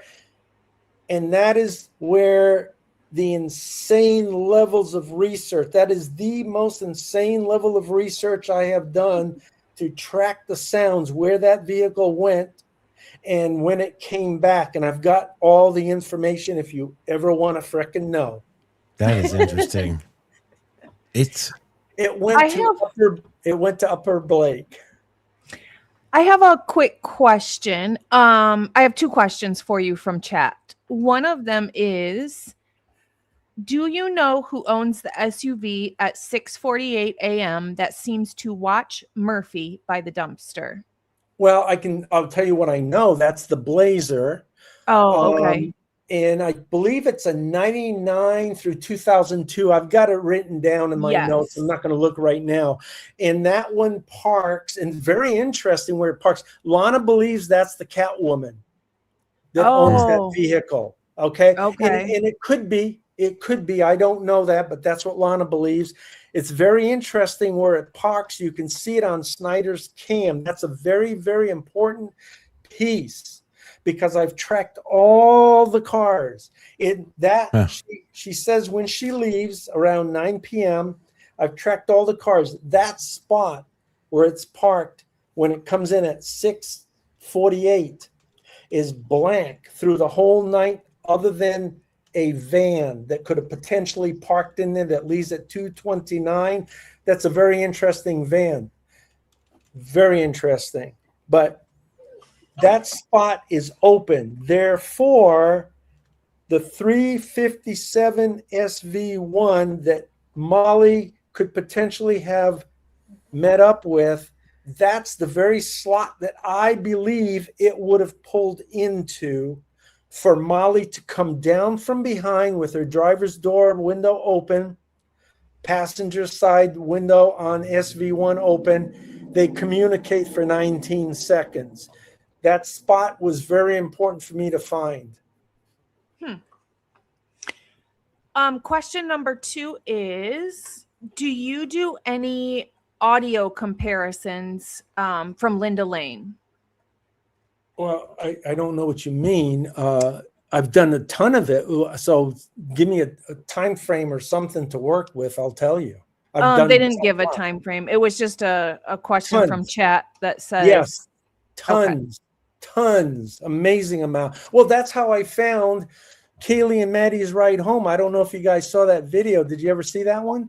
Probably. I mean, I've seen probably all your videos. That one there, that car, Eric Gower's car coming westbound on Taylor Road is physically not seen, but they were leading us to believe it was his car seen on this 2-minute, I think it's 18-second clip. That car seen is actually supposedly Jack D's ride home. And I tracked it by the taillight shape in the headlight, also the 1330 cam sound. I tracked the exact time frame of Kaylee and Maddie's ride home from the sound. Then I saw Eric Gower leaving on the 1320 cam. I saw that one, but you can't see Gower coming in. He comes in approximately 30 seconds before the clip ever begins. The Linda Lane question, they said that you were talking about Molly at the time. So I'm assuming that they mean, did you compare any Linda Lane audio when Molly was around to get any more like info? Well, yeah, but I mean, you kind of have to give me a time frame. Yeah, a lot. All kinds. I think they just mean in general. In general, absolutely. Okay. Yes. But if they give me a time frame, I mean, I've got records of everything. I can tell you exactly, what happened. But yeah, 2-4. Yeah. Jesus, bro, you need to be working for the FBI. I'm just saying, like, I would never, ever work for the FBI. I know. At least you need to be doing this for a living is all I'm saying. I don't blame you about that, though. This is very, go ahead, Logan. Did I cut you off? I didn't mean to. No, no, not okay. at all. This is something else that he put together, you guys, and I'm just going to play this out, and then I'll end the show because I think this needs to be heard again. This is a very amazing job that he did. Mike or Kim, I know Kim stepped away for a second, but Logan, before we do that, do you have any more questions or anything for Mark? Me, no. I think I covered the whole list of questions. I believe. I've got one more question for Logan. Oh yeah, go for it, bro. Because she never said what she thinks of that logo that I emailed. The logo that he Oh yeah, no, I think it's awesome. Did we show it?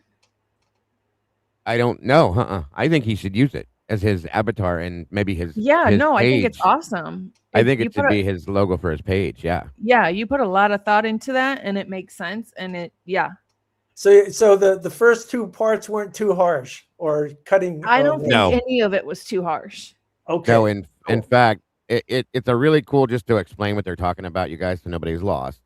It's a logo type thing Mark created that he sent to Logan, and it's got a meaning behind it, a deep meaning with this case, okay?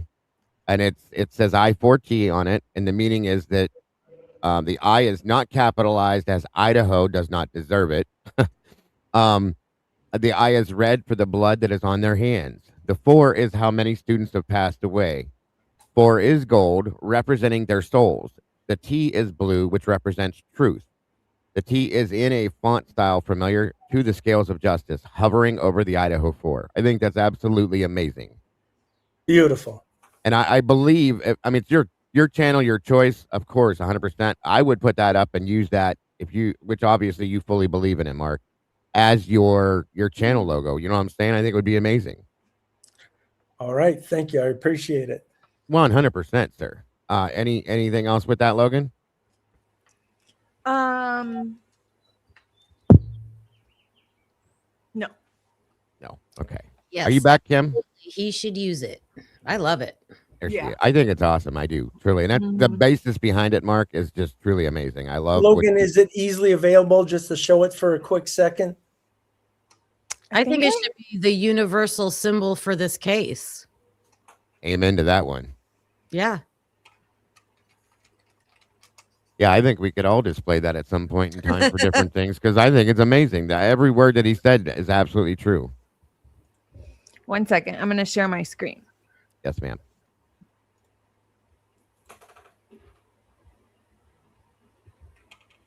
And there it is. Maybe. Hold on. What's going on? Oh, I forgot. I have to take one down to add the other. It's so stupid. I It know. is dumb. It is dumb. There it is, guys. Say what it means again. Let me read it. Yeah, I was gonna say, let me read it to you again as you're seeing it now. The I, okay, is obviously it says IT4, okay, but it says the I for T, meaning the I is not capitalized as Idaho does not deserve it. The I is red for the blood that is on their hands. The 4 is how many students have passed away. The 4 is gold, representing their souls. And the T is blue, which represents truth. The T in the font style is similar, which if you look at it, it truly is, Yep.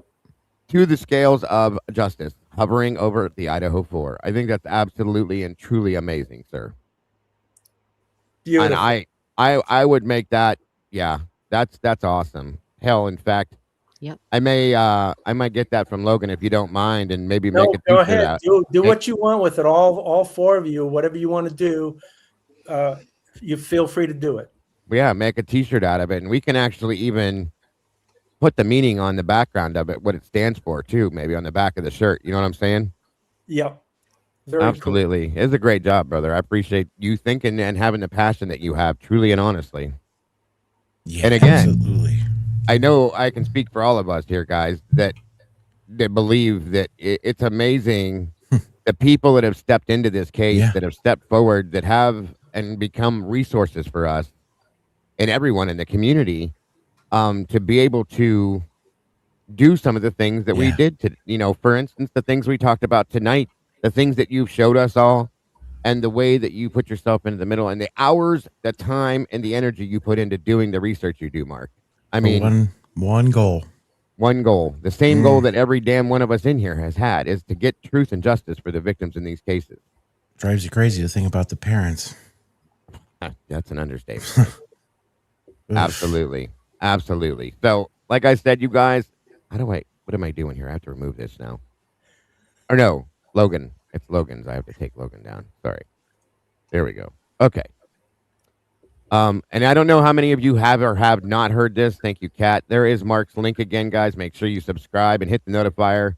That way you don't miss anything Mark B puts out.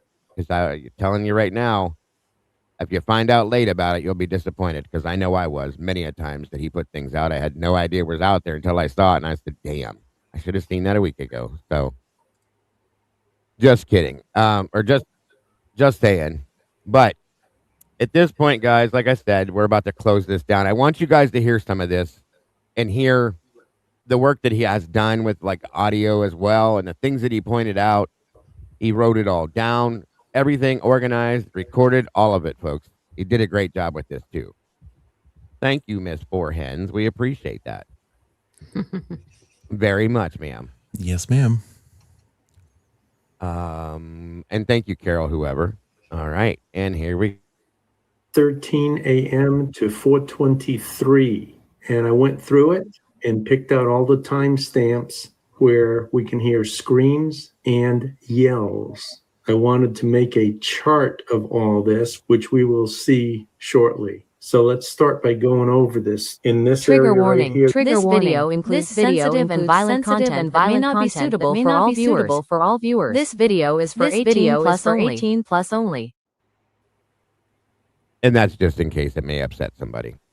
there's not much going on from 1:13 to 1:30, but we can hear the voices. And right here you can see, whoa, Ethan, and that's at 1:19:36, and then his name again a few seconds later. And I've got the word voices in red so that we can see the voices pretty much continue all the way through this entire, all the way to 4:23. So here's 1:30 to 2 o'clock. And this red line with the X, that means that's a scream, and we'll listen to it in a little bit. And I think this particular one is probably Ethan, but we'll get to it shortly. This one right here, 1:55:58 to 05, that's 7 seconds. That is actually when Eric Gower is seen on cam bringing Kaylee and Maddie home. We can actually hear this scream.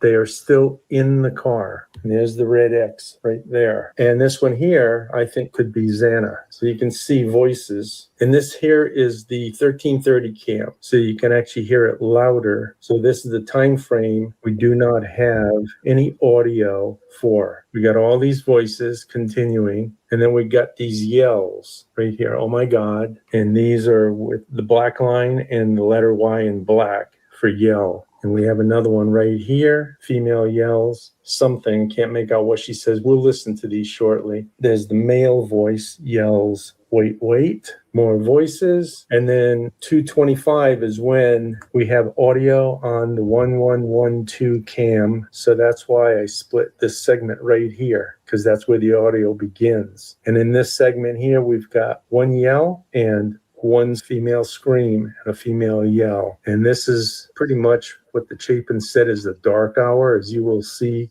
shortly. The 2 o'clock to 3 o'clock, there's a lot of stuff going on. Here's 2:30, the yell, the scream. There's voices, squeals, voices. Another scream right there. Yell, stop, stop, stop. That's a male yelling that out. Scream, yell, scream. You scream, stop it, stop. And it kind of stops for a little while. And then 3 o'clock, the only thing happening is the body cam comes on. And this will be interesting on the 1112 cam when we get to that. Okay, 3:30, we've got 3 yells. And those are pretty much all while Molly is here. Again, this is the 1330 cam. So we don't hear everything that we do on the 1112 cam. And then 4 o'clock, we don't have anything registered here. So now let's go to the 1112. Okay, here's the 1112.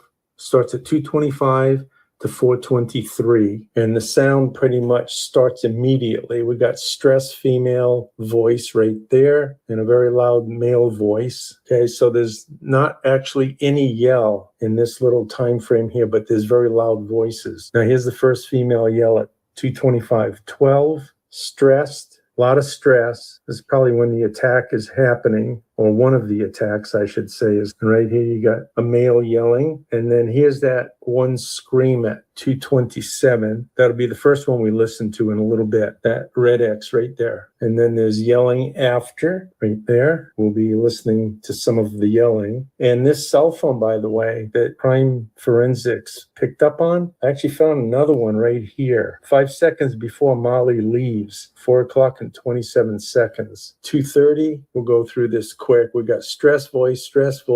But again, all these black lines right here, that's all the yells, and the reds are the screams. And we'll listen to a lot of those screams. Female scream, yells, stress voices, scream, yelling. And then he says, stop, stop, stop. Then there's yelling, more yelling, stress, voices. Okay, here's where the body cam turns on. And this is interesting right here, because right there, stop it, stop. We actually hear that on body cam. We hear it on 1112 and 1330, and we'll listen to that shortly. And this one here, 25718, help me, please, help me. I don't know if anybody else will be able to hear that, but it's almost clear as day for me. So we'll play that one and see if you can hear it. If not, you need headphones to be able to hear it. Okay, 3 o'clock, things slow down somewhat. But this one right here, I can hear it, but a couple of friends can't hear it. But it's an oh my God by a female voice, and it's pretty serious if you can get to hear this. We're not going to play it because you won't be able to hear it. You need headphones, absolutely. There's not much yelling actually in this time frame here, but you can see the voices continue through. And then right here, there's a gal, female voice, almost nonstop for 1 minute and 5 seconds. And then this male yells, you better shut up. I can hear it. You might not be able to. We'll see. So there's just a whole bunch of voices here. And then at 3:30, there's a couple of yells, right? You can see them right there and there, which would be female yells. And then more voices. Now, right before Molly gets here, there's actually a scream, help me. And we'll listen to that one shortly. That's just a few minutes, because here's where Molly shows up right here. Molly enters. 3:46:09. And then when she gets here, there's a whole bunch of stuff going on, as you can see. Stress, yell. And then this one, here's a scream and a yell. The number one, here's a yell. And number one, there was actually more yelling there, but it's all one segment. So I backed off. There was about 5 more yells, but I backed off on it because it's all within a short time frame, about 3:47 to 3:49, about a 2 minute and 15 second segment. So that's more stress at 3:56:40. A lot of thuds going on, loading, And then at 4 o'clock, that's where Molly leaves. And here's that cell phone again. 5 seconds before she leaves, a cell phone only rings for like 1 or 2 seconds. And that's where it happened earlier, 2:27:20. I just highlighted a couple things. We're not going to really listen to these. Gasping, agitated female voice for 32 seconds, a male voice and female voice. And I heard I love you. That's strange. At 4:02, 58 and 59 seconds. And then barely audible, stay back, stay back. That's a male voice. Female voice talking urgently for 7 seconds right before the thud. The thud sounds like furniture falling or crashing against something. And then right after the thud, it sounds possibly like a female crying. And then that's the end of it. So let's take a look at the charts now. Here's the 1330 cam, 1:13 a.m. to 4:23. And as you can see, 1:13 to 1:30, there's nothing going on.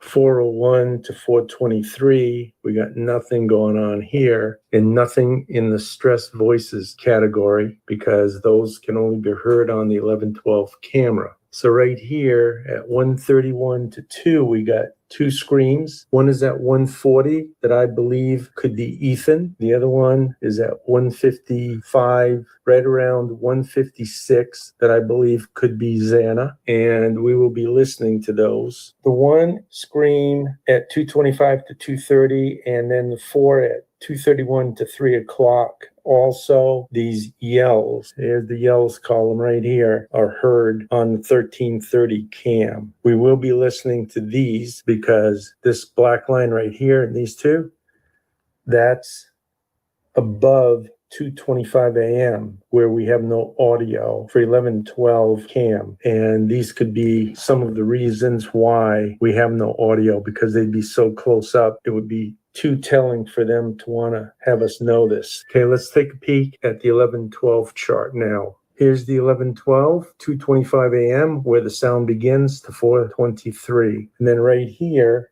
loud voices not included in chart. Only the screams and the yells, and of course the stress voices. So we have a total of 8 screams here. All screams heard on 1330 cam are in here. One of these 5 is not heard on the 1330 cam, and not all yells that are here are heard on the 1330 cam. In the 401 to 423 segment, it's all zeros. Also, 301 to 330, there's no screams, no stress voices, but there are a couple of yells. Most of everything happens between 2:31 and 3 o'clock. We got 5 screams, 11 stress voices, 11 yells. But 2:25 to 2:30, that's a 5-minute segment, and there's quite a bit happening there. So you can imagine what was happening between 2 o'clock and 2:25 a.m. So we're going to start with this yell right here at 2:27 on the 1330 cam, because that's going to set the stage once we hear it on the 1330. We'll get to that in a minute. Okay, this screen starts in 2 seconds. This is the 1112 cam. Here we go.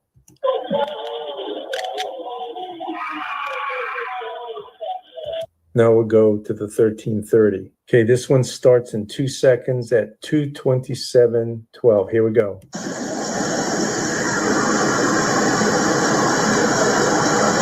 So you can see the volume's way lower. So now we're going to listen to the 1:40 a.m. scream that I believe could be Ethan. Okay, I believe it starts in 2 seconds at 1:40:26. Here we go.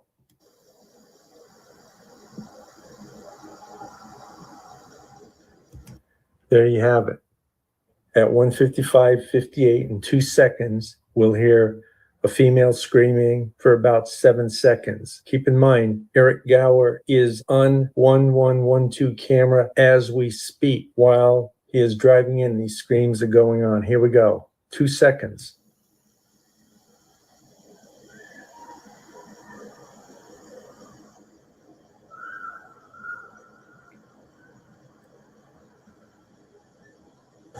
Okay, now we're going to go to 2:21:06. In 2 seconds, we'll hear, "Oh my God," from a female voice. Here goes.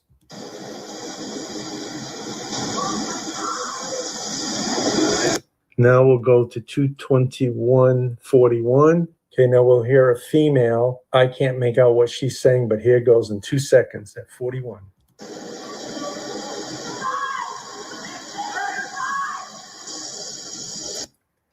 Now we'll go to 22206. Okay, in 2 seconds, we'll hear a male voice say, wait, wait, here we go.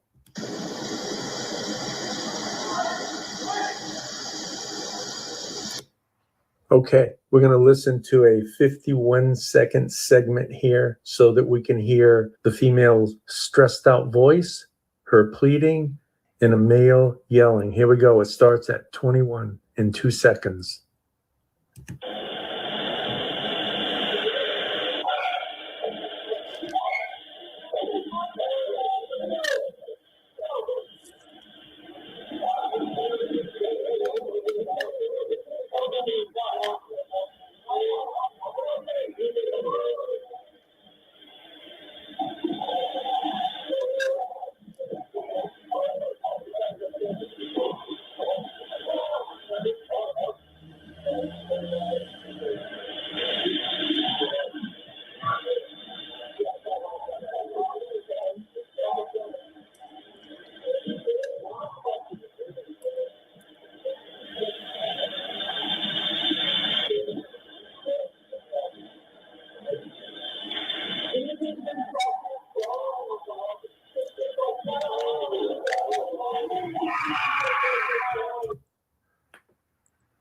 What I want to do here is just point out, how can Kaylee or Maddie possibly be calling Jack D at 2:26 to 2:52? Look how much yells and screams in this time frame here.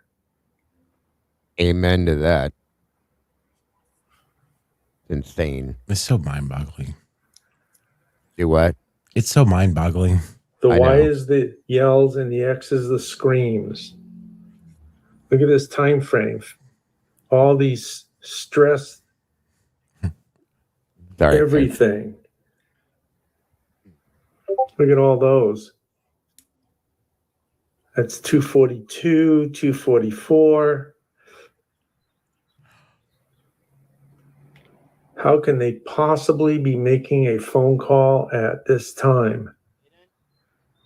If anything, they should be calling 911.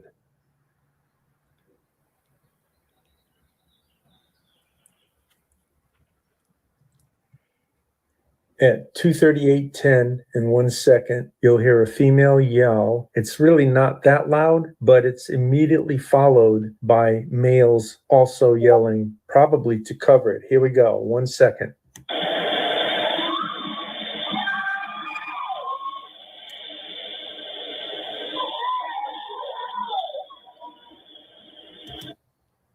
At 2:40:20, we'll hear another female yell, quite a bit louder than the last one, again followed by some male screams. Here we go.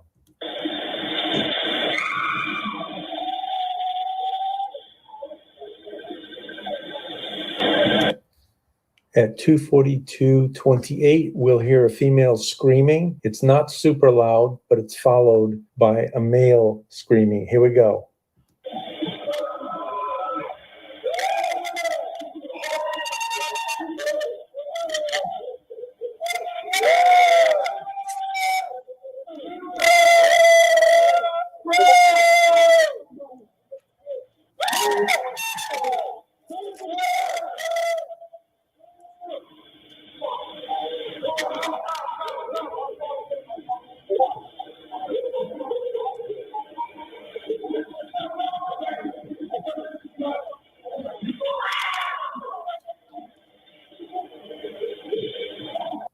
At 2:50:41 in 1 second, we have another female scream. Here we go. At 2:57:18, I don't know if you'll be able to hear it. I can hear it. It'll be help me. 6 seconds later, help me please. 2 seconds later, help me. Here we go. In 2 seconds, at 2:58:18 will be the first one, and then 6 seconds later, the next one, and 2 seconds later, the next one. Here we go.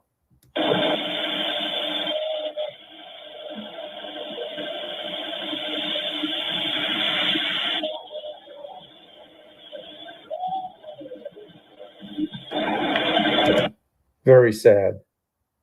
At 2:55:19 in 2 seconds, you'll hear a female voice saying, "Stop it, stop." Here we go.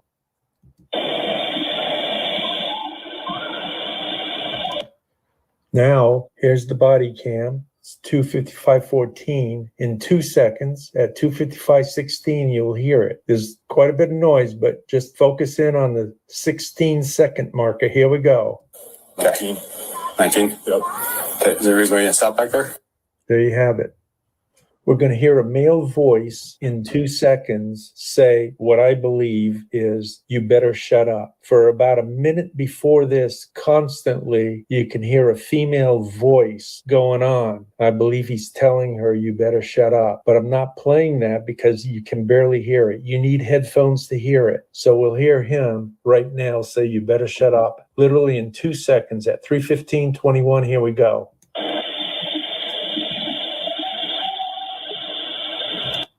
At 3:41:33 in 1 second, we hear a female voice scream, "Help me." This is about 5 minutes before Molly shows up. Here we go. 1 second from right now.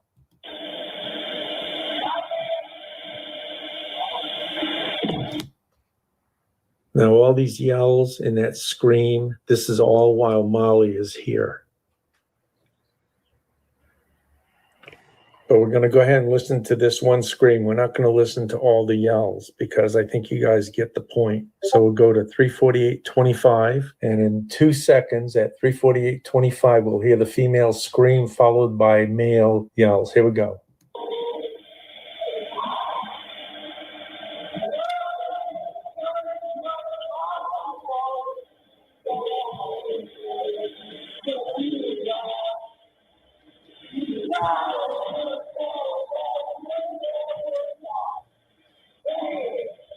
These people were being tortured. Okay, we'll give it a try to see if you can hear that cell phone sound at 4:27 exactly 1 second from now. It's really hard to hear. I heard it. I don't know if you can hear it. Here we go. Literally in 1 second. Listen. We'll try it one more time in 1 second from right now. Here it goes again. There it is. I heard it. Hopefully you did. There you have it, folks. Hopefully this helps. Please leave a comment in the section below. Have a beautiful day. I feel like they moved the audio. If you pin this or compare this to Linda Lane. Oh, absolutely amazing, Mark. I mean, yeah, Mikey, I agree with you fully. But yeah, amazing, Mark. Holy Christmas. This is sorry, yeah. Go ahead. No, at this point in time, I feel like there's a lot of points in here that we really need. Oh my God. And I'm going to be taking and bouncing this off of the, oh my God, Kim, what is it called again? I can't seem to remember to save my life today. The thing we played earlier today. Oh, the timeline, the Excel timeline spreadsheet. There we go. That, I'm telling you, I think there's some things that we can line up within certain things as well. So, Mark, I have no words, my friend. Truly and honestly, like that is some amazing stuff, and I want to commend you on the passion and the dedication you have towards coming to the same point that we all want, and that's some truth and real justice with this. So I can't thank you enough for joining us tonight, as well as for everything you do for the community, sir. Thank you very much, Dago. And absolutely. I have to say, Mark, I think you changed my mind about that phone call because I agree with you. You're not going to be on a call having a chat during that. There's something to it. I don't know what it is. There seems to be a lot of things staged in this case, not just the bodies. I think maybe, I don't know. Yeah. It's like, I think the phone's connected. For what reason, I don't know. Well, I'd like to just say a quick theory. It's only a theory, but if it turns out that one person was in charge of those phones, that shows pre-planning. Oh, yeah. And And to me, it's possible that Dylan, I've heard that she was an FBI CI. I don't know this, but if she was, FBI would have gone through her to set a lot of this up, not everything, but a lot of it, maybe with the frats, etc. And because if one person's in charge of these phones, this is pre-planned. To what extent is the big question? I've always thought it was pre-planned. I think there's tons of evidence. Yeah, Very there's coordinated, some highly angles. I don't see how anybody could just do this on the fritz like that. There's no way it wasn't premeditated, in my opinion. No. Nope. At least to some extent, you know what I mean? I mean, you got freaking what, in my opinion, that whole intersection right there that we're looking at through the light bulb camera is they just set one filter over that whole intersection at certain points in times. And like we've seen it in Mark's work, the way that car gets wonky, holy shit. And that's the stuff, if you slow it down, there's stuff that's wow. I'm so blown away by that whole filtering on the car thing that we saw tonight. I never saw that, Mark, until you pointed that out. I was just like, I thought it was the lighting or something, but damn, that blew me out of the water, truly and honestly. So thank you for showing that, because that does make things make sense now. It truly does. I think the video we just watched, it sounds to me like there's also, I believe at that time, there's a lot of people outside, maybe down by the Whites, whatever, between Taylor and Queen. And if those students knew something was going on, but not what, and they're out there lurking, and they're like, some of them are making some of the sounds and noises. That makes sense to me. And at one point, the yelling sounds so loud and clear that it's like coming from inside the 111-2 house, like right in there. And they can see out their windows to that house, so they could be reacting to it. I don't know. Yeah. Well, her son is acting up. Have you guys noticed that Harsh and Pav are teaming up a bit more recently? Yes. Yeah, I'm grateful to see that too. I really am. Same here, big time. And I'm hoping that it happens more with all the content creators on this case. I think that is the way to, I mean, I'm here honestly to crack the case. I'm not saying it will ever happen, but that's the reason I'm here. If I knew it was impossible, I would not be here. Pav has a lot of research behind what I really think is behind this, and why these agencies would be there, and why they would do what they do to cover it up. Because what happened months after this and where it got them. Yeah. There's a lot. Yeah. I would like to see all of us be able to come together and work together. In fact, I even said to Lana the other night that I want not all of us, including Pav and Harsh and everybody, to pull one of these round tables again, because I thought that was absolutely amazing for all of us to get together and bounce our brains off each other again and pick apart things, because I think that's the best way to do this, you guys. I truly and honestly do. So right on, Dago. Yes. It takes a village, and I think we've proven that over the past 4 years at this point. And I said, I believe we need to keep going forward and just keep pushing the way we are, and then some. So again, Mark, I can't thank you enough for joining us tonight. And I'm hoping that we'll be able to do this with you again sometime soon. You're always welcome here. And of course, in our own personal channels, you're welcome in all of our channels as well, always. In fact, I'm grateful when I see you pop in. So please keep doing that in all of these channels. And we all appreciate you very much, sir. Thank you. Yes, sir. Again, I'm going to go ahead and let you go, Mark. And then we were going to close this out for the night, because poor Bronxy. I feel okay, so let me bad. just say goodbye. Goodbye. Yes, sir. Please Cam. do. Please do. And Logan and Mike and Dago, Yes, thank you very much. It was Yes. great. Thank you for sir. coming, and thank you for the excellent conversation, and thank you so much for all of your work. It's just incredible. You spend a lot of time, and it's very, very appreciated. Yes. You're very welcome. We appreciate you. Very much, Appreciate sir. you, We're sir. grateful you're a part of our amazing community. You are 100% a great resource, Mark. Same here. I feel the same towards all four of you. Appreciate you, Thank sir. you so very much. Appreciate you. Have a great night, brother. Okay, thank you. You too. All right. All right, bye-bye. Amazing show, you guys. It went a little longer than I expected, but he had so much to offer. I didn't want to shut any of it down. You know what I mean? It's so detailed. It's so detailed. And I know that takes so much time. I think my brain's questioning right now. Did I really need all that extra info right now? Now I'll be up all night thinking. As I always am. The work that he's done it helps. And I guess for me, like, you could put videos out, but tying Mark as a voice to these things is a complete different thing. It's like how Logan scripted Dylan's interviews. It's a complete different angle of, all of it. Understanding that what Kim does with her, I call it her teaching aspect of this, the way she explains and reads everything through it. I mean, Audrey, she yoked me up tonight, bud. Who did? Kim. Oh, that's her job, bro. That's why you think she's here. Yeah, let's teach. She just says things all the time, and I'm like, no. Thank you.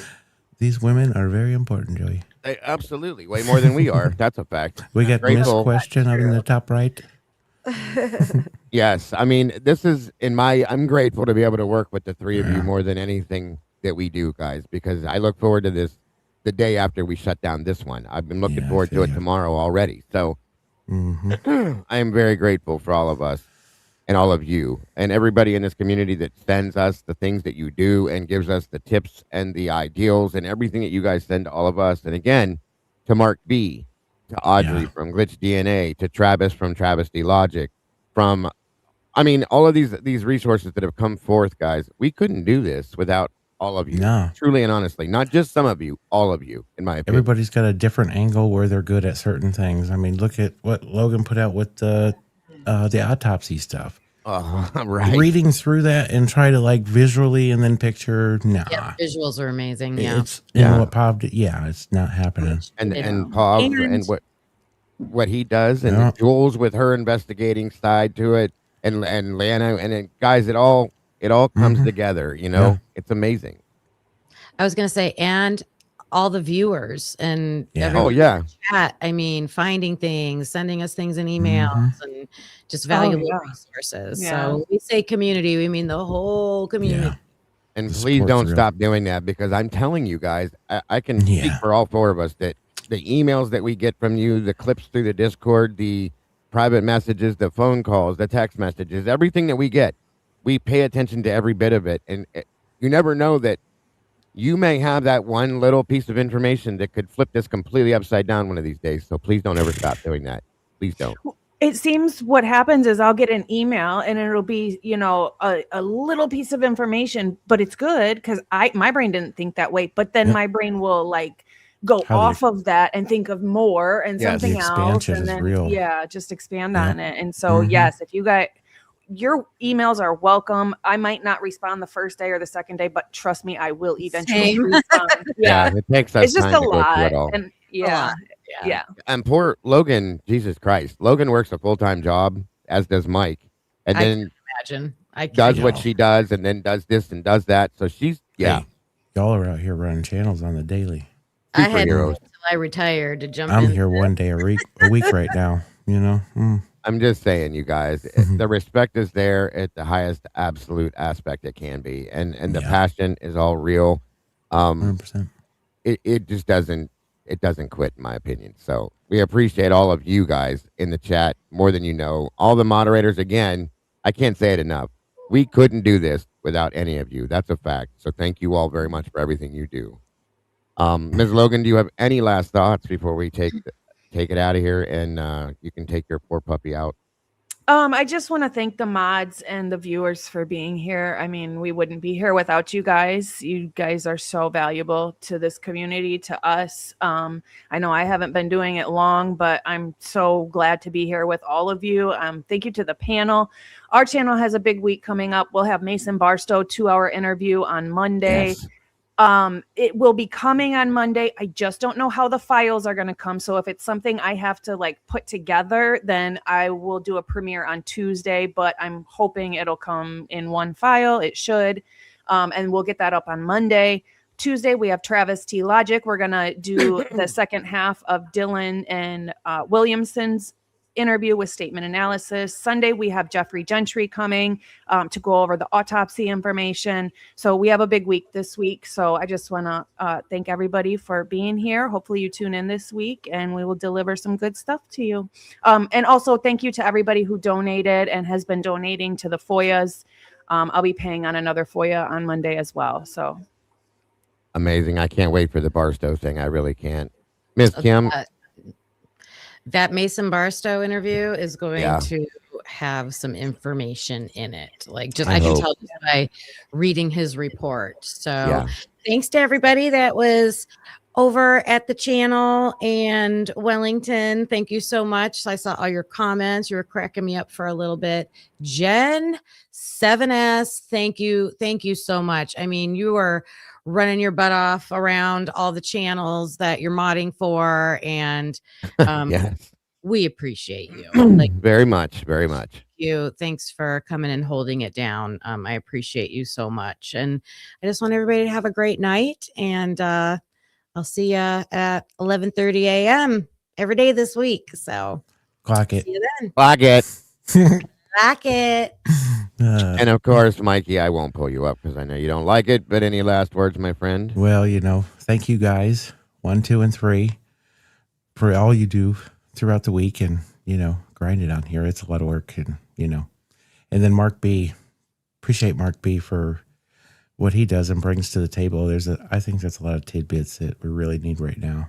And talking to him one-on-one, I mean, you could roll through the videos, but he's hitting the right points. And he has the passion, the same passion that all of us have. Yes. Everybody in the chats, all your channels, all your supporters. Appreciate everybody. Absolutely. And as far as I'm concerned, I love every one of you guys on every aspect, on every channel, in every corner. You guys are amazing. None of us would exist without any of you. All of the resources that I said tonight, again and again, that keep appearing day after day, it's unbelievable. And I love that so many people are jumping on board to help with this, to try to make sure that the truth and the justice comes to the point where it needs to. And I can't say it enough how much we appreciate all of you. Facts are facts, period. And all the moderators, again, I can't say it. I say it every day, 3 million times a day, but it's never enough. Thank you to all of you. I love each and every single one of you in every channel, period. And thank you all for tuning in tonight. I really do truly out of everything I do look forward to this show every week, guys. If I could do this every night and every day, I would do this, period. But it doesn't work that way. So this is my favorite part of what I do. I love these guys up here with me as much as I do you all. And I think this is the best thing that we can do, folks. So thank you, buddy. Dago and Mike, for having this idea and bringing us together, because this is fabulous. And I agree. You ladies know what's up. Yeah, I look forward to Saturday every week. Yeah. We need, as do I. What do they call that? I don't even know. Yeah. Y'all are here to corral us. Oh, yeah. Yes. Every one of us has one little piece of something that we bring to handlers. This. When it comes together, it's like a super force, folks. And I truly love it. I do. So that being said, you guys know how this stuff goes. I can't wait till next week. And make sure you guys subscribe if you have not yet to Bronx Tales True Crime, Typically Unique. I know, Bronx, I'm coming. I'm getting it done. And the last 24. And of course, if you choose, myself as well, guys. And I hope you guys have an amazing rest of your night. And with that being said, the verdict is in.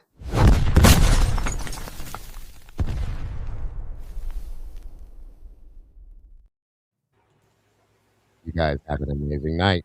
Love to you all. Good night, everybody. Buddy.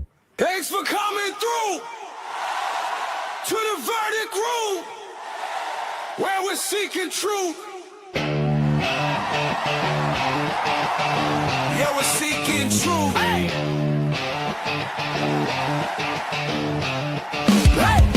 Last 24, they rewind it. True crime heads go find it.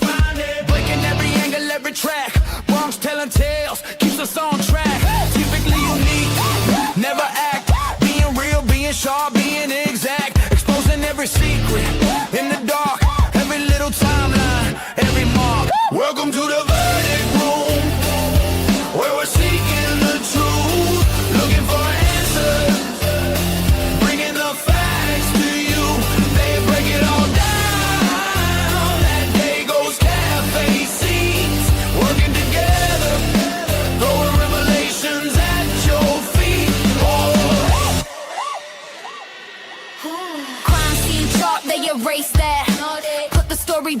can't replace facts. Looking for the motive in the cracks. Red yarn on the board, then it snaps. Voices in my ear through the week till they hit play. Then we speak. Files on the table, case on the line. They don't just tell it, they define. Welcome to the verdict room, where we're seeking the truth, looking for answers, bringing the facts to you. They break it all down at Dago's Cafe seats, working together, throwing revelations at your feet. From the Bronx to the world, let it ring. Every missing little detail that they bring, dropping that gavel when they're done with the beat. Thanks for tapping in, see you next week. Welcome to the verdict room, where we're seeking the truth, looking for answers, bringing the